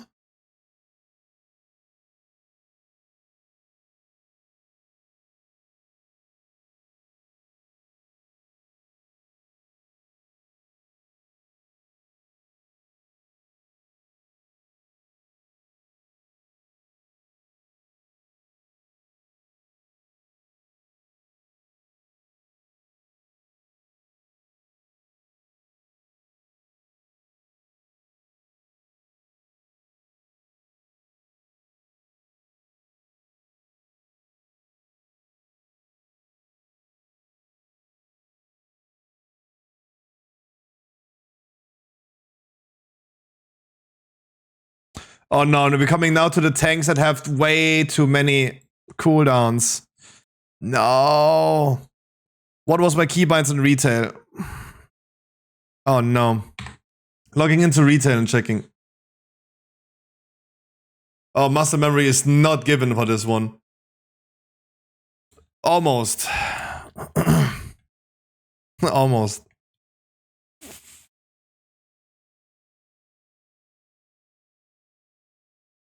But I also scaled different in retail, I feel.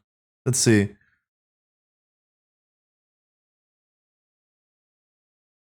Let's see.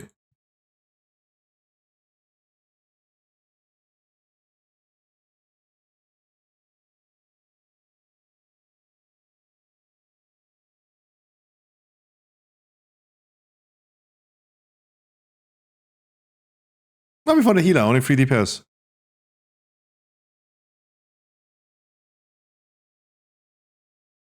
Oh my god, Scruffy's gonna be using macros. Yeah, if I'm already here, right? If I'm already here. Because I just remember that there was this one.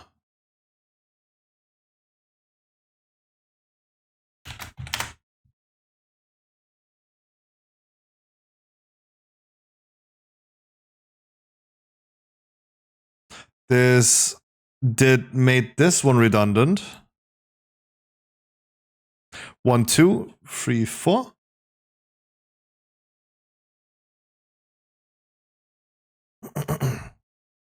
What did I skill though? I did skill rune tap though. Oh, this is still the okay, this is what I would have done for Firak, right?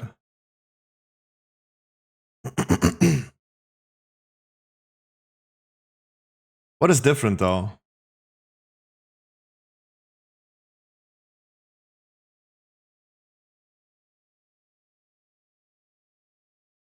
We went from these two in here.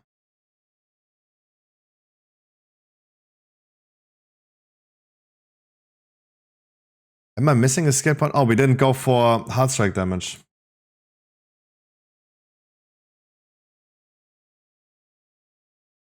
But this doesn't help me now.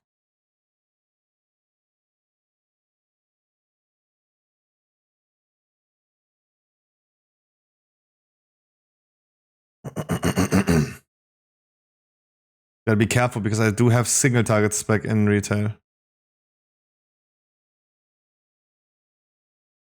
I would love to have this one though.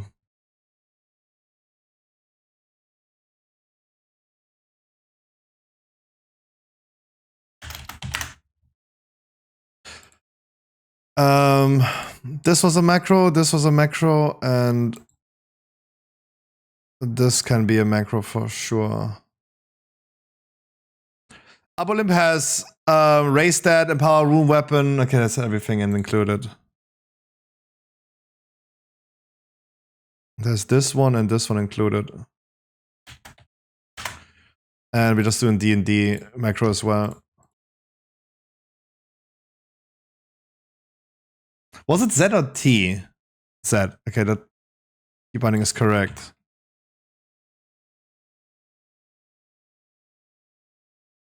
Blood tap.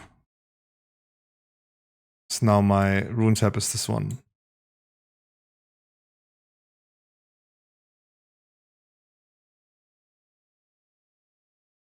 Ah, okay, yeah, that makes sense.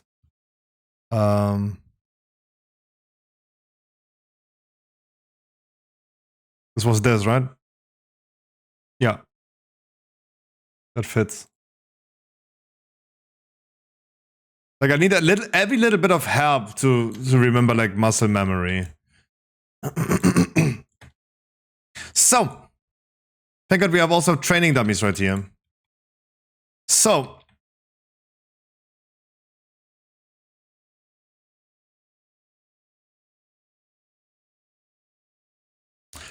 do I have any stacks of the lady though?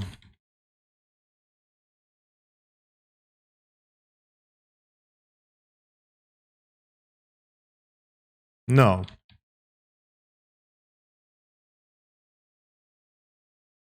Let's do Vampiric Blood though, and then we're gonna do Vampire Strikes.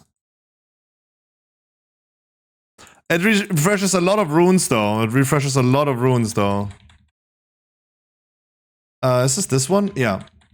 This is the thing that we have. It's a flower icon. But we have a maximum of 7 stacks. It does not refresh. Oh no. But our Vampiric Blood is already ready again. That's crazy. It does refresh the duration.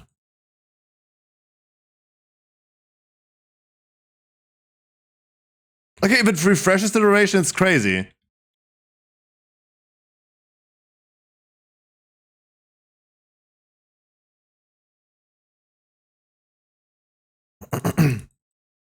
But I have a feeling that... Okay, Death Strike is having a 10% chance to refresh this. There's no way that I'm gonna be proccing any Vampire Strikes outside of my...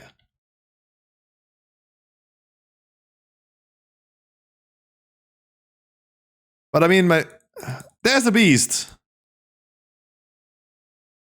That will be blood boiling now. There's the beast.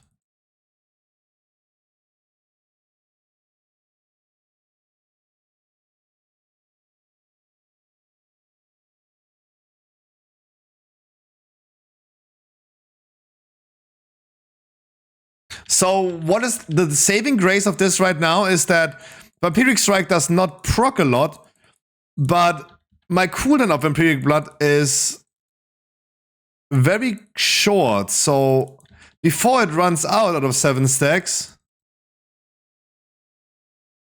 I actually do have the thing. Sure, I understand I have no charges there. I get it. I'm not looking at that right now.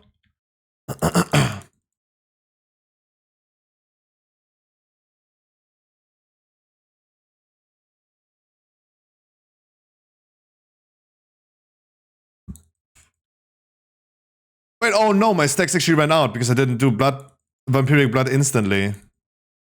Oh lol.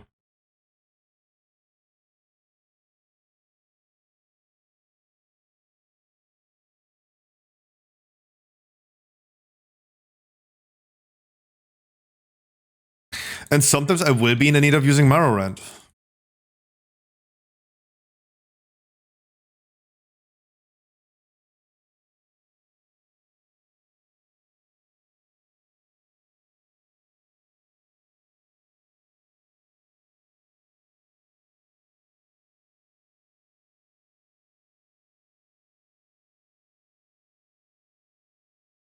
Like, this would make me in single target so fucking tanky, though.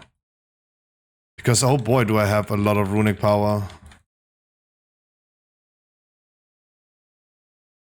Crazy is my Umbilicus Eternus is just running out.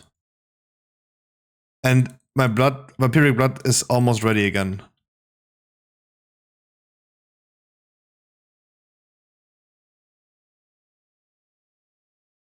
Boom. So this is then almost perma up if you don't get any downtime. Haste increased by 26%. Wow! Haste increased by 26% is insane. I mean, it's usually 10, but during Vampiric Blood it's double, right? That's a lot. That's actually a fuck ton.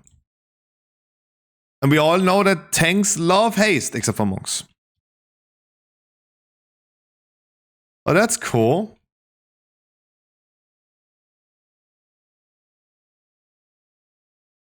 I had it on Shift T.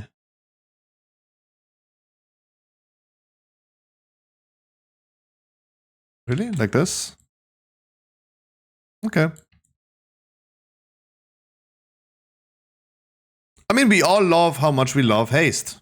We all know how much we love haste. Yum, yum, yum, yum. No. Really not much to complain at Reno right now.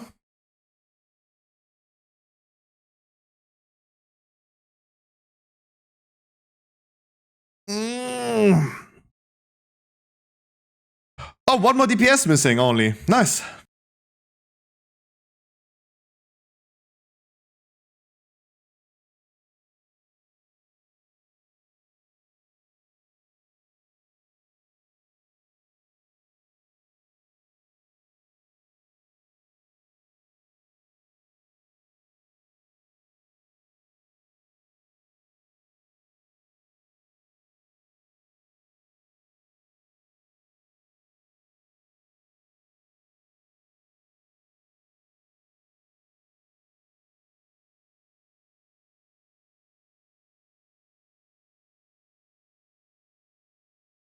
Come on, one more DPS.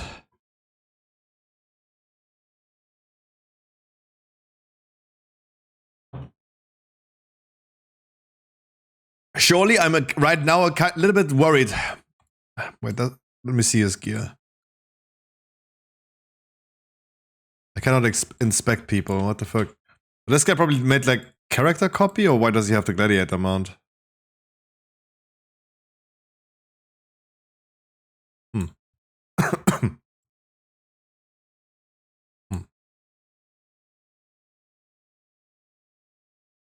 Guys, I want to remind you that we are trying to raid next Wednesday.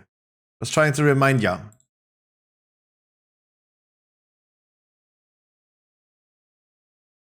But we will see. We will see. I hope that a lot of new people, I hope a lot of people come back to the game.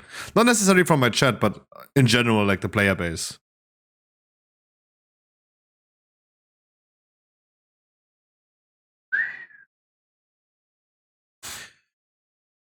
Next dungeon already.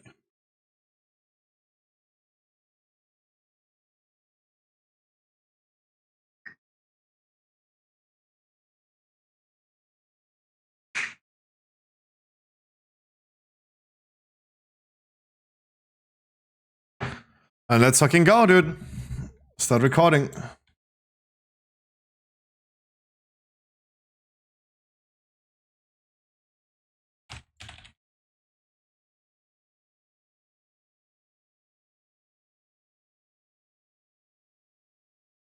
Trying to get my vampiric thing as high as I can.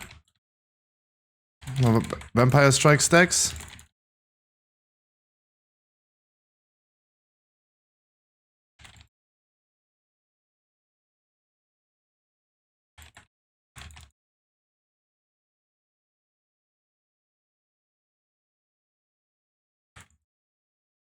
That was close. That was close of dropping my stacks, though.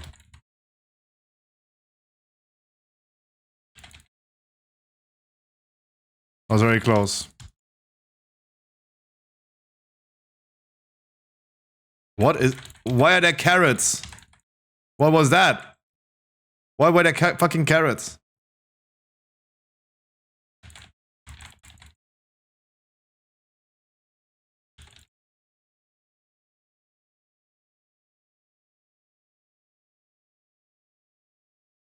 No! No! Oh my god, it ran out because I got knocked.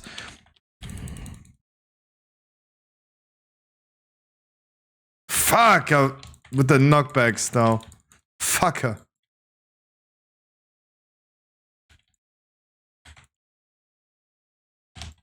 What a fucker.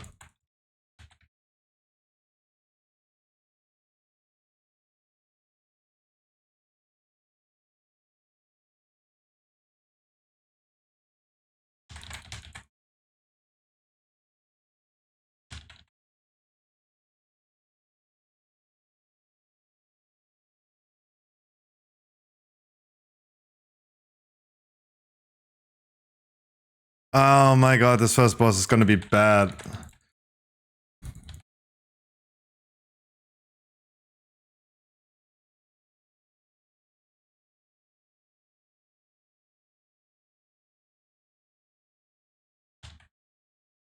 Okay, everything will now, like, run out.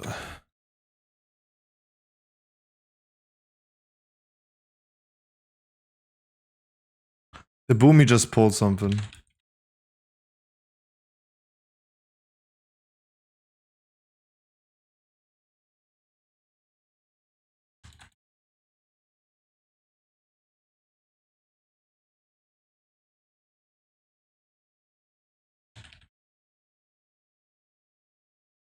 Like, now I would, like, rather do Vampiric Strike to get my thing up again.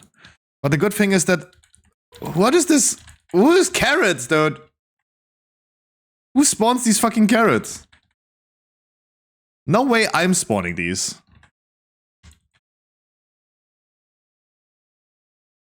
Who spawns a fucking carrot army?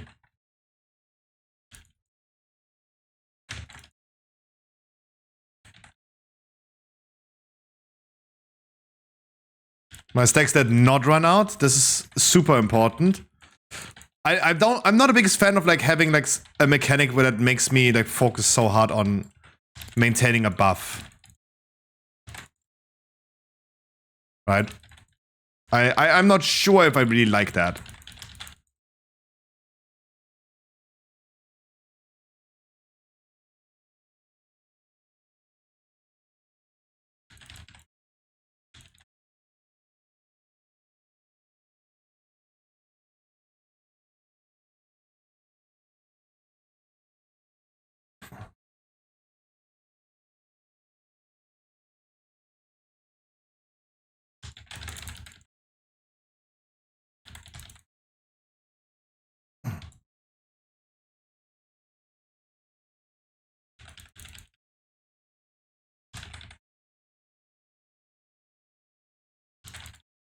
Okay, we have 11 seconds.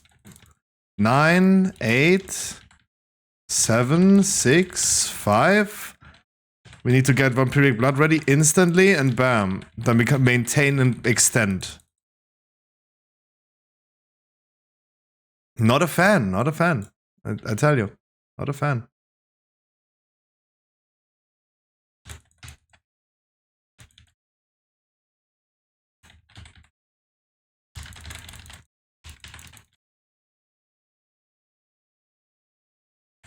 And it runs out. There you go. Ran off. Fell off.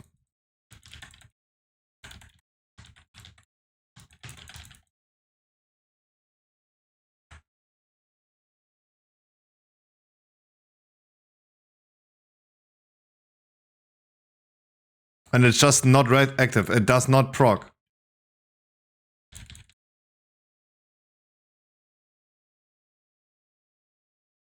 Right now I'm just like trying to get 7 stacks up again instead of like using my thing, my power.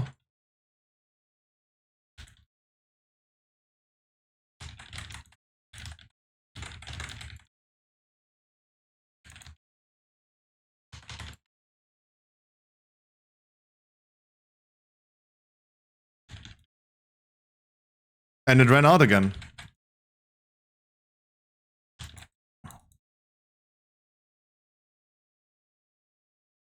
Ran just out again.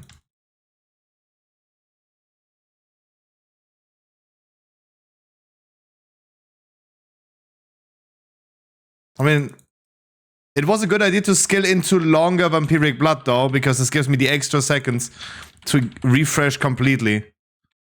But, oh boy.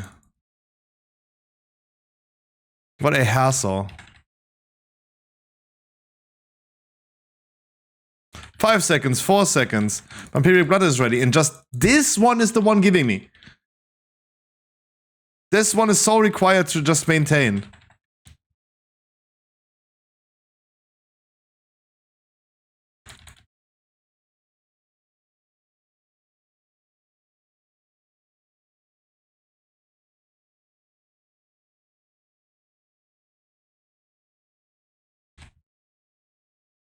Seven seconds. You see, it doesn't proc, dude. It doesn't proc. Wow, this was so fucking close. This was so close of proccing on, like, falling off. This is so incredibly tightly tuned.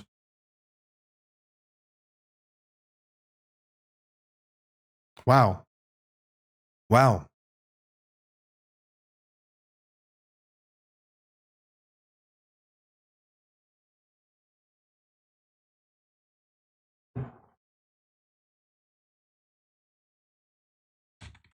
Not sure what I think about like a buff upkeeping mechanic like this.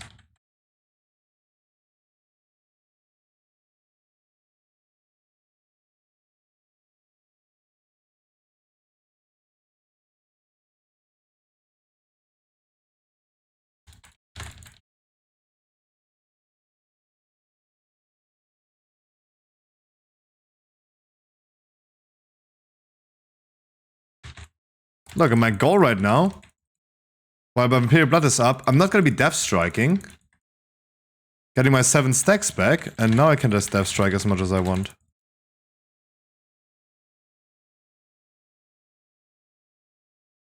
I had to grip this like out, just to get like one last hit of Vampiric Strike on. There's now 10 seconds left. It's my Death Strike that triggers it, so using Death Strike right now to trigger, to proc, it does not proc. 10% is too low.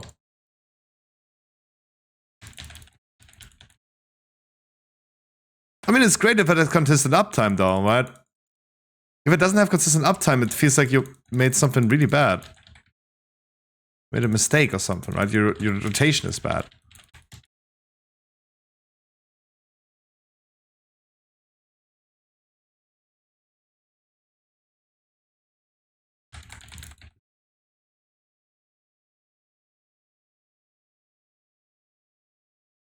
They're striking as much as I can to proc. It doesn't. Oh, it did once now.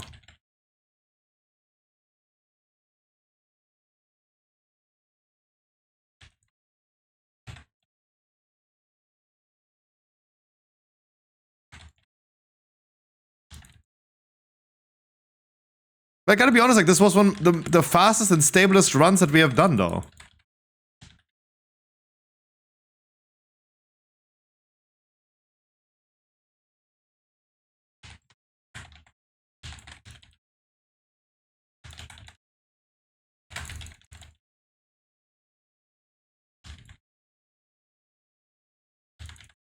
Okay, it ran out again. Boom.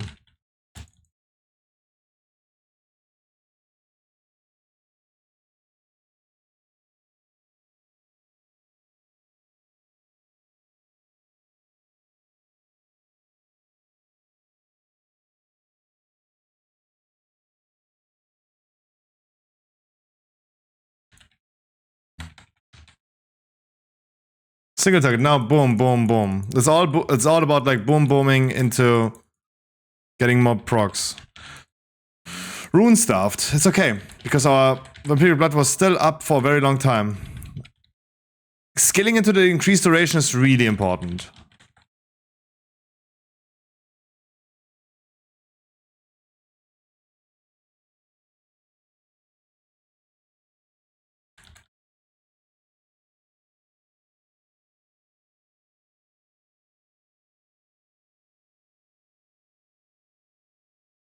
Nope. No. Maybe I don't see it when Hard Strike becomes Vampiric Strike. Maybe I don't see it, but...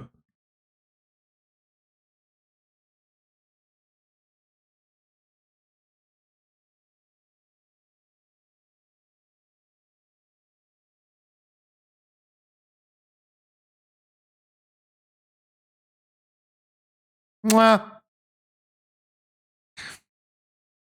Really, I mean, it is very powerful and you want to have it up, right? You really want that up, right? You want that uptime.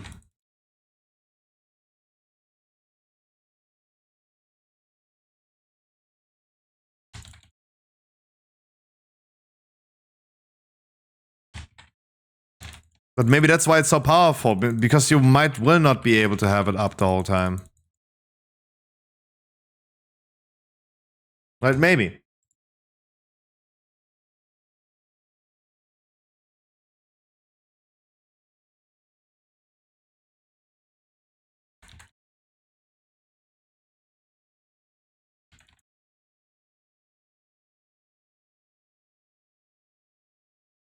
And it is not up again. Having it to refresh the whole time is just annoying.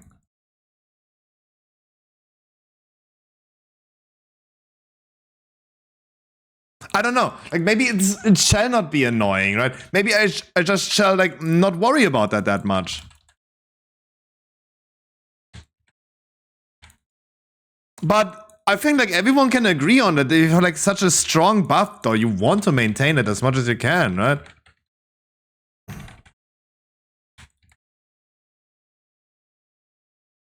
But it was one of the best dungeons I did, actually.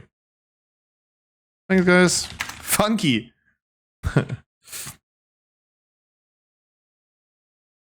It's like, I'm not happy. I think that this is the first one I just dislike. And I hate it even more because I want to like it, though. If this makes any sense, what I'm saying. If this makes any sense, like...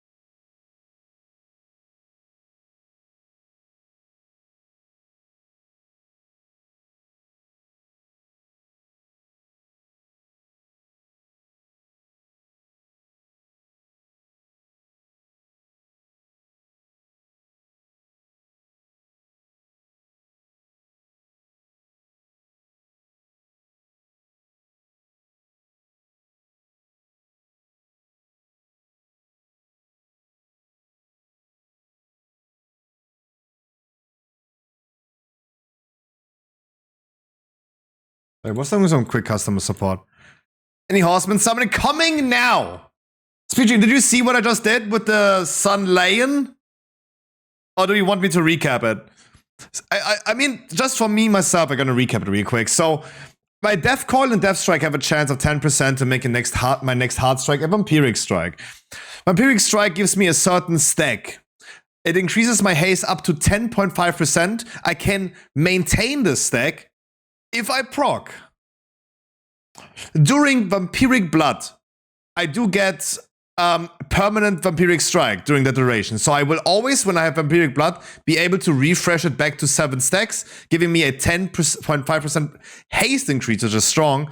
And especially during vampiric blood, it's 1.5 times it. So I get like 26% haste during vampiric blood. It is sounding pretty cool, but it is incredibly annoying to maintain stacks like this.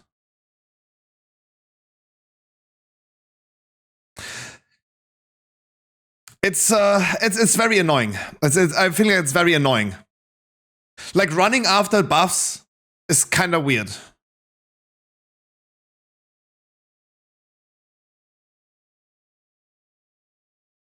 Like it summons a blood beast sometimes. It feels like it doesn't proc. I don't know, like it feels like it doesn't proc because if I go for the build with Umbilicus Eternus, I'm very tanky. I also, you can see that I changed my talent tree here as well to increase vampiric blood duration is increased by 4 seconds. Just in order to just shortly before vampiric blood is ready again, the thing runs out because it didn't proc me one fucking vampiric strike. So just to give me more time during vampiric blood to get back to 7 stacks. That's fairly annoying though. It is fairly fucking annoying though. Wait, do I even get the 4 horsemen stuff? No, right? The 4 horsemen stuff is for Frost and Unholy, right? I don't even get it though. Yeah, it's 4 horsemen stuff. It's Unholy Frost Decay stuff. We are not getting 4 horsemen, right? I mean, it would have been cool. I kind of liked class fantasy behind that, but that's okay if not. I mean, I can now unskill this one again.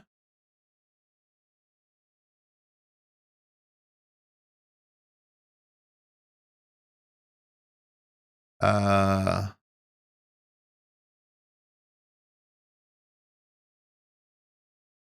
really want to main.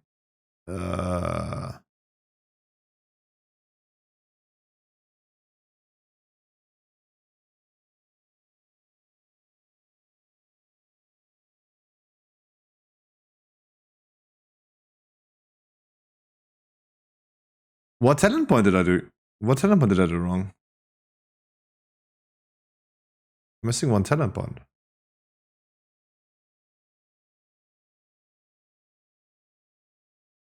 Huh? What talent point am I having wrong?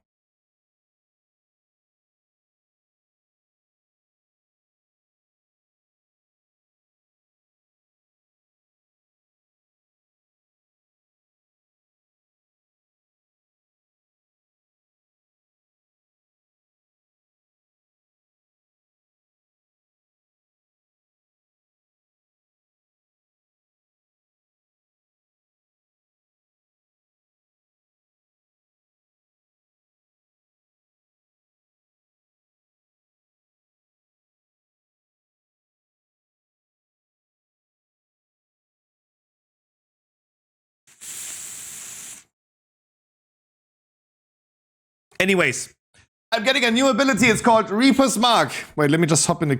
Wait, do I hop in the queue or am I getting food first? Let me see. Let me check.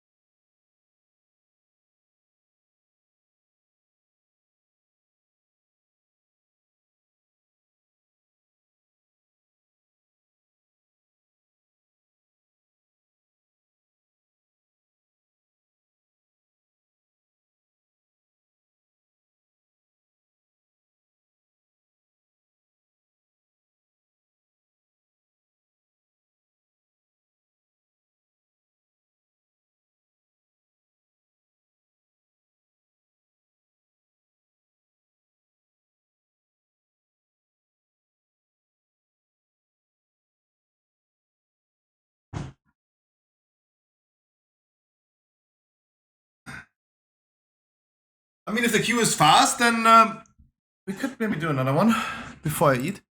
It's only McDonald's today, so it can probably sit there for a second.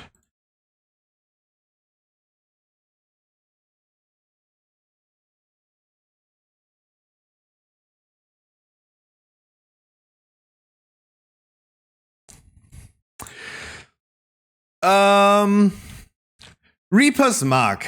Viciously slice into the soul of your enemy, dealing Shadow Frost damage, applying Reaper's Mark. Each time you deal Shadow or Frost damage, add a stack of Reaper's Mark. After 12 seconds or reaching 40 stacks, the mark explodes, dealing damage per stack.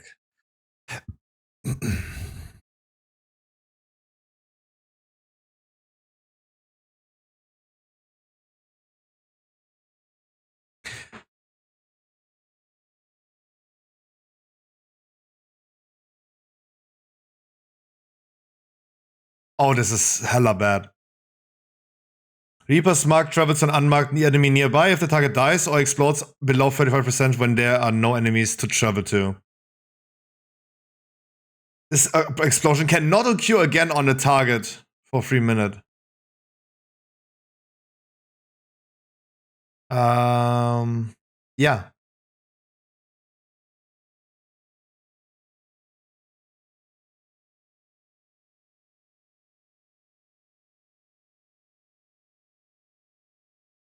But this is like then, no, this is like then one stack every 1 second.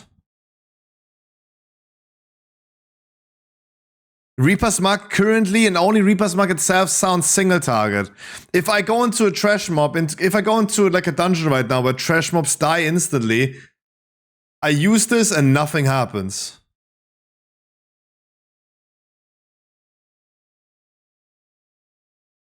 Because that explosion, if it's on the last mob, it explodes at 35% health with all the remaining stacks.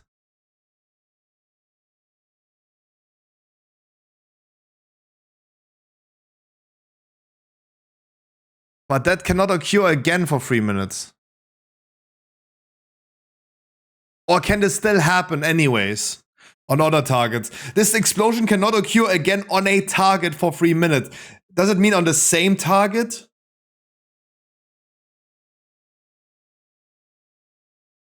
What are they talking about right here?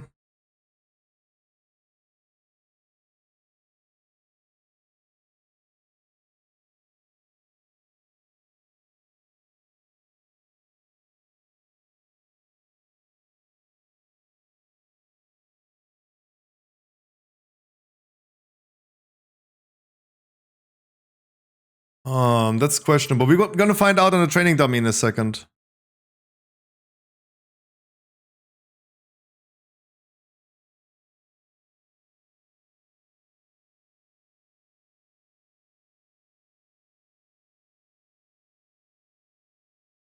Wait, sorry, what? Hold up. Am I understanding this correctly? I apply Reaper's Mark. I have 12 seconds time to reach 40 stacks, or it just explode.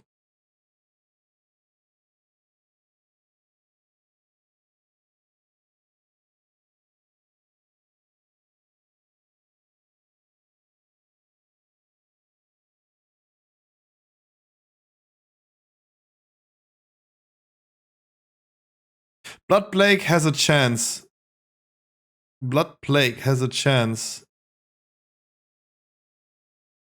It's a shadowy disease, so there's shadow damage, but to deal 20% increased damage as Shadow Frost damage, extra damage, so it can trigger twice.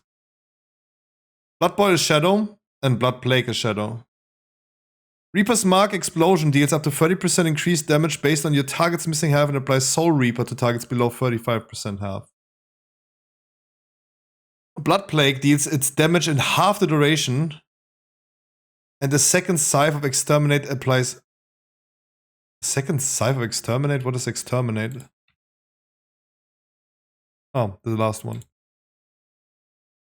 Morrowind and Heartstrike has a 25% increase maximum stacks of an active Icy Talents by 1 or 2. While Icy Talents is active, your runic power... Who?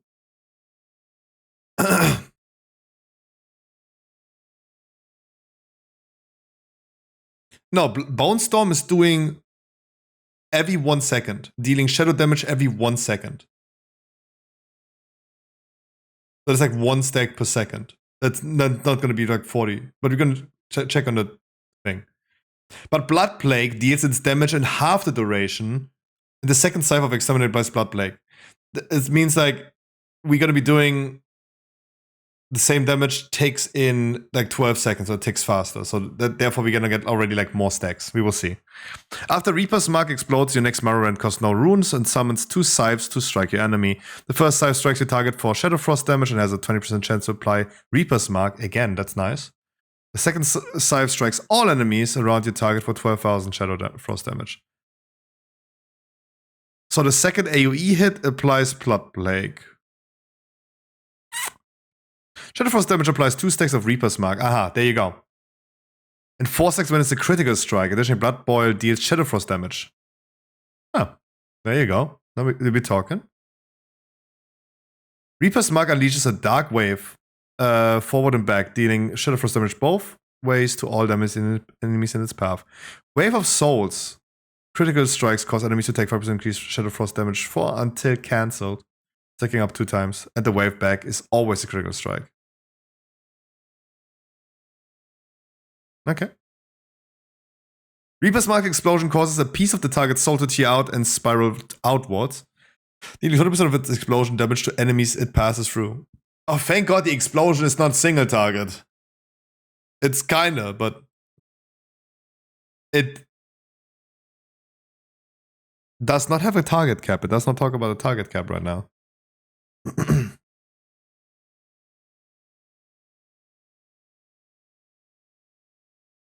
Reaper's Mark cost is reduced by 1 rune. Wait, what does it cost though? 2 runes. And it's going to reduce by 30 seconds. Oh, that's a lot. Getting this every 30 seconds is way better. Exterminate empowers an additional Obliterate, or probably Obliterate or Death Strike. And now reduces its cost by 1 rune, and its first scythe has a 50% to apply Reaper's Mark. 50% increased chance. That means it's a 30% chance. I do think we're gonna go for the cooldown reduction. That sounds so much more powerful. When you suffer a damaging effect equal to 35% of your maximum health, you instantly cast Death Pact at 50% effectiveness. When Reaper's Mark explodes, the cooldowns of this effect and Death Pact are reduced by 5 seconds. Each rune spent reduces the magic damage you take by 2%, and each rune generated reduces the physical damage.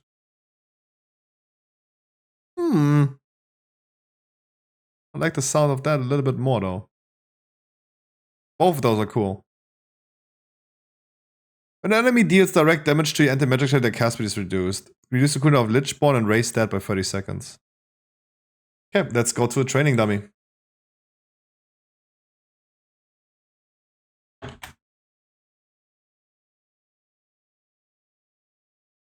Oh, this is the only time in my life that I will be flying a black proto drake. Look at this beauty.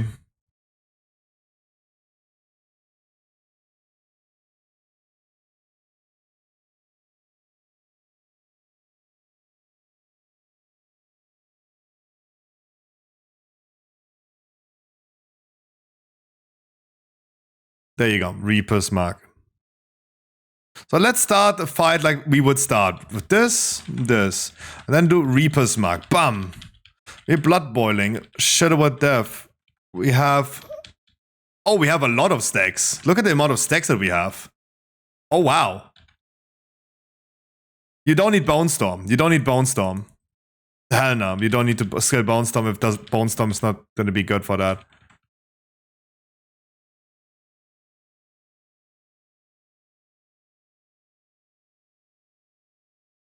Making sure we have a D&D up.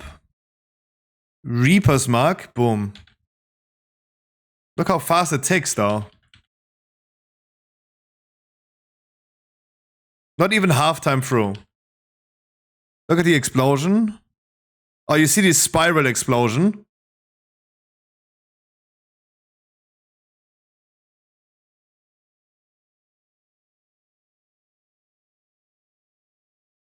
This is very similar to other hero talent that we saw. You just get 1 extra ability.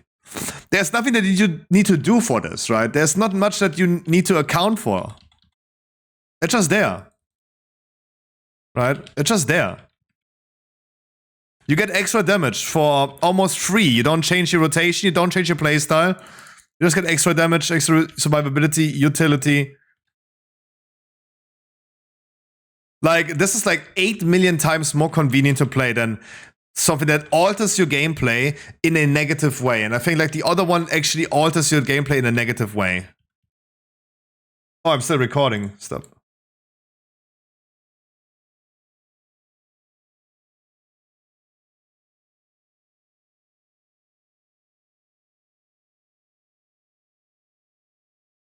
So I need to use this whenever it procs, right? Because it does the scythe then, bam.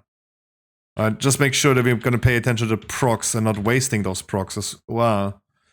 Having like free Marrow Rants is really, really good.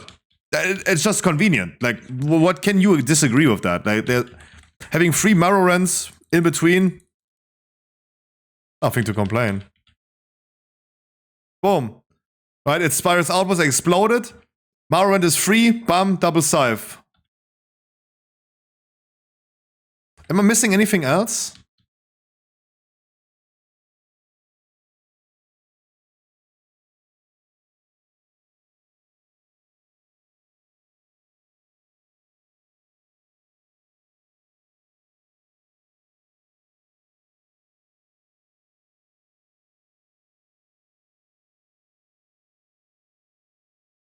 I don't see the wave though. Oh, there's the wave. Ah. No, I saw the wave, okay.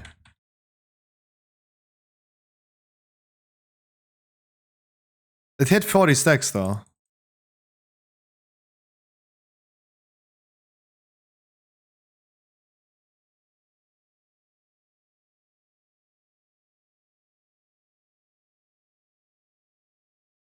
Oh, and this one applied a Reaper's Mug because I proc that now. Okay, so it can like literally like proc into more.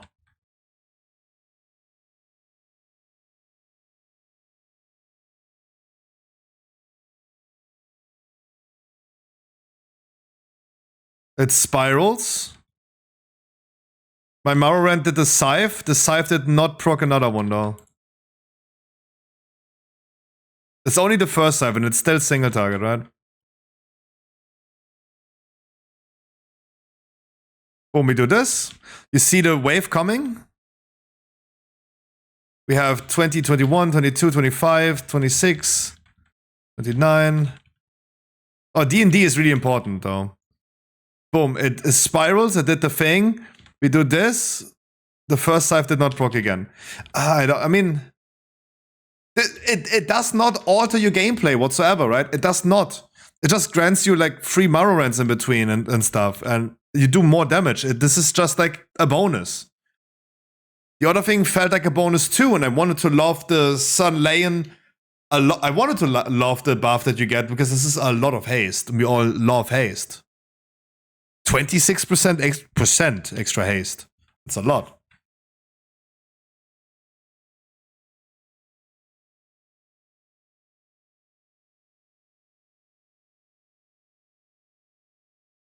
D&D is super important to get like to the stacks.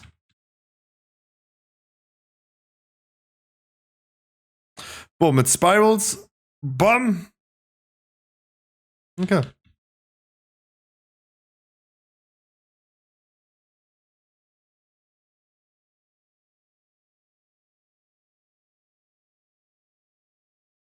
No, this is fairly good though.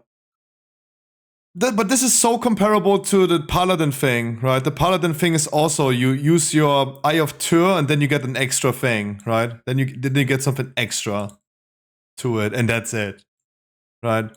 It does not alter your gameplay. Look at the Elun's Chosen right here. Look at that Elun's Chosen. Guardian Druid right there. This is so much cooler, right? Guardian Druid has like actually really cool hero talents. But Paladin with the buffs is niche, interesting, right? Plays into you supporting your team. This buff right there is so bad. Like, in my opinion, this is so bad. Like, running after the stacks the whole time is so bad. You're sometimes focusing more on actually getting your stacks back because they have so much implication with everything else that you don't even use, like, you overcap on runic power during your Vampiric Blood, because during Vampiric Blood you want to get your stacks back that drop off because this one does not proc. Right?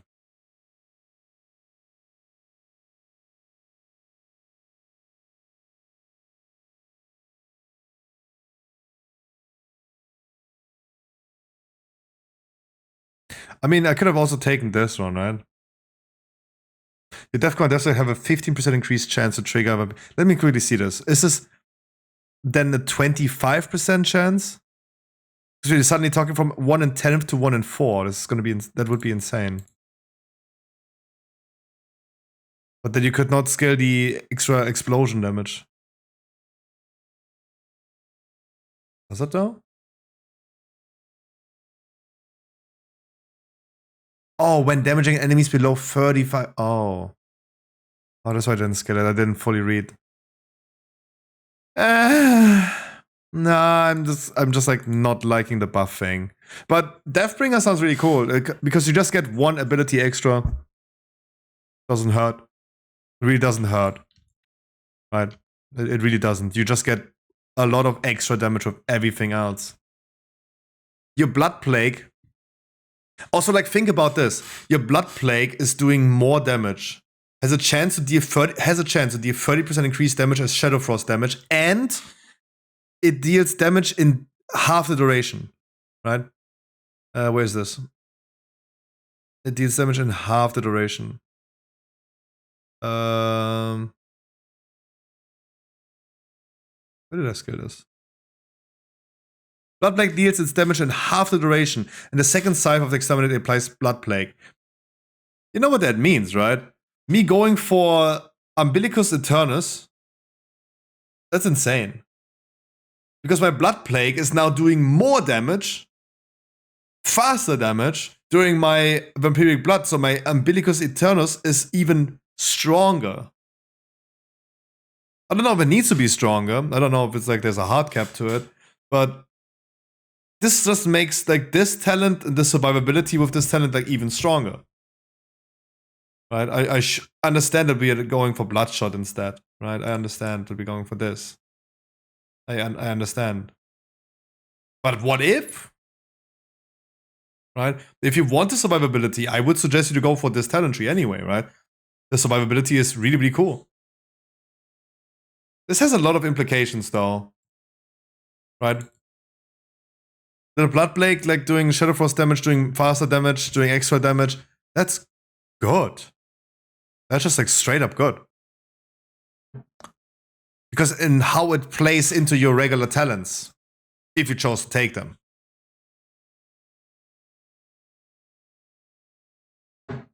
It seems like I don't know how long the queue is going to take, but we might be even done today with all classes, because afterwards there's only Monk left. After the CK, there's only Monk left, and that's going to be not funny though. But is my food here? Yeah, no. No. But I am hangry. Harry Potter. Harry Potter.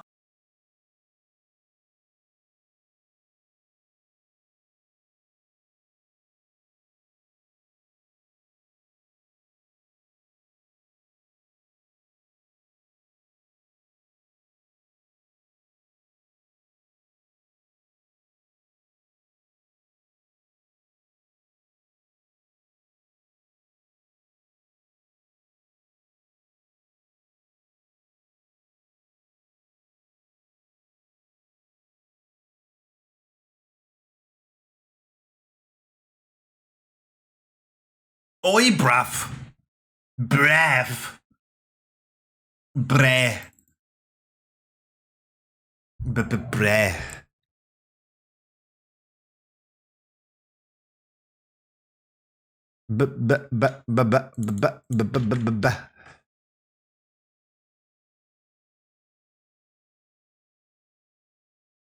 May I continue in the meantime with the...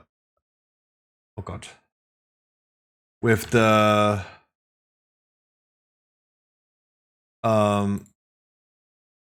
Jewel crafting stuff?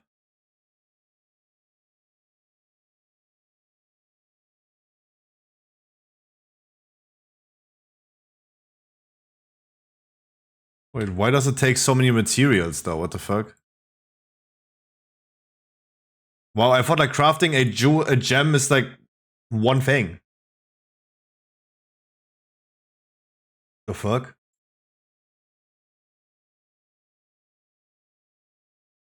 The fuck, bruh?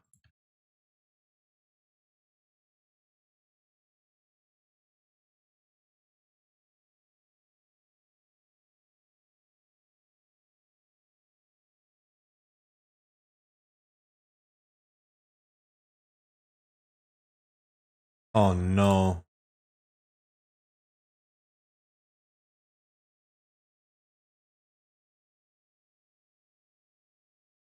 Oh no, I thought like, oh no, I thought like it would be quick. No, that's gonna take forever. No, every gem requires different materials. No.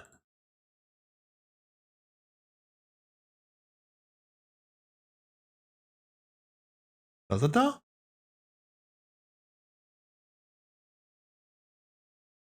Oh, fuck it, bruv.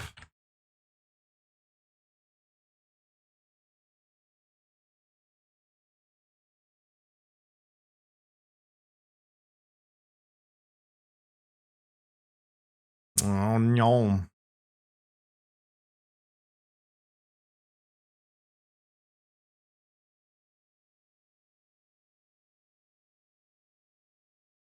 Mm. The professions are gonna be taking forever. His name is Big Sad. Oh, you know who is Big Sad? This guy. I saw this recently. I saw this on the day when Alpha came out, and I scrolled through the WoW category. Attention, all Blizzard employee. Please give me War Within Alpha. This is Code Red. His streaming title was this: Blizzard, I'm begging you, please give me Alpha. I played this game for 20 years and made content for 16 years. Please, I'm begging kings. I love WoW. Realize something? This guy playing Classic. Do I think we should exclude Classic players from getting Alpha and Beta? I'm not sure. But didn't Holly Longdale recently in the Mr. GM video that we watched, didn't she say that there's almost no overlap between Classic players and retail players? She said that. She said that. So...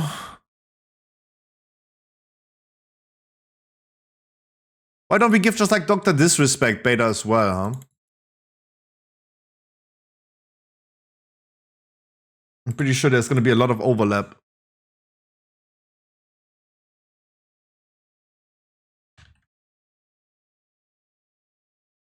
Don't know, I wish you guys were in the alpha instead of like someone that is like not even WoW associated, someone who does not play WoW.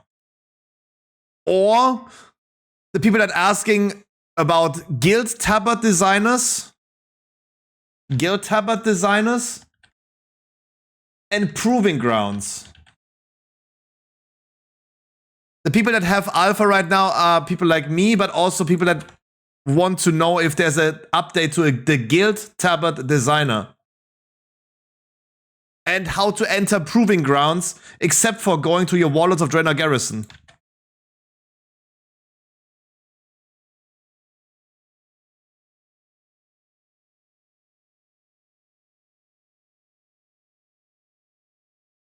But hey, here we are.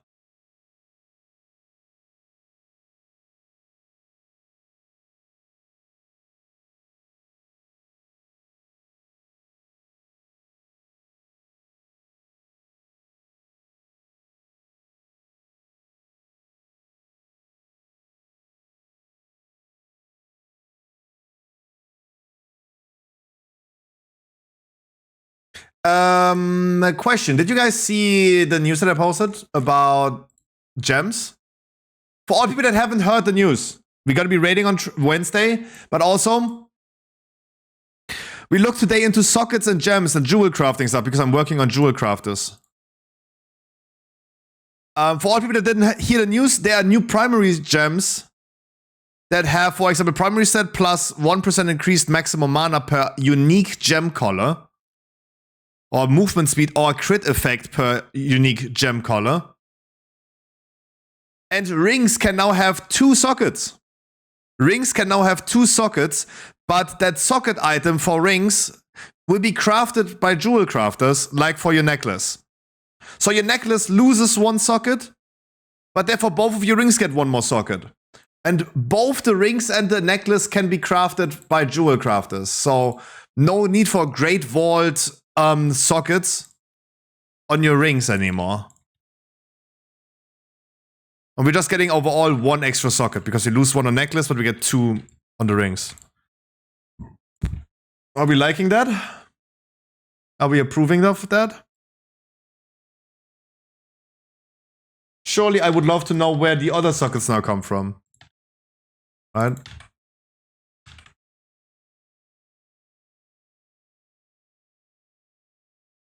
Because I'm not the biggest fan of like Great Vault sockets though. I would like it more. I would like it more if there was different meaningful reward from the Great Vault instead of sockets. A dinar, for example, right? Like one fraction of a dinar that we have in season 4, right? Like every time you had like a bad Great Vault, it gets you like a bad luck protection. I think like this would be so much better though. Wouldn't it? Imagine you can just like buy the sockets from other professions. And it's not Great Vault related. And therefore in the Great Vault, you had a bad Great Vault, take like 1/4 of a dinar. And if you had 4 bad Great Vaults, you can literally choose the item that you want.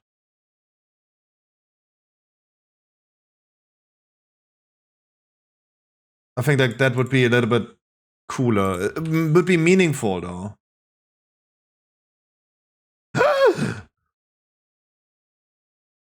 Okay, we're gonna be doing 1 more dungeon before we eat, huh?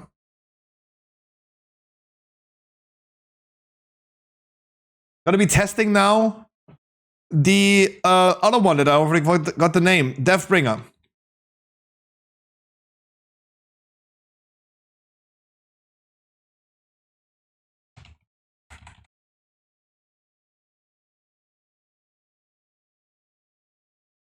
Did not explode yet though.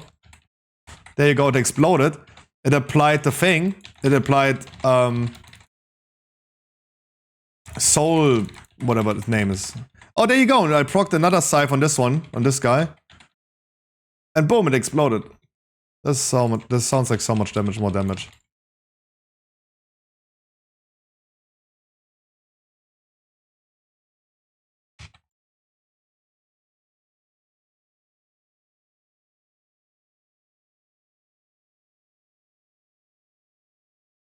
It probably jumped over him. There you go. I'm gonna use Morrowind. And yeah.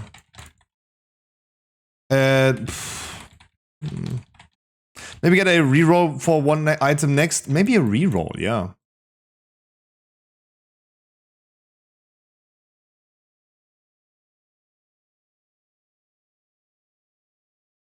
Maybe, yeah. Like, I mean, something. I feel like there should be something better.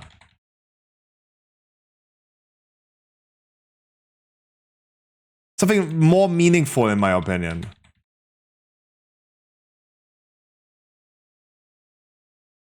I do not think that the socket is really meaningful and you're not really happy about it. I do think like something like a bad luck protection or reroll. That sounds like such a better idea, right? Like what I'm wondering is like, how can we make Great Vaults on a Wednesday be not a disappointment? Right? How can we achieve that? How can we achieve this? Oh no, this whole group doesn't know.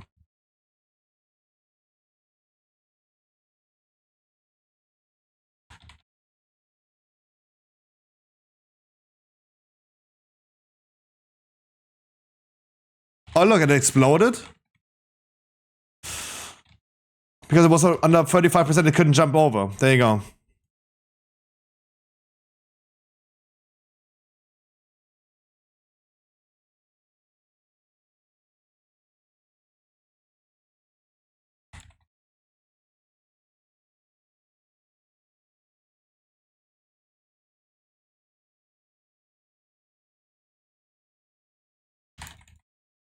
Ripping this back into my different decay because I do need him to explode in here. I do think this, like, I don't have damage numbers, but I do think, like, especially when the scythe comes and the animation that you bring, that you do on this one is so much cooler. I mean, this is for me personally the clear winner though. Unless they, I mean, surely they need to buff the passive buffs, but this feels more wombs instead of like you just having like a passive buff on you. Like you, like the other thing is like literally you having just more haste, right? The other one feels like you have more haste.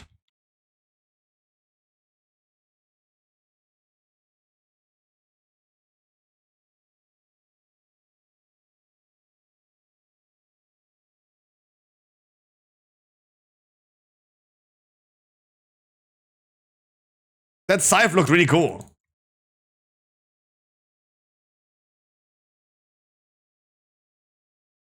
Arcane Mage?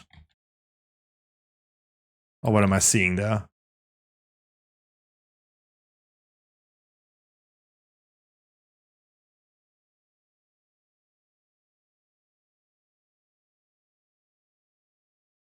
Whoever ran there, the monk, for example, yeah, he got fucked. Got fucked. BAM! That scythe looks really cool. I got really nothing bad to say about this one. Probably reroll is that you will get to a point where you don't need anything and then a reroll doesn't matter. That's true. That's true. Is this a bad thing though, that we at some point just don't need anything? Because at some point you also don't need a socket. Right?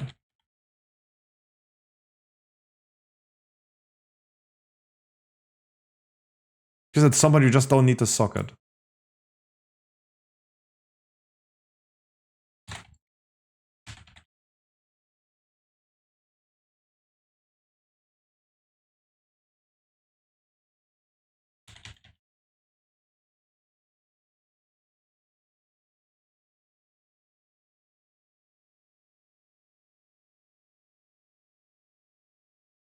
I don't know if it exploded now. I don't know.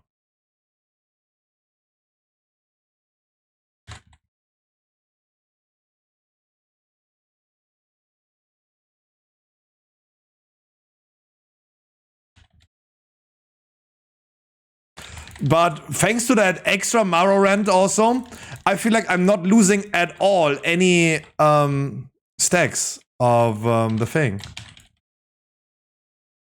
I feel like I'm not losing any stacks of bone charge, the bone shield, for almost like no real cost though. Because it doesn't cost me like any runes though to use. Boom, and another Maro rent. There you go. Bam, bam! The scythe. It also gives me Soul Reaper.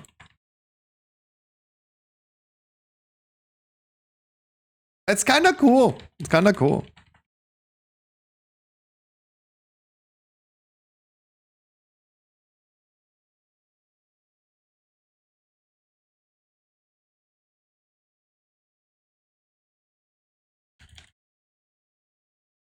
Why am I zoomed in so hard?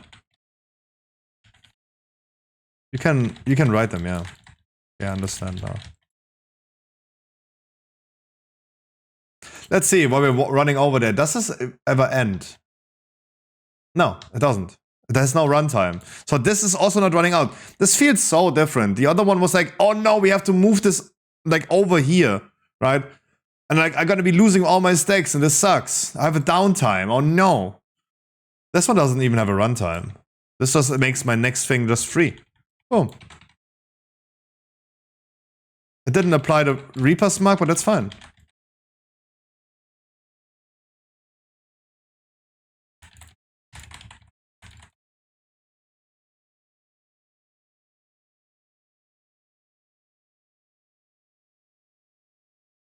This is so much better. This is like guaranteed the winner, clearly, for me personally, play-wise.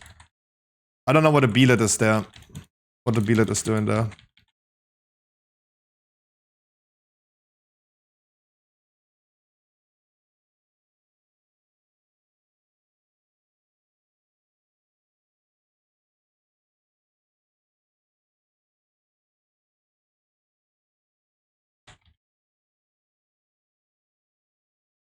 And it quickly jumps over to the next one, though. Ah, this is so much better. This is so much better.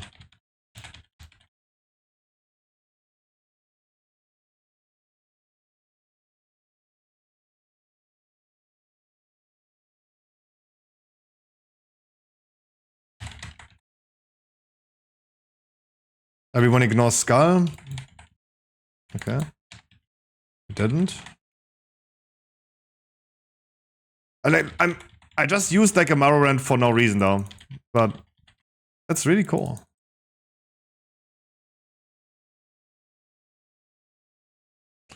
But once again, like getting one extra ability, it feels like a tier set that gives me an ability. But maybe this is what all of them gonna do.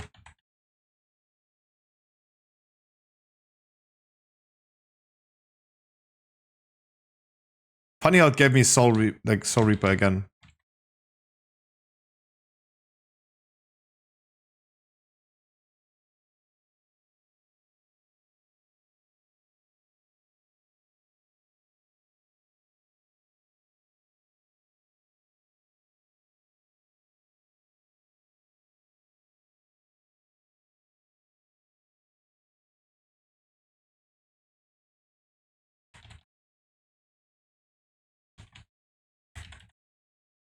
Let's see if we kill it though. Yep. Nice. And I get a free Morrowind. Bam.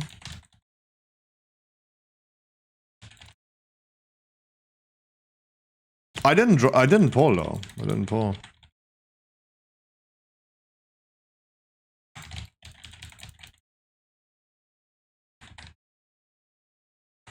I did not pull them.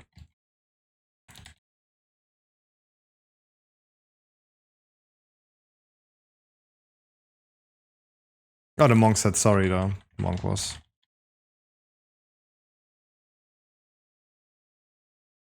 Let's see how strong DK is, because I did die in that moment when we already full wiped on this. Ooh. Let's see how strong the DK is. Should get me through this, right? Madeline was yesterday talking about like them doing like duoing this.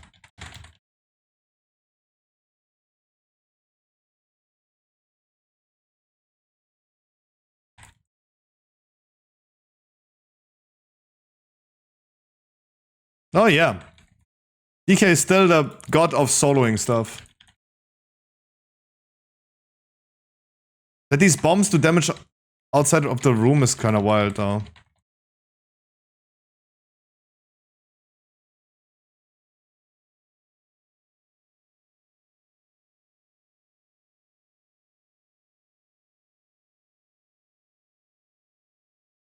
No, I will not kill it. But at least I get procced another thing on it. Another Reaper's Mark. That did not count as dying though, sadly. Why is he healing though? Oh, they have a heal cast that I never paid attention to.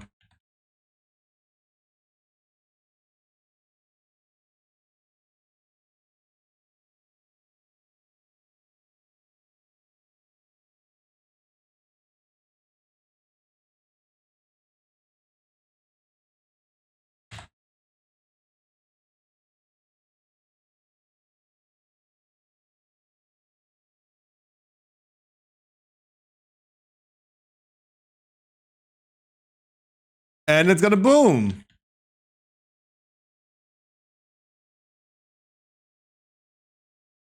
That does so much damage if that goes through.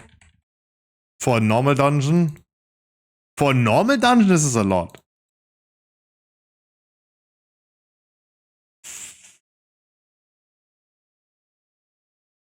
Okay, so afterwards we're gonna get food.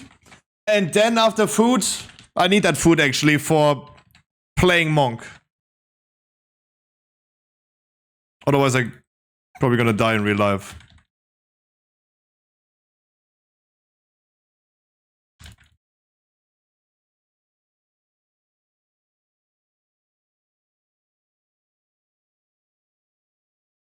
Oh, that's Big Sad. That's the Monk that we just saw in Stormwind. So cool if you have like actually one server for everyone. Blizzard, when cross-region, when server abolishment? When do we finally abolish all servers? Imagine I gotta be procking now. Imagine I gotta be procking now. I did not, sadly. Because I would have loved to see what happens if I have two of them. If even two could be up at the same time.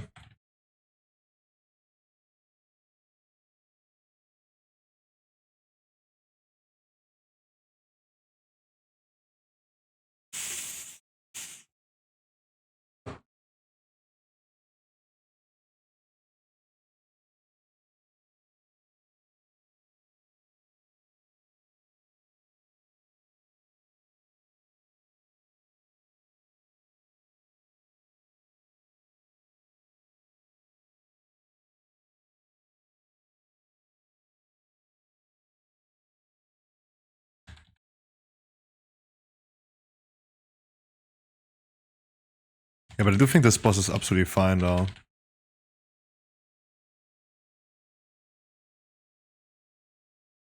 This range could maybe be increased. But look, we actually cleared a lot and we only have like 4 of them left. That would be actually not a bad thing. Jeez. Nice! This one's so much better. This one's so much better. You get like 1 extra ability, but so much better though. It is. Oh god, Monk tank next. I don't even dare thinking about that.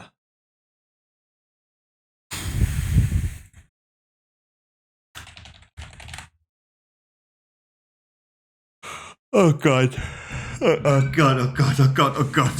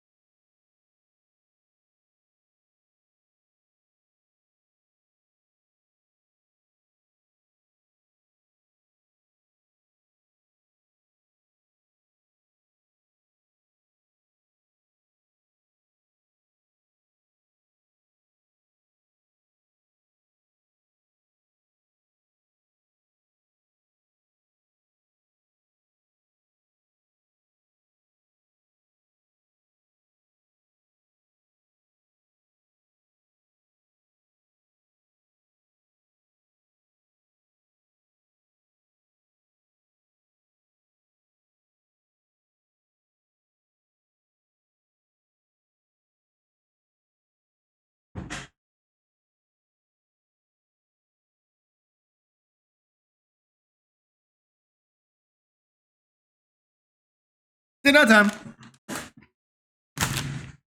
Before we hop into the Monk, dinner time. Cool, we're actually getting get things done today. That means I might be able to throw out this YouTube video tonight. Excited. And we get Mechas as well, so of course I'm excited. The fuck? Yeah, fuck!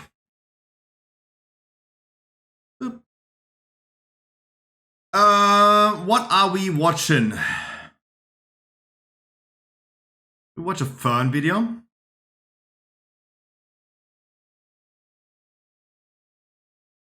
The psycho streamer who lives in public toilets.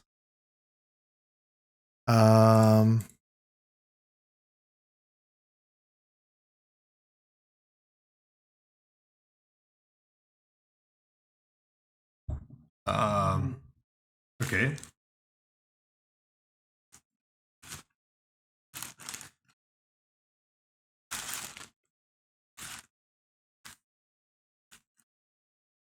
Oh, fuck. Chill, sit down.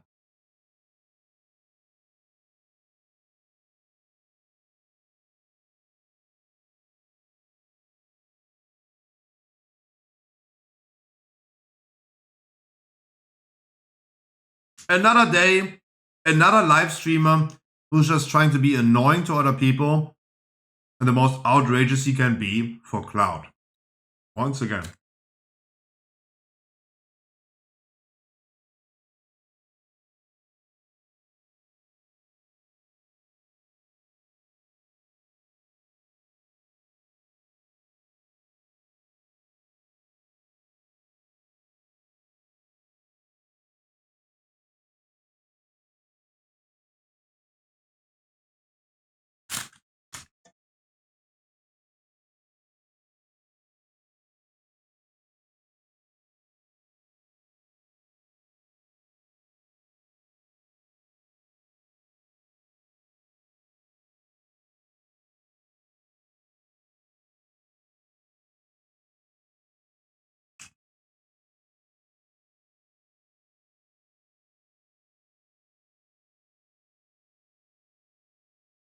I mean,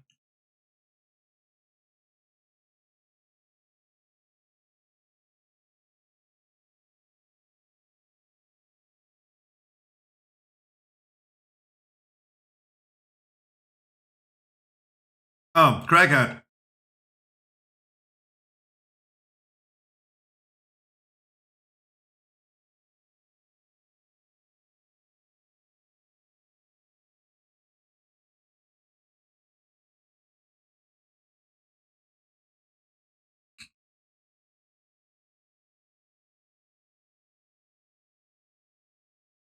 The fuck?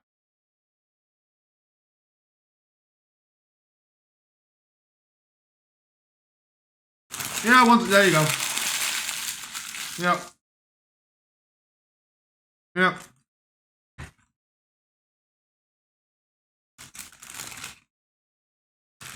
Damn.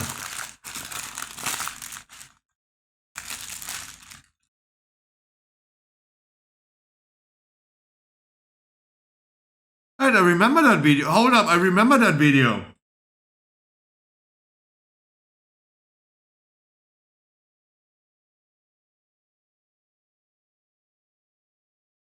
I remember that video.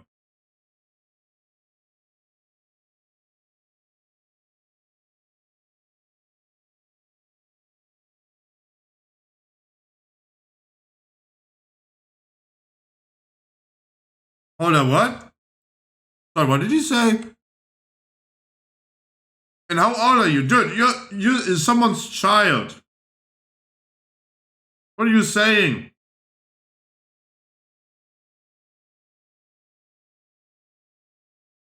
Wait, he pulled his pants down.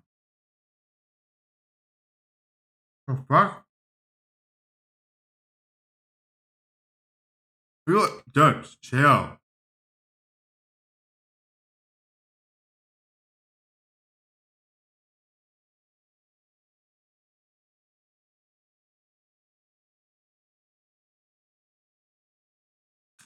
What a disgusting person he is.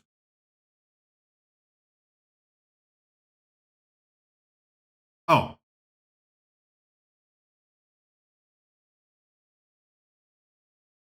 Yeah, because you're just trying to be outrageous, annoying, creepy, weird. Yes, exactly. It's engagement baiting.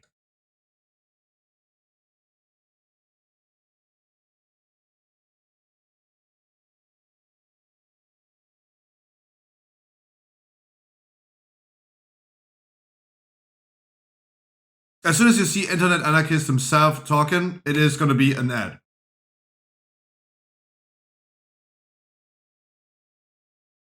Yeah. Yeah. No.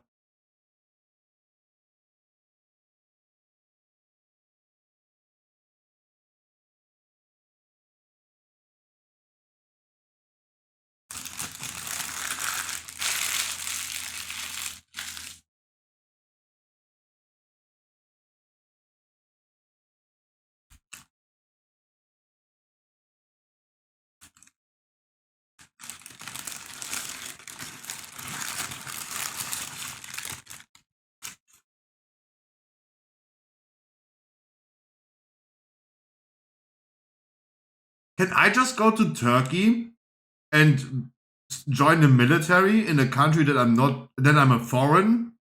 Really?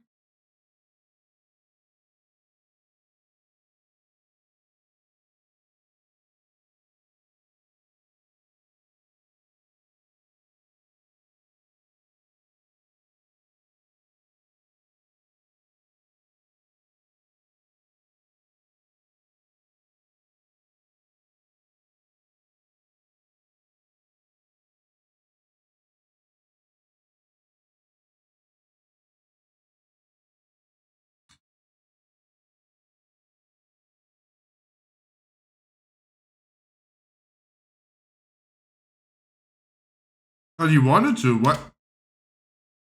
He did say he want to join, and he said like he don't want to join. He's happy if he doesn't have to.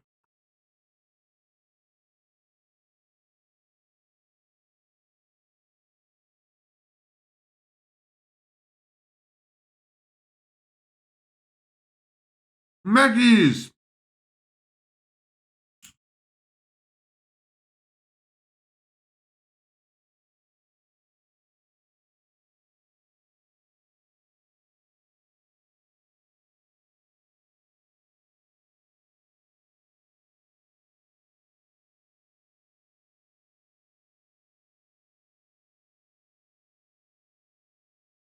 Never met the bloke.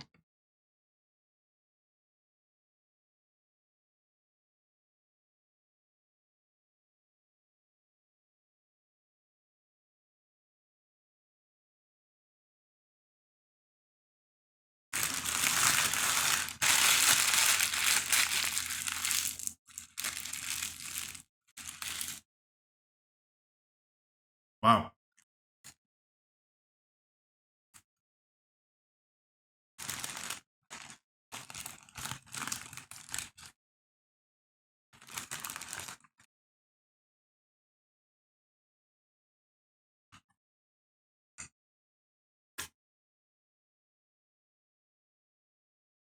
A dolphin, bruv.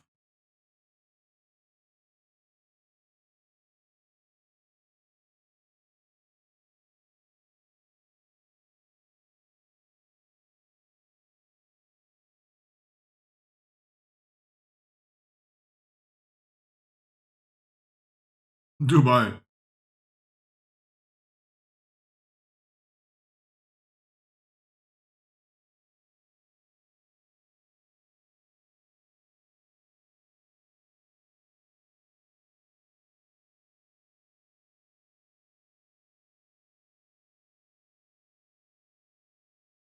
Okay.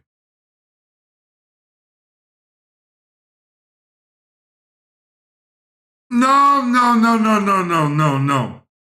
I'm fucking eating. No. It's not rocket my ass, dude.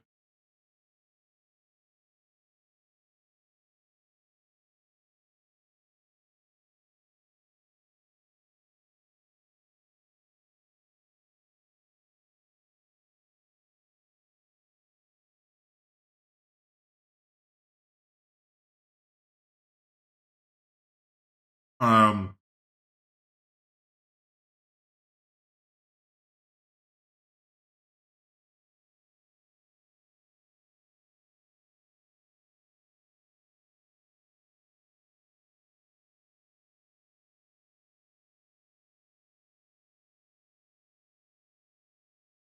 Dude, imagine you're having such a mental breakdown over getting robbed that the robber in front of you is like, damn, chill, dude, chill.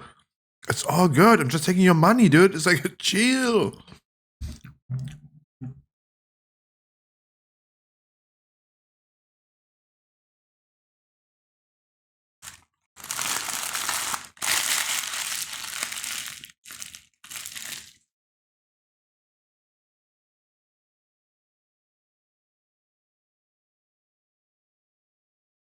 Oh no.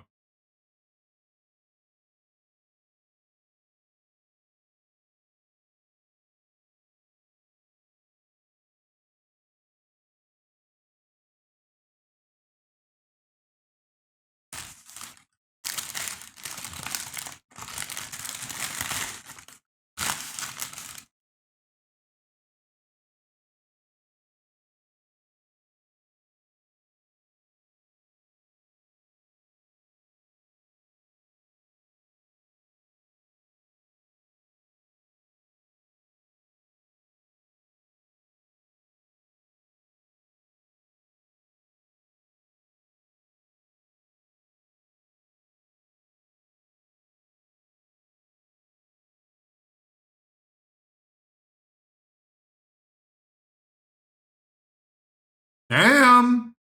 Hey yo. Oh no. Welcome to the CX network.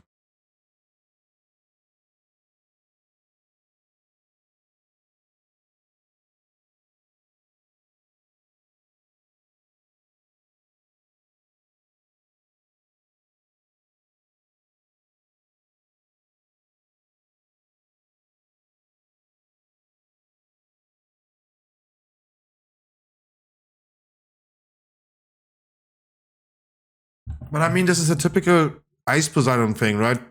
You're messing with a streamer's text-to-speech messages, but you are the one funding it, right? You're the dumbhead for donating $5 in order to say that he's a dumbhead.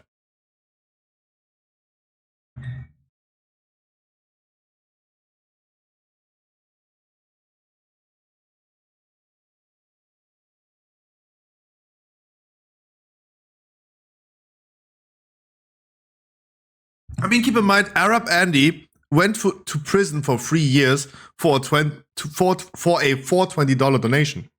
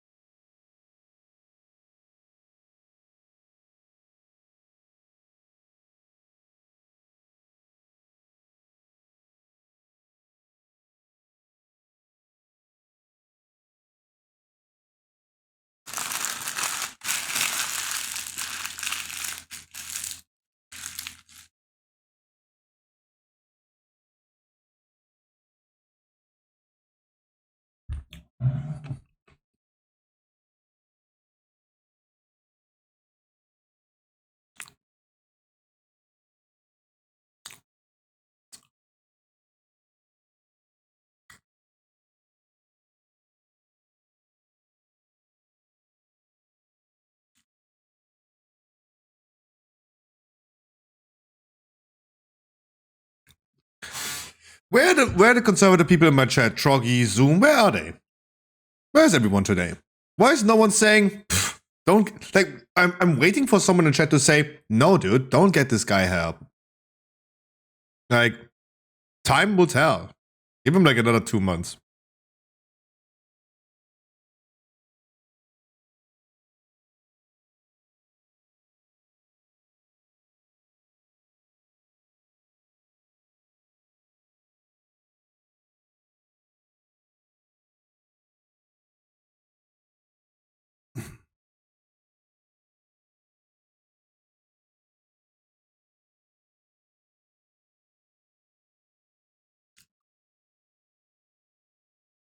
Content brain.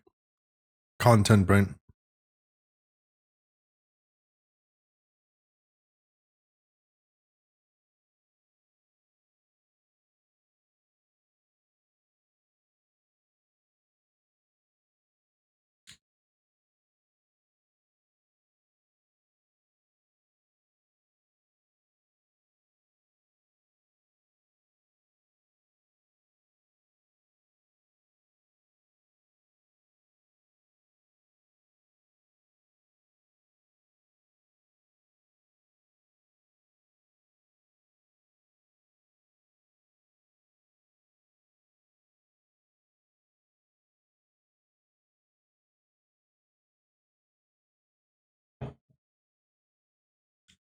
Where's the dad? Like, where's the fuck is the dad? Like, where's the dad? Like, I don't want to spiral this into a should you beat your child debate, but where's the dad? God damn it, hello? Dad?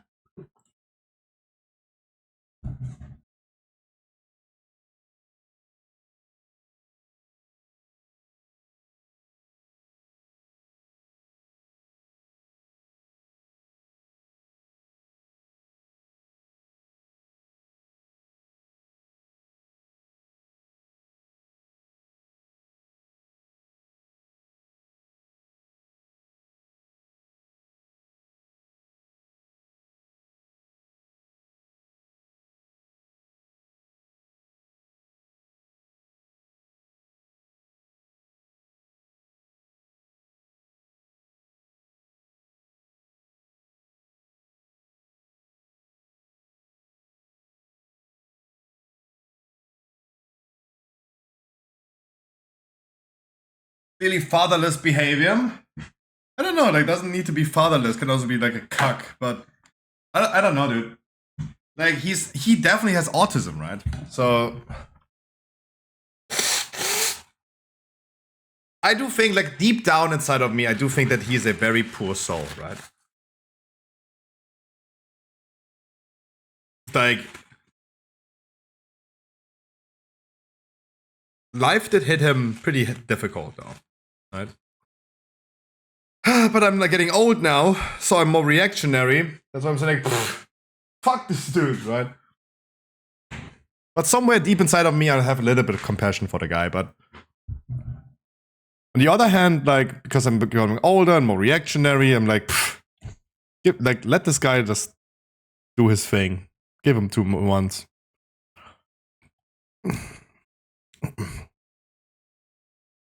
Oh my goodness.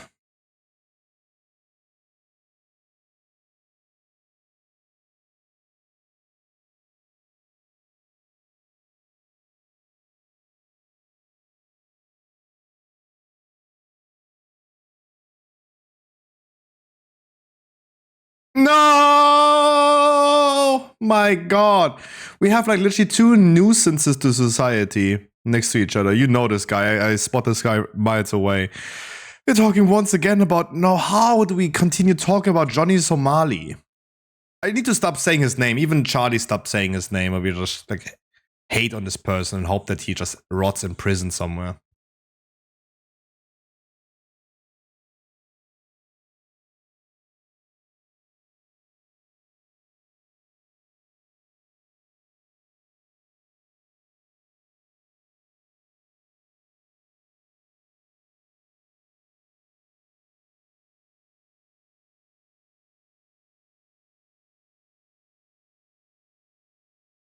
Oh, you did not poop on the beach and don't even wipe. You did not. Look, me as a poop connoisseur, right? I'm a poop enthusiast. I love taking a shit. I remember today, this morning, I watched Scissorin, and even Scissorin was talking about it, right? The stalls in public bathrooms, America versus Europe, right? He said the term poop enthusiast.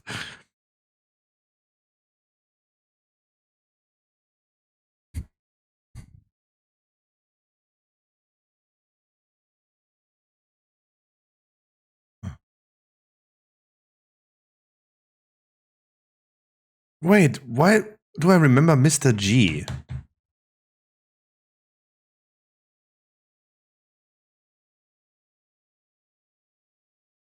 Oh, wow.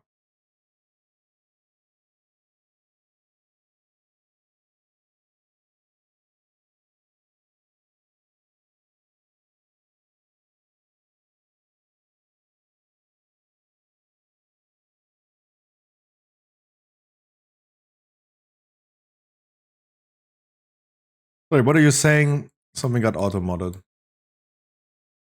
What are you talking about? Don't know why this was auto-modded. Who was Mr. G? Any association with CX at some point? Like, I remember the guy.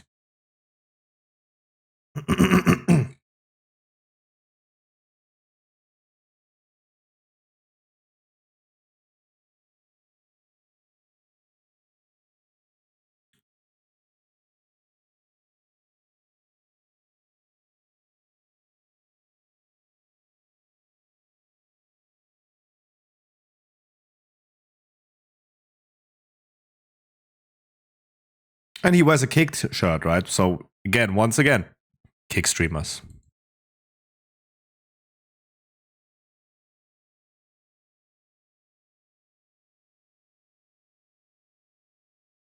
Wait, you can go ahead on.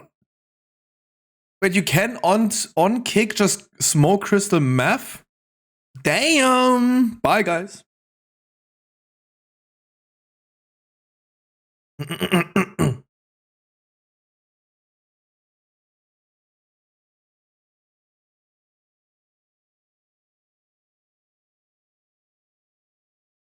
Damn! That's also like an interesting concept. Imagine like I just gonna do a TikTok before I gonna go live. Tomorrow before I gonna go live. Guys, it's a Sunday stream. It's gonna be a cool day. It's Sunday fun day. But you have to donate me $100, otherwise I cannot do the stream. Sorry.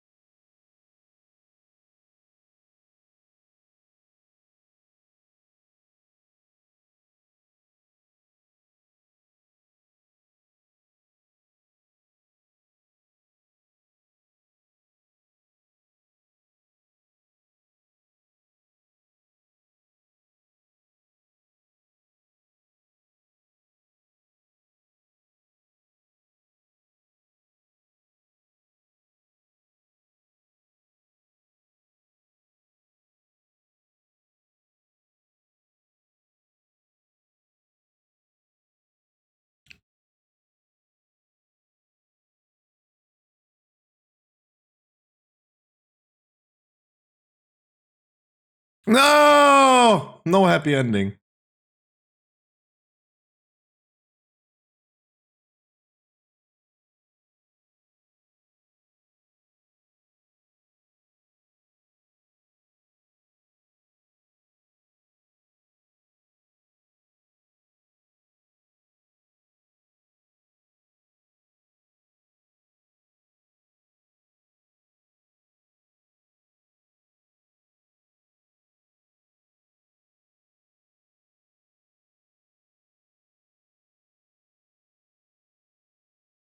Even Thai police asked a person about their mental state. American police would have just shot him, right? Wow, even Thailand police is more trained than US police.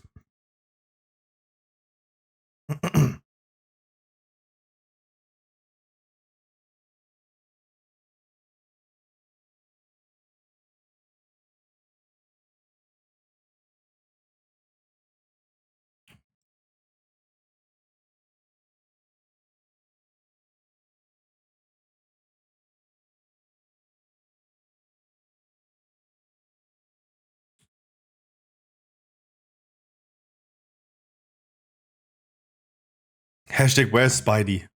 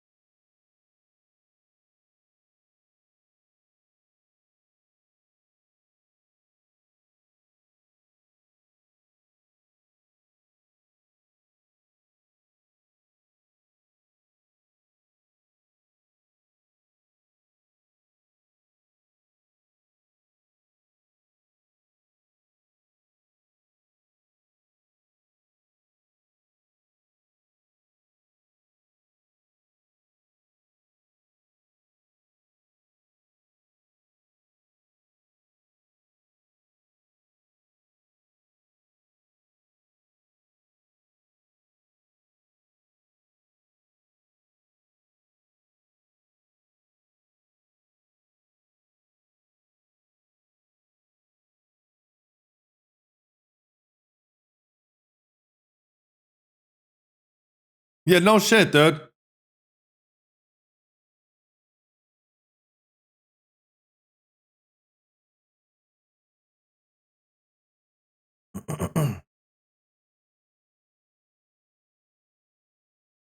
How are you allowed to make fucking TikToks one part of your insanity how you're allowed to be in like in a mental asylum and do TikToks. That's whack, dude. Like, why don't we just like put drug addicts and alcoholics into a clinic and then just feed them more alcohol and drugs? Like, good idea.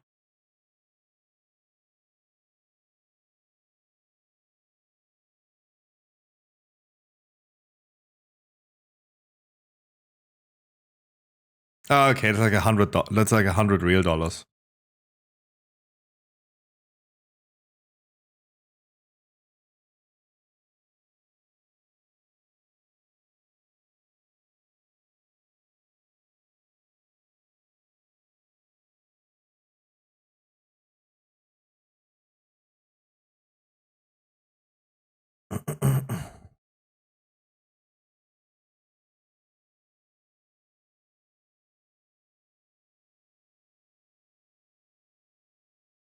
Yeah.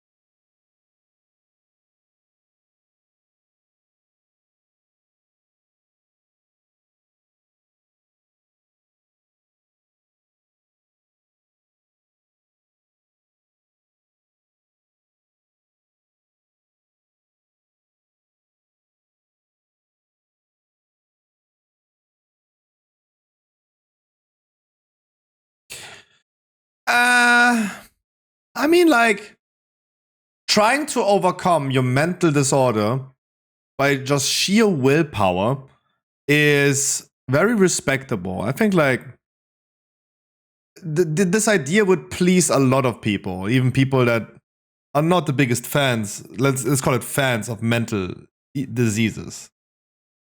Right? There are people in this world, like Keemstar, for example, that would say, like, yeah, depression doesn't exist, right? Andrew Tate would say the same thing. Depression doesn't exist, right? You need to just overcome it. So even those people would like agree with this, but I don't know if like this motherfucker right here is like a little bit too far gone to not take meds.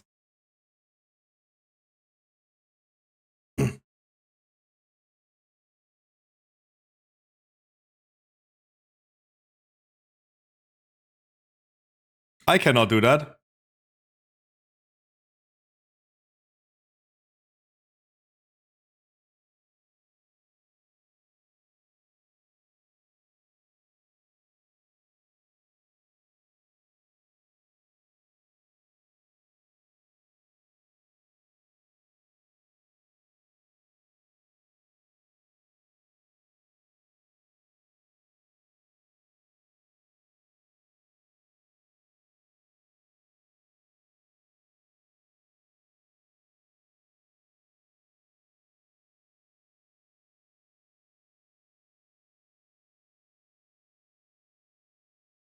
No, don't take the whippets.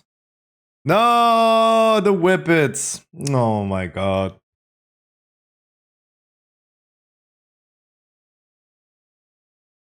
I don't know why this is even censored though. I don't even know what this is censored. It's literally just like gas. Dr. K Twitch clip whippets. I don't know if you remember this one. Keep in mind, like, this is Dr. K, the Harvard psychiatrist that streams on Twitch, talking about like video game addiction and stuff. Really cool guy, and he had like he had like a political show, right? This is Peter something. I forgot his name. And the old fucker in the bottom, like, I don't know, right? And they were having like a live broadcast, right? And you can see like top left guy liberal, bottom guy conservative, right? The fuck Biden flag in the background. And I even see this is the first time I see a bong. This is brandy, bong. And imagine you're like a political commentator, conservative commentator, and you do this live on stream.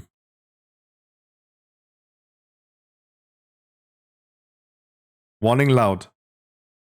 I don't know what he's looking at right now. Like, is he looking if he's live or not? Look at him. Oh, it's David Pacman, not Peter. And everyone's like, huh? It's like, huh? What just happened? It's like, even he's like, huh?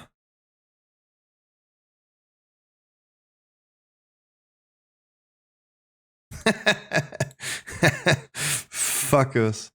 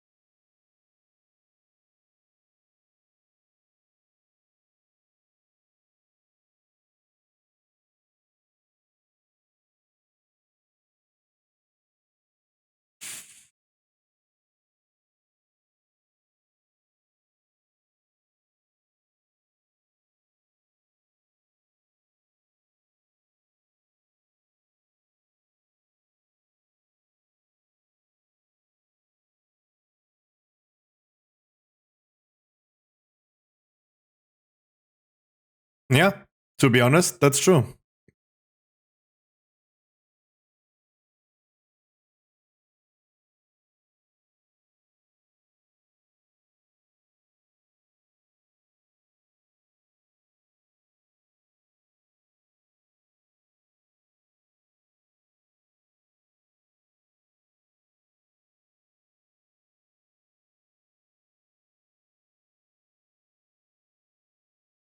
Dumb. Oh, wow. The last thing is like, yep, you're still gonna get fucked by the IRS. It's like, oh, okay, Jesus. Not even wrong, but damn. The fuck? Jesus. Okay. Brewmaster Monk. Oh god, I have to learn Brewmaster again. Last tank that we need to do. Last tank we need to do.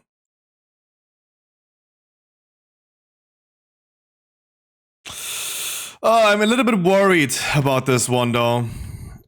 Because do I remember from season 2, from the little short while of me playing it though, do I remember how to play it, what my keybinds were?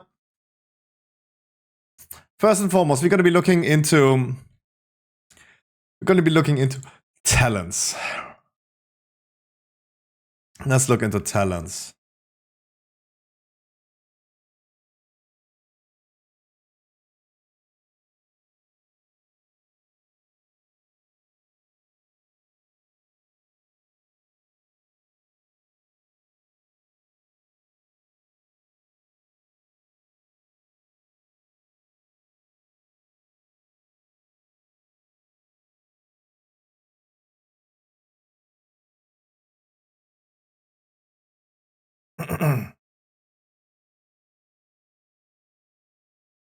I posted the news about the gems today on Reddit though.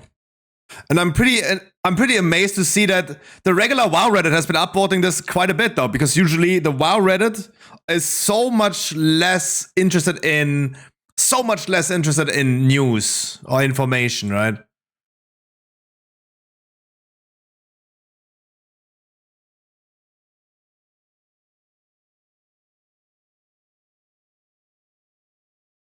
True. The crit gem is just making it mandatory. Movement speed, maximum mana, or crit effect. The crit effect is just like output.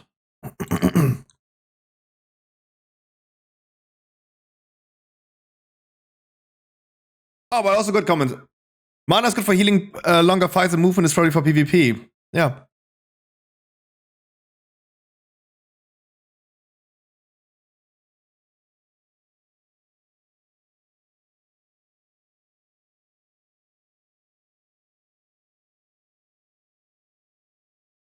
Better gems work well in Wrath, more interesting than using the same gem in every socket. Nice to see it return.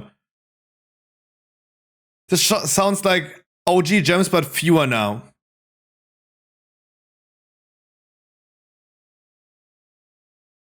Honestly, after reviewing some of the flasks and enchants and gems, I think they're cooking a little bit too much. Part of me thinks that they do this kind of stuff just to fuck with the people who make raid bots and Sims, lol.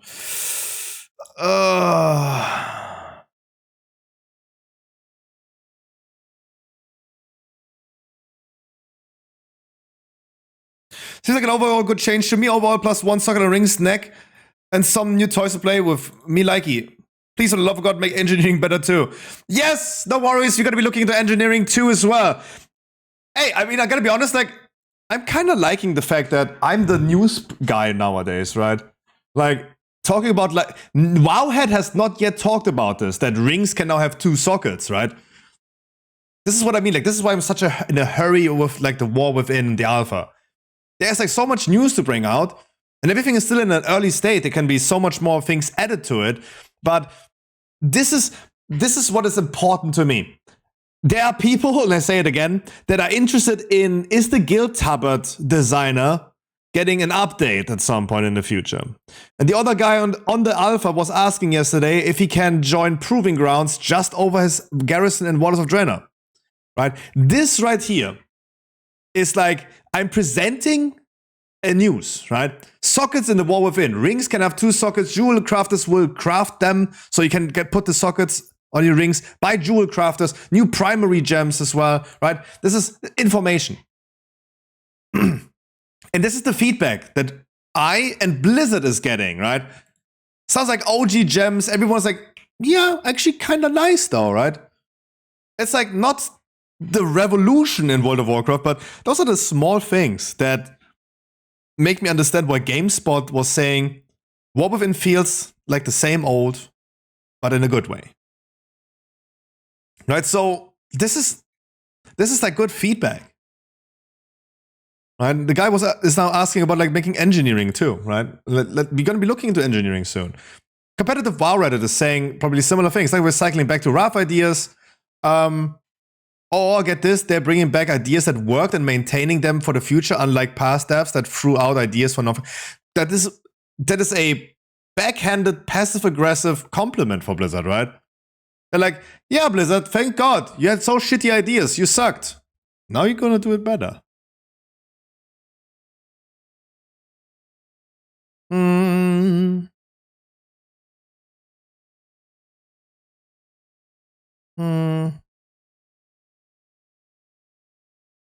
Does that mean that we get the mob secondary stat transferring thing back soon? If I was a dev, I wouldn't say. Now, since I'm a fan, let's widely speculate, of course, and 100% yes. Oh, reforging would be nice. Nothing gets my juices flow more than flat percent movement speed increases. Time to reroll Jewel Crafter. Heard. No! That's not what I was trying to say, but I mean, I do like this. I do really enjoy what I'm doing currently with like looking into these things and bringing out some news that not everyone is bringing out. Like my focus is like maybe on something else than most other people. And we will be questing very soon in the War Within 2 just to like see the game and enjoy the game a little bit, even though it's questing. But right now, for me, it's like I'm just a sponge. I'm a sponge that soaks up all the information that I can gather. Anyways, class guides, Brewmaster Monk. Can anyone come over and scratch my back, please? I wish. Copy to clipboard.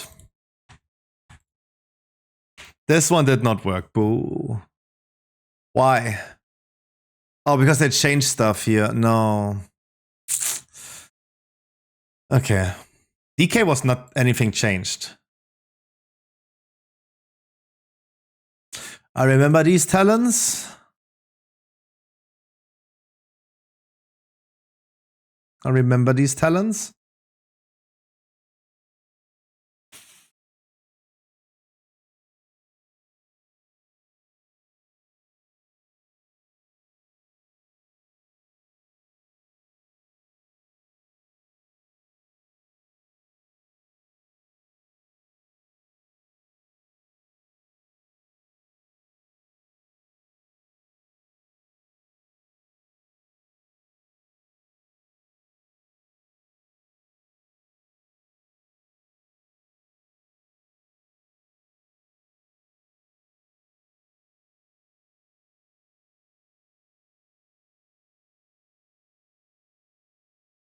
Okay, it seems like the talent tree is very similar. I chose this one over this one, this one over this one, because this is what I'm used to. Looking at the left side, there's no extra paralyzed talent anymore. Tiger's Lust is now here and allows us to skill into that way easier. This one? Oh, it is paralyze. Paralyze now removes all enrage effects of its target. I don't know this was in there before. Monks having a very long cooldown on enrage dispel? That is kinda interesting.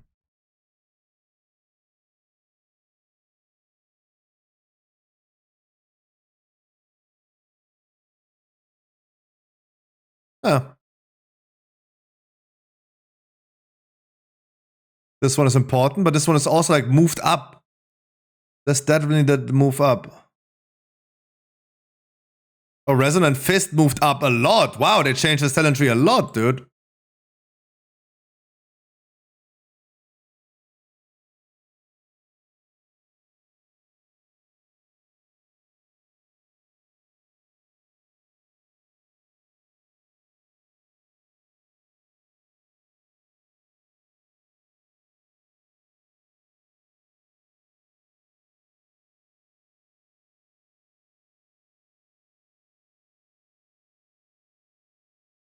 I think I almost skilled everything now on top that I want to skill. I mean, this one has to be skilled. 70% more damage. But I have like 4 more points left. What happened?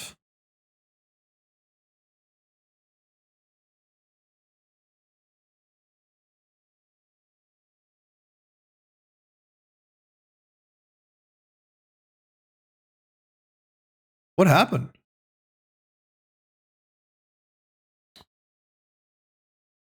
Wow. There's a lot of things that have been changed in here.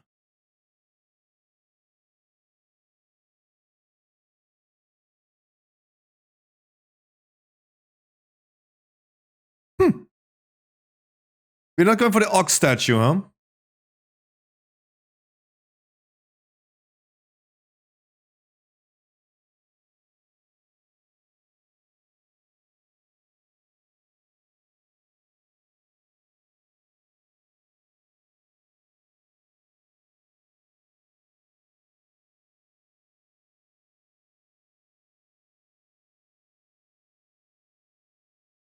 Wow. Clash is now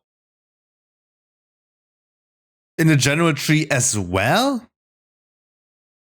Okay.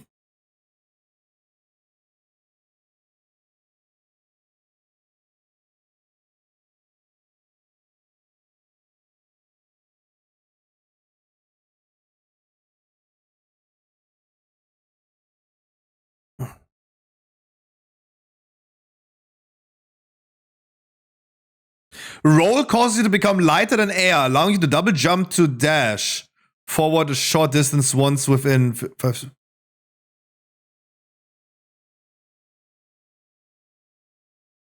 We need to scale this one for sure.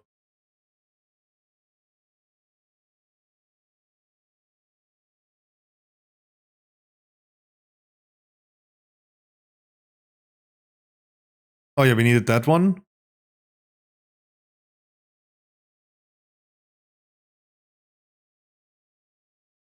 Transcendence talents. The statue is gone. Oh true, the statue is also gone. The fuck?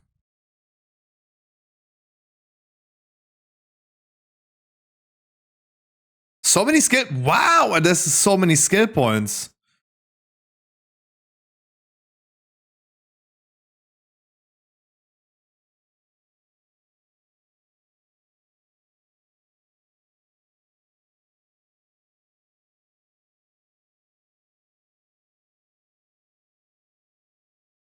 Interesting.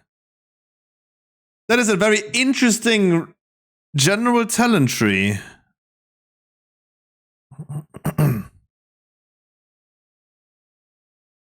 Very, very interesting. Okay, do we remember our keybinds? Let's see. Oh, that's been a minute.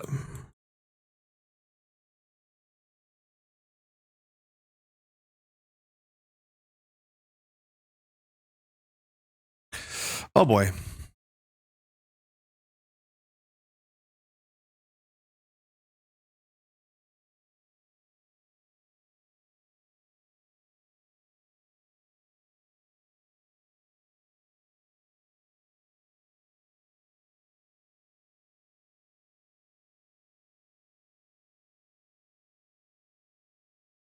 No, that goes here.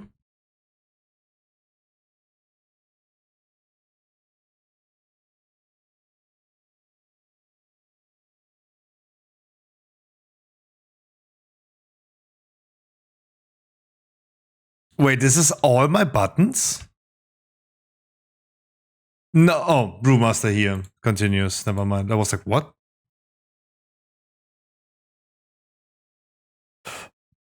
That would have been wild.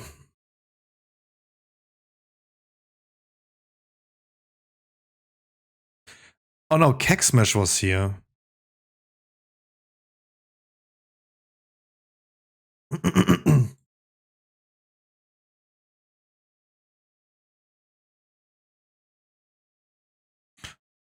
Question, where were you going to put this one?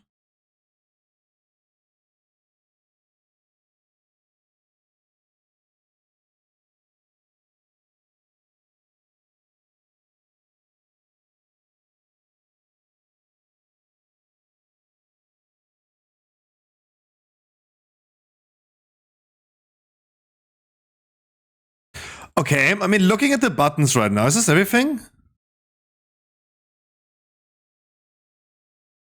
I think that's almost everything.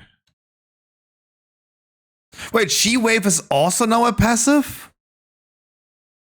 Oh my god, like, Button Bloat soft on Monk. Button Bloat soft, what the fuck? The other one is also passive, right? Yeah. Wow! I am positively surprised.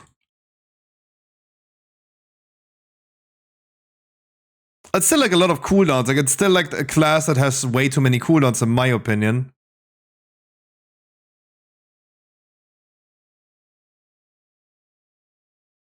Was it like this or this? I think it was like this. This feels right.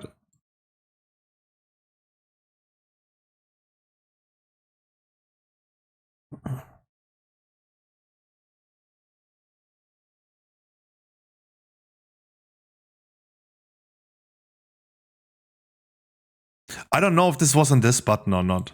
I have no idea. But I'm gonna do it like this. Wow, Button Bloat is really, really soft. Wow, I'm positively surprised. Wow. Crazy. Very positively surprised. Damn. Big thumbs up.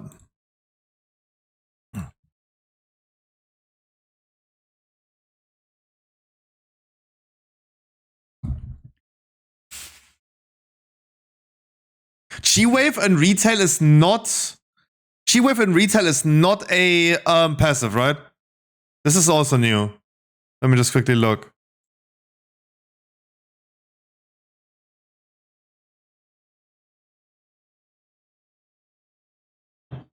While we're already here, we can just quickly check the macros as well. And the keybinds, if we still have that. I didn't think I changed my interface in years, so probably should be the same. G-Wave is... No. Wow. Okay. Very positively surprised. Alt 1, Alt 2. Shift 1 is just completely empty.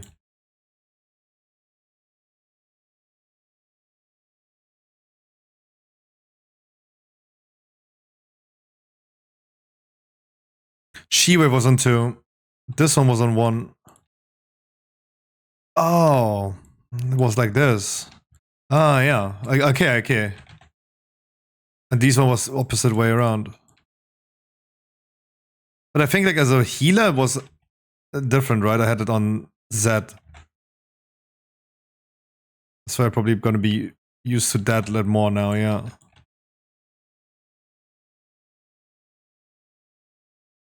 Oh boy.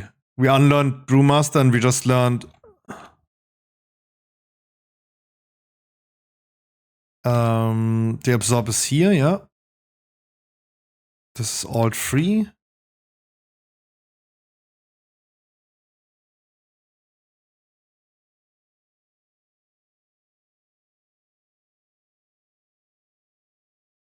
Okay.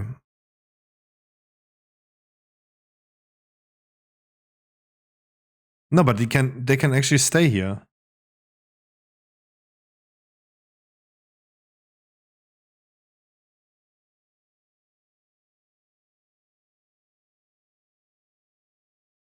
Yeah, I mean, suddenly Monk doesn't have that many buttons anymore. That's crazy. Crazy. Holy moly. Very positively surprised. Very, very nice.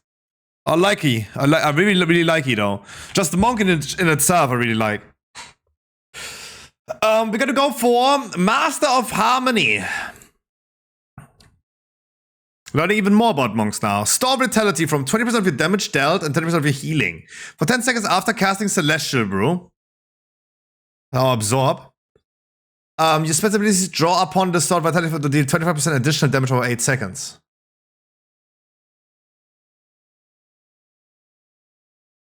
Oh. So I just do damage. I do damage and that damage stores part of it. And that damage will be then unleashed again. So it's a flat 25% more damage done.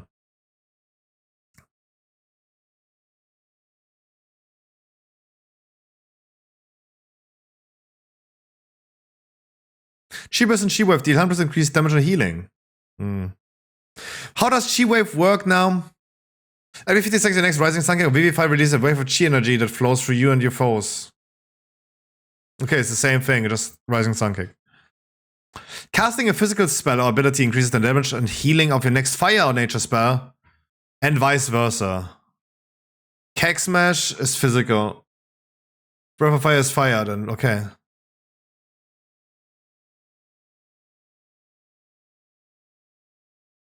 Okay, this is just like, okay.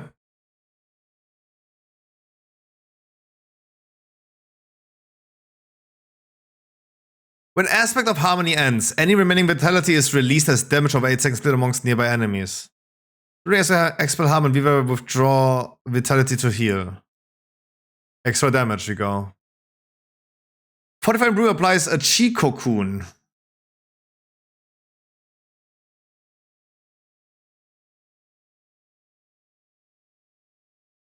Purifying Brew removes an additional and causes you to... Wow, yeah.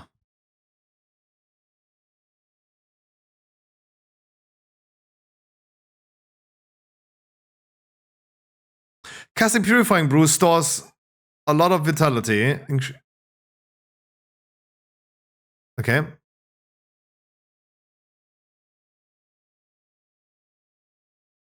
Celestial Brew has an additional charge? Ja, fick mich. Jesus. Jesus. Okay. That's big. That's absolutely big. Casting Tigers has reduces the remaining cooldown on roll. Tigers has grants time. I guess.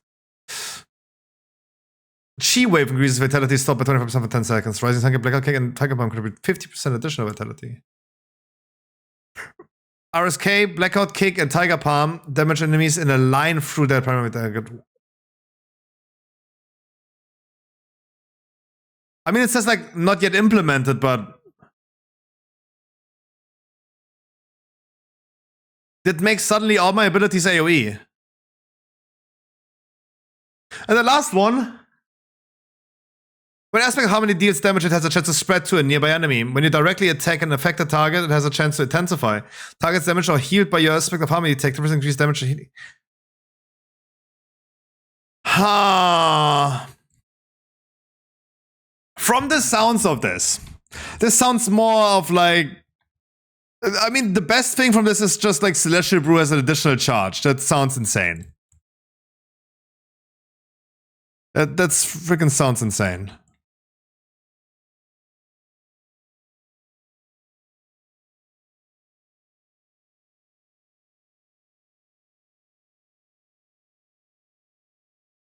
And staying a little bit on the training dummy gets me warm again. Suddenly, like, I need to press it like this.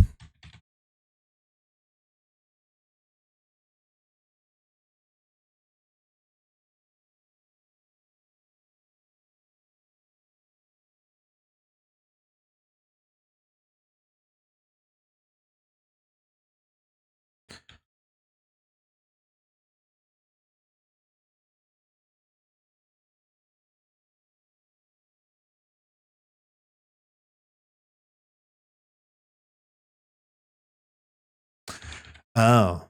And Celestial Brew unleashes that. It's like 880,000 vitality stored right now. I unleash it? But how?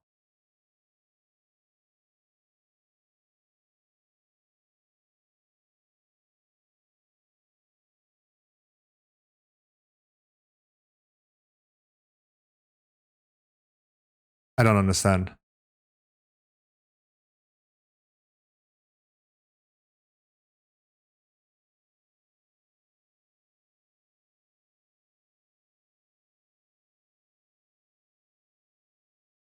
Let's cap this really quickly out before I confuse myself.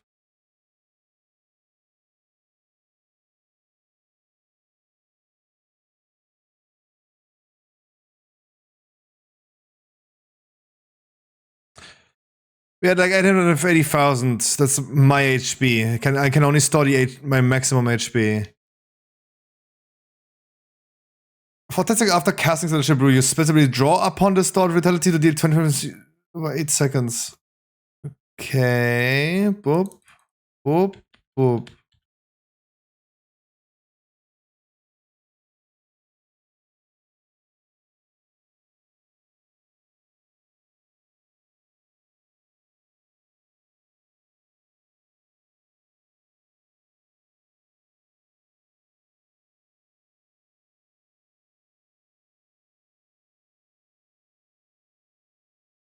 What are the heal benefits? Am I getting healed?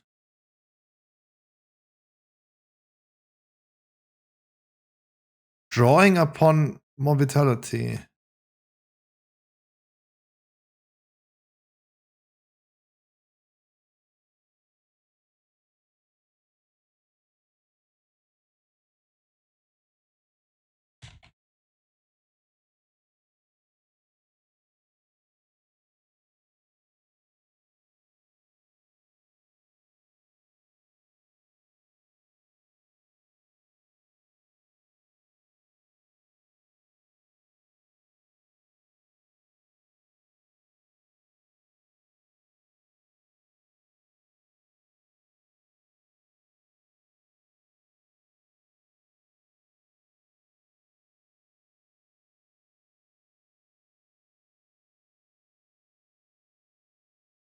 Huh?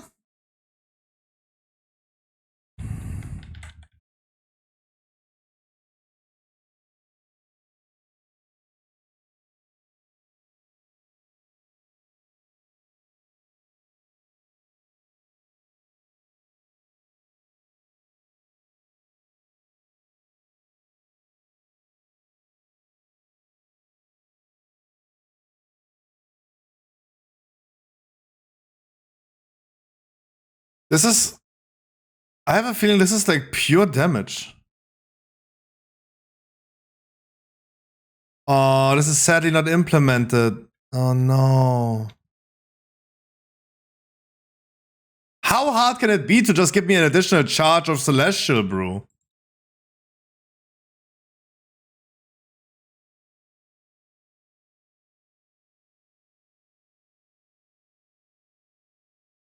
We have to just like think. We just have to pretend that we do have 2 charges. That would be insane though. I mean that sounds insane. This one is also not yet implemented. Hello?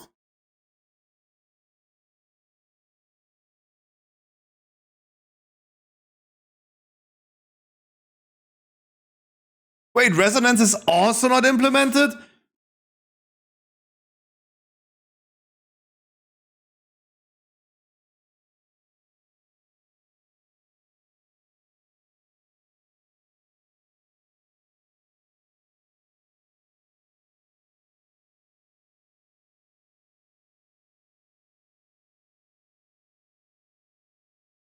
Lol.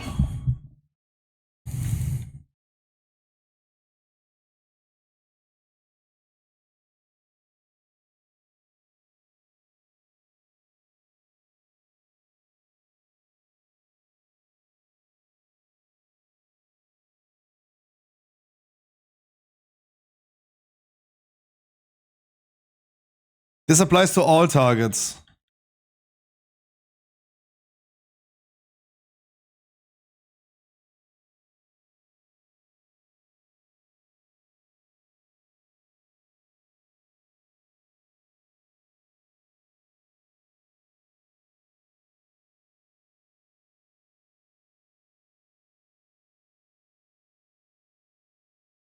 This is fucking lame, dude.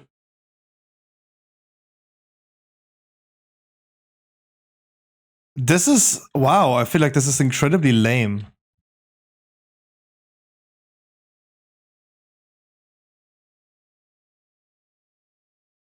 It stores damage that I do, it unleashes then, and then I'm gonna do extra damage. Okay. But feels so lame.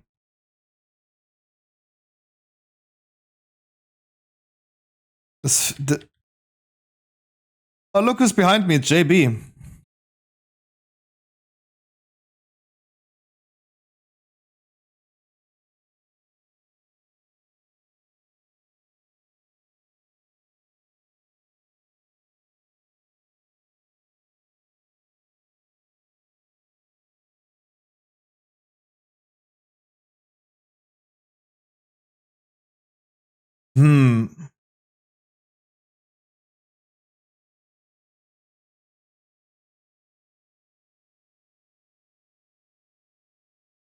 I mean, we have I mean, this is probably the best of this whole hero talent thing. We have a cool animation around us. Oh, this feels weak, dude. Like, it feels like, oh, this is like, you probably don't do anything much more. You have like another charge of Celestial Brew, which is probably pretty insane, though.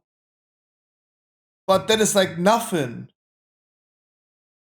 I understand that this is not implemented, but this feels like nothing. Like, the Mountain Taint Warrior also was nothing, but it felt like something. This feels like nothing, though. I don't know. Maybe I'm just like too dumb.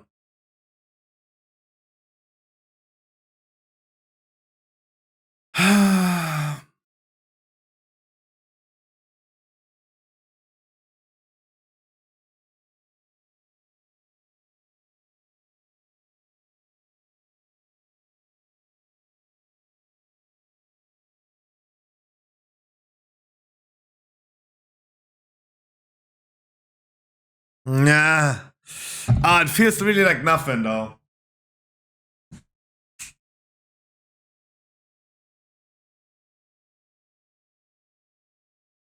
Okay, I have time. I got pee pee.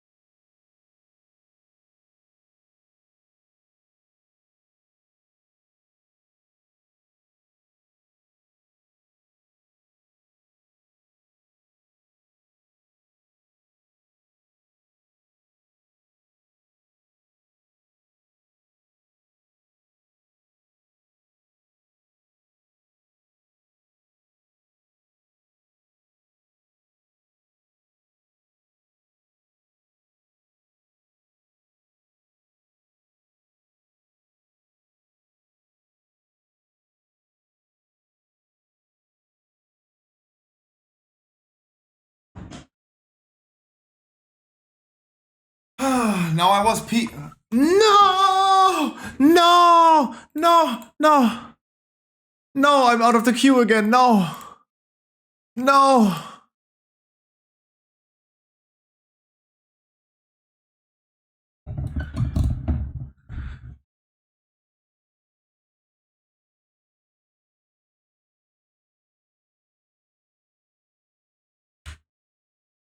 No!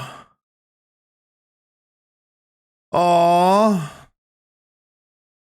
Can't even pee. Lost to peeing. Please, do I hear the sound that I'm still in the queue?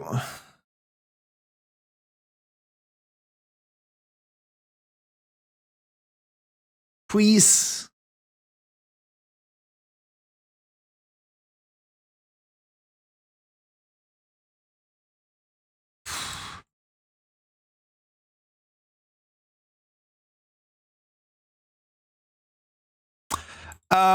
Okay, thank God.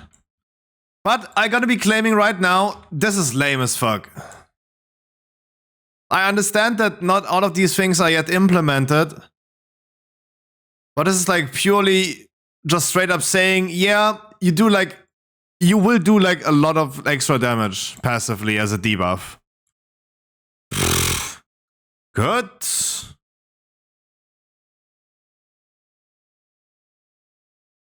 It's like, good.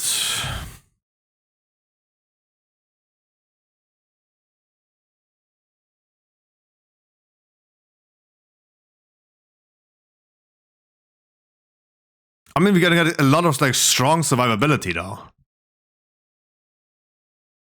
But that's the main selling point right now. No extra button, no nothing, no new. It's like, okay.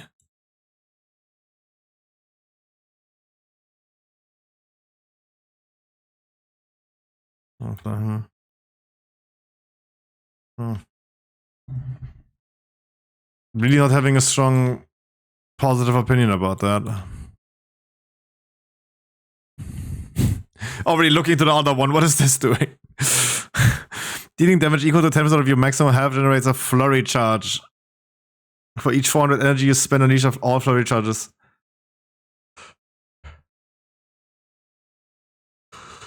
Huh. As a tank, that's gonna be difficult.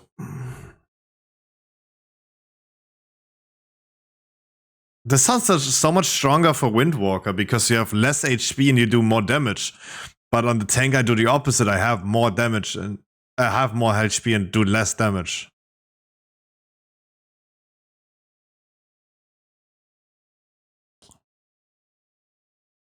Like if a Windwalker has...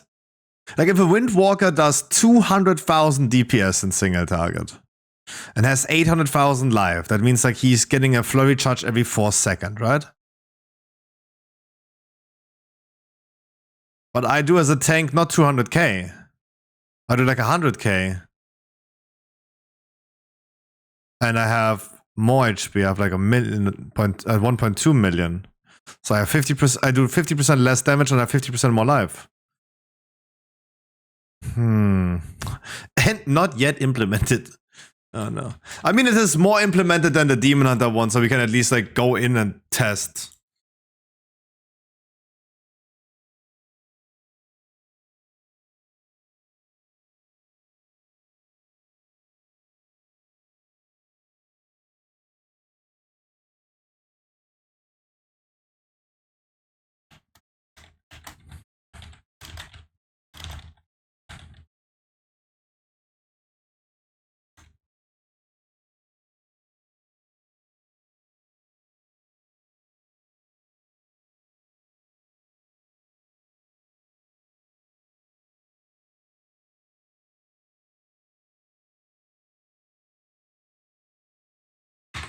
But I see more people now in the test thing.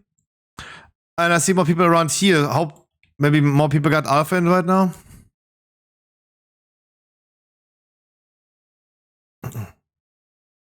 But it is... God, like, I do not like Monk already, and all that really had to convince me now is the hero talents being good, but it's not. Oh no. Oh no.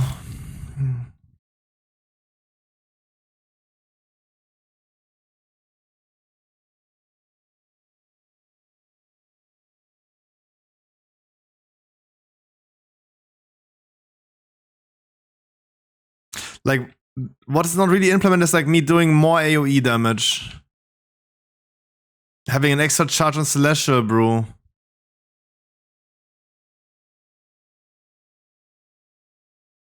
And doing more damage with like abilities, vice versa. If we are opposite physical fire. Otherwise, everything else is in there and you know,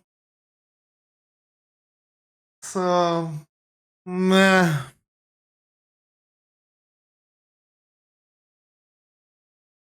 I cannot claim that I like it, and I cannot even claim that I like the music, though. Jesus Christ. Wait, this song is 9 years ago? I felt like that was a recent song.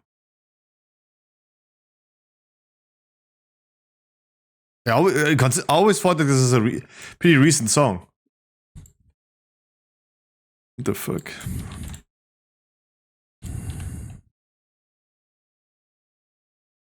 Just know, I mean it.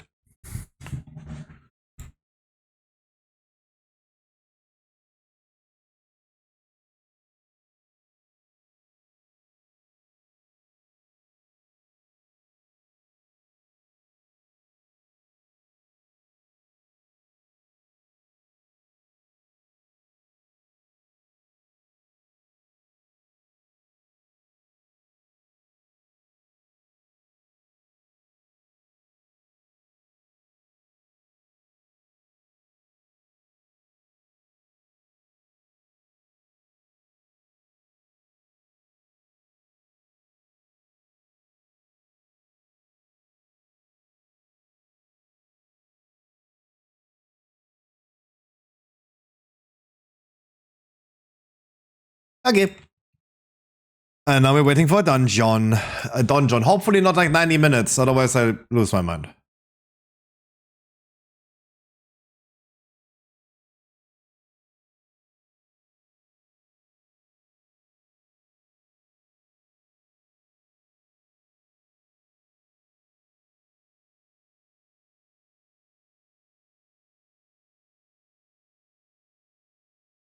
Just know I mean it.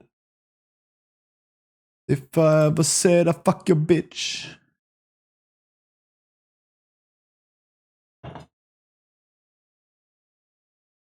I'm getting money.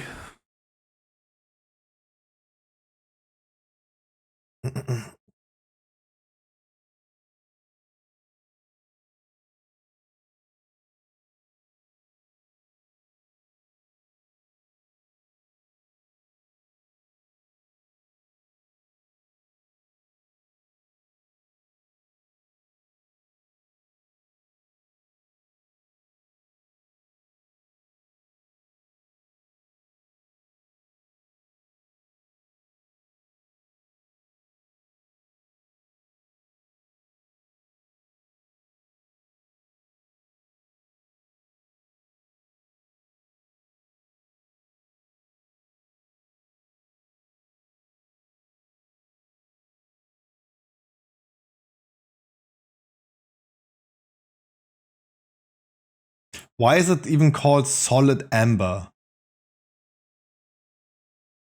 Like, I knew that we already had the names like Amber and Onyx for gems, though.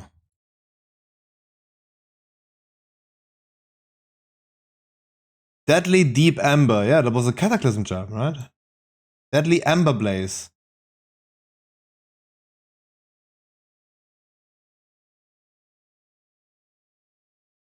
To be fair, we never had the name Emerald.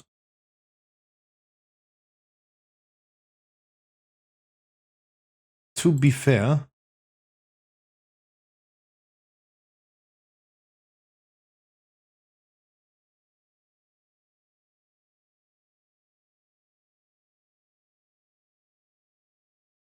But yeah, you're right. Jewel crafters make probably the most money on this next expansion. Them crafting the sockets now. You need a lot. You need like 6.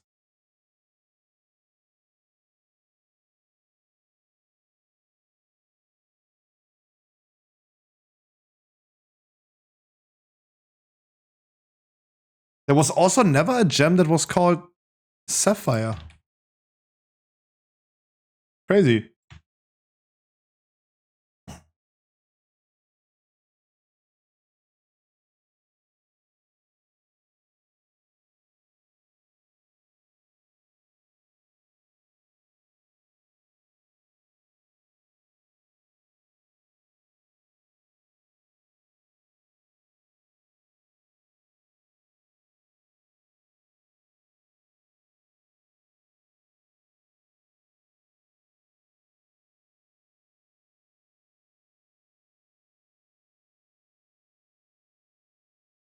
Amigo.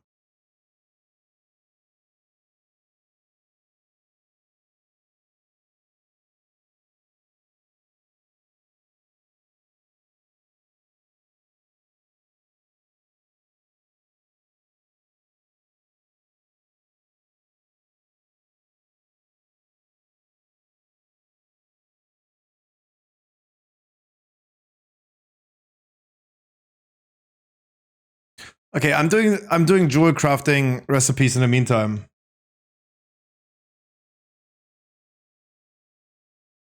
Pretty happy that actually people are pretty welcoming about this.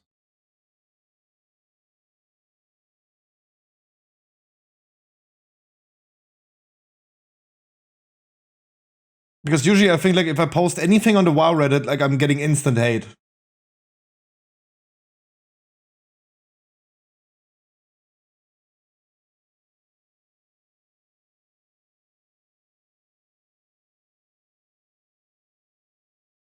Because the WoW Reddit really hates anything that is feedback, suggestions. They only want memes.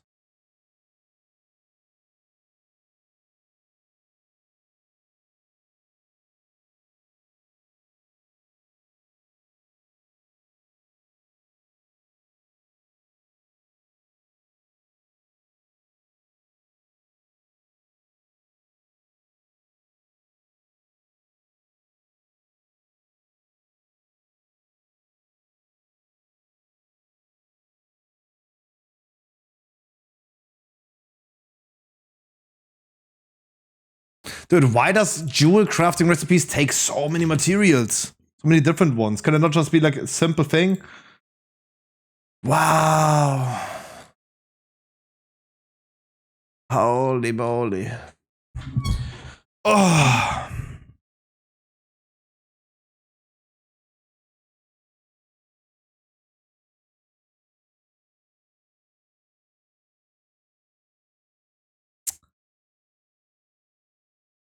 Shake my head.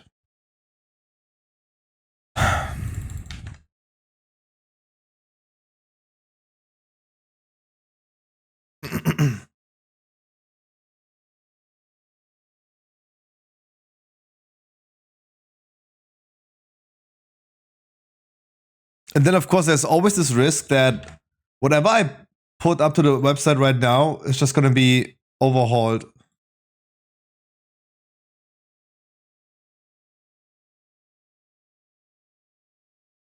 Hey, that's a risk I have to take, huh?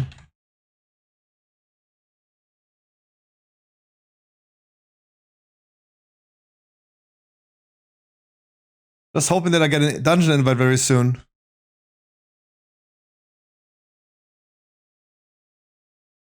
Because we're so close, so fucking close of actually seeing all the hero talents for all tanks.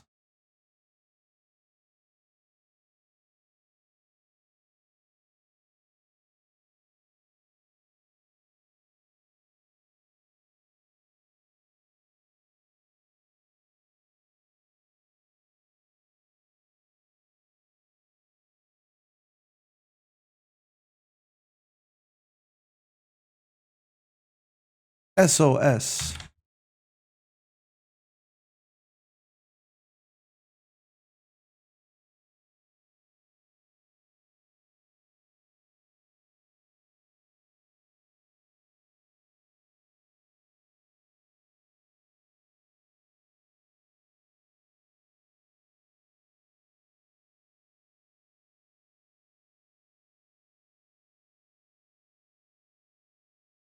Like, I do think as long as they're not changing the ID of the item.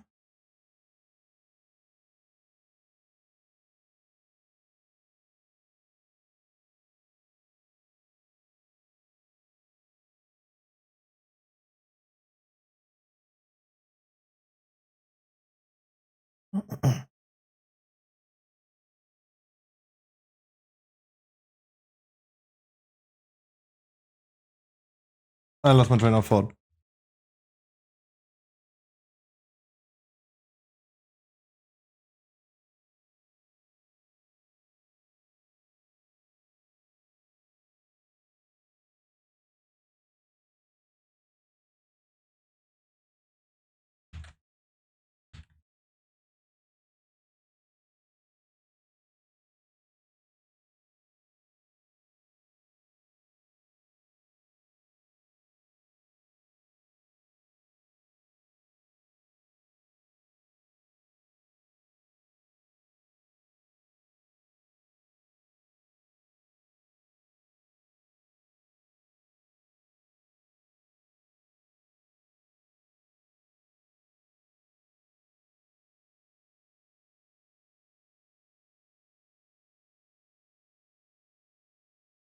All right.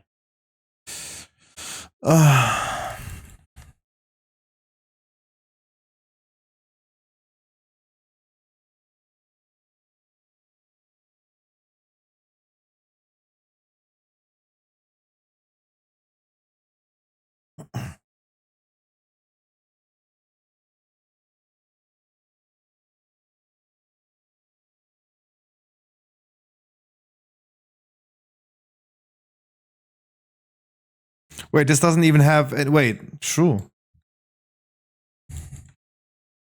This one doesn't even have. Let me learn the profession. This does not list any materials that are needed for this one.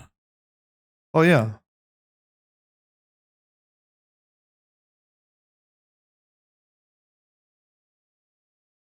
This toy does not list materials. TBD.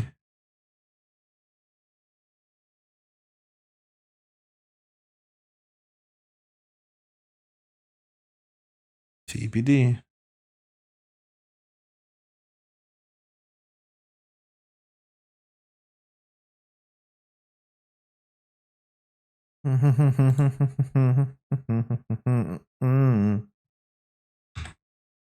Okay, we found a healer. Finally. Now DPS.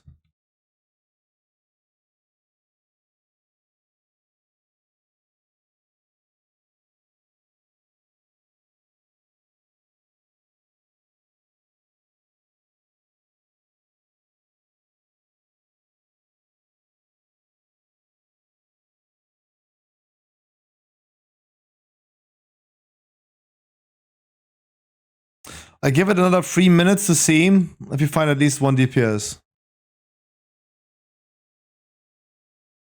But this also doesn't list a... Oh no. They all don't. That's also TBD, TBD, TBD. TBD, TBD, TBD, TBD.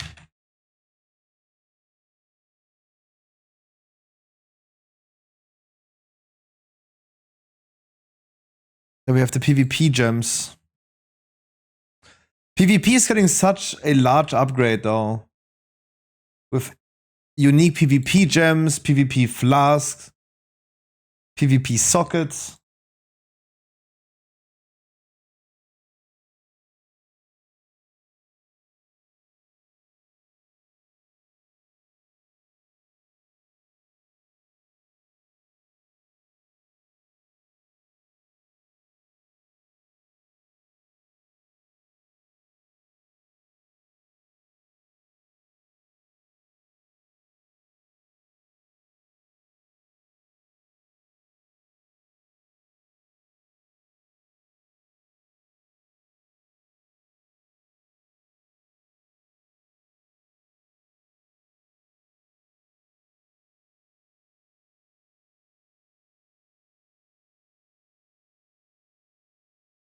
Wait, is also not? Ugh. TBD.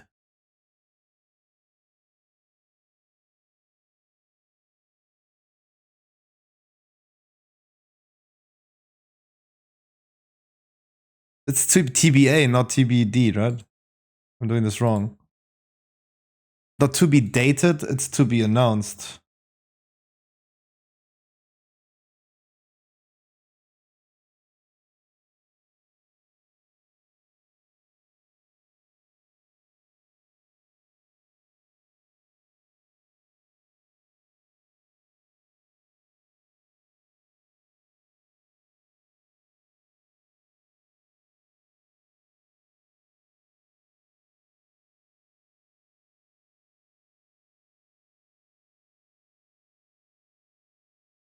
But hey, I mean, pre-working on stuff is better than doing it on the fly quick when it comes out. Did we find a DPS? No, we did not. Okay. Then we might be sitting here for another hour just to queue up, and I'm not going to be doing that. Guys, if you want to do a dungeon with me in retail to get a weekly key done for next week, please join me tomorrow. I asked a lot today this morning, but no one was here. If you guys want to do this tomorrow, get at least a key done. We don't have to. Then we just have to. We're just gonna save us 1 mythic 0 if we're gonna get a key. Otherwise, I see you guys tomorrow at 2 p.m. again. We're gonna be doing some more WoW content tomorrow. I really want to finish the climbing game before Wednesday, because Wednesday is season 4 and I really want to finish the climbing game as well. So that might be happening tomorrow as well. That could be possible. And anyway, so talking about YouTube, because we're going to be doing the YouTube video for the tanks very soon. Probably then tomorrow night, so I can just do it slow today. Visit yourmmo.com for World of Warcraft news and Loot Cave for your trading card desires. Pretty happy, like there's a lot of orders actually coming in and out. Very, very nice. We're making business nowadays. Guys, I know it has been pretty quiet today, but all the lurkers, I really appreciate you still being here and listening to my yapping, and I see you tomorrow. Bye!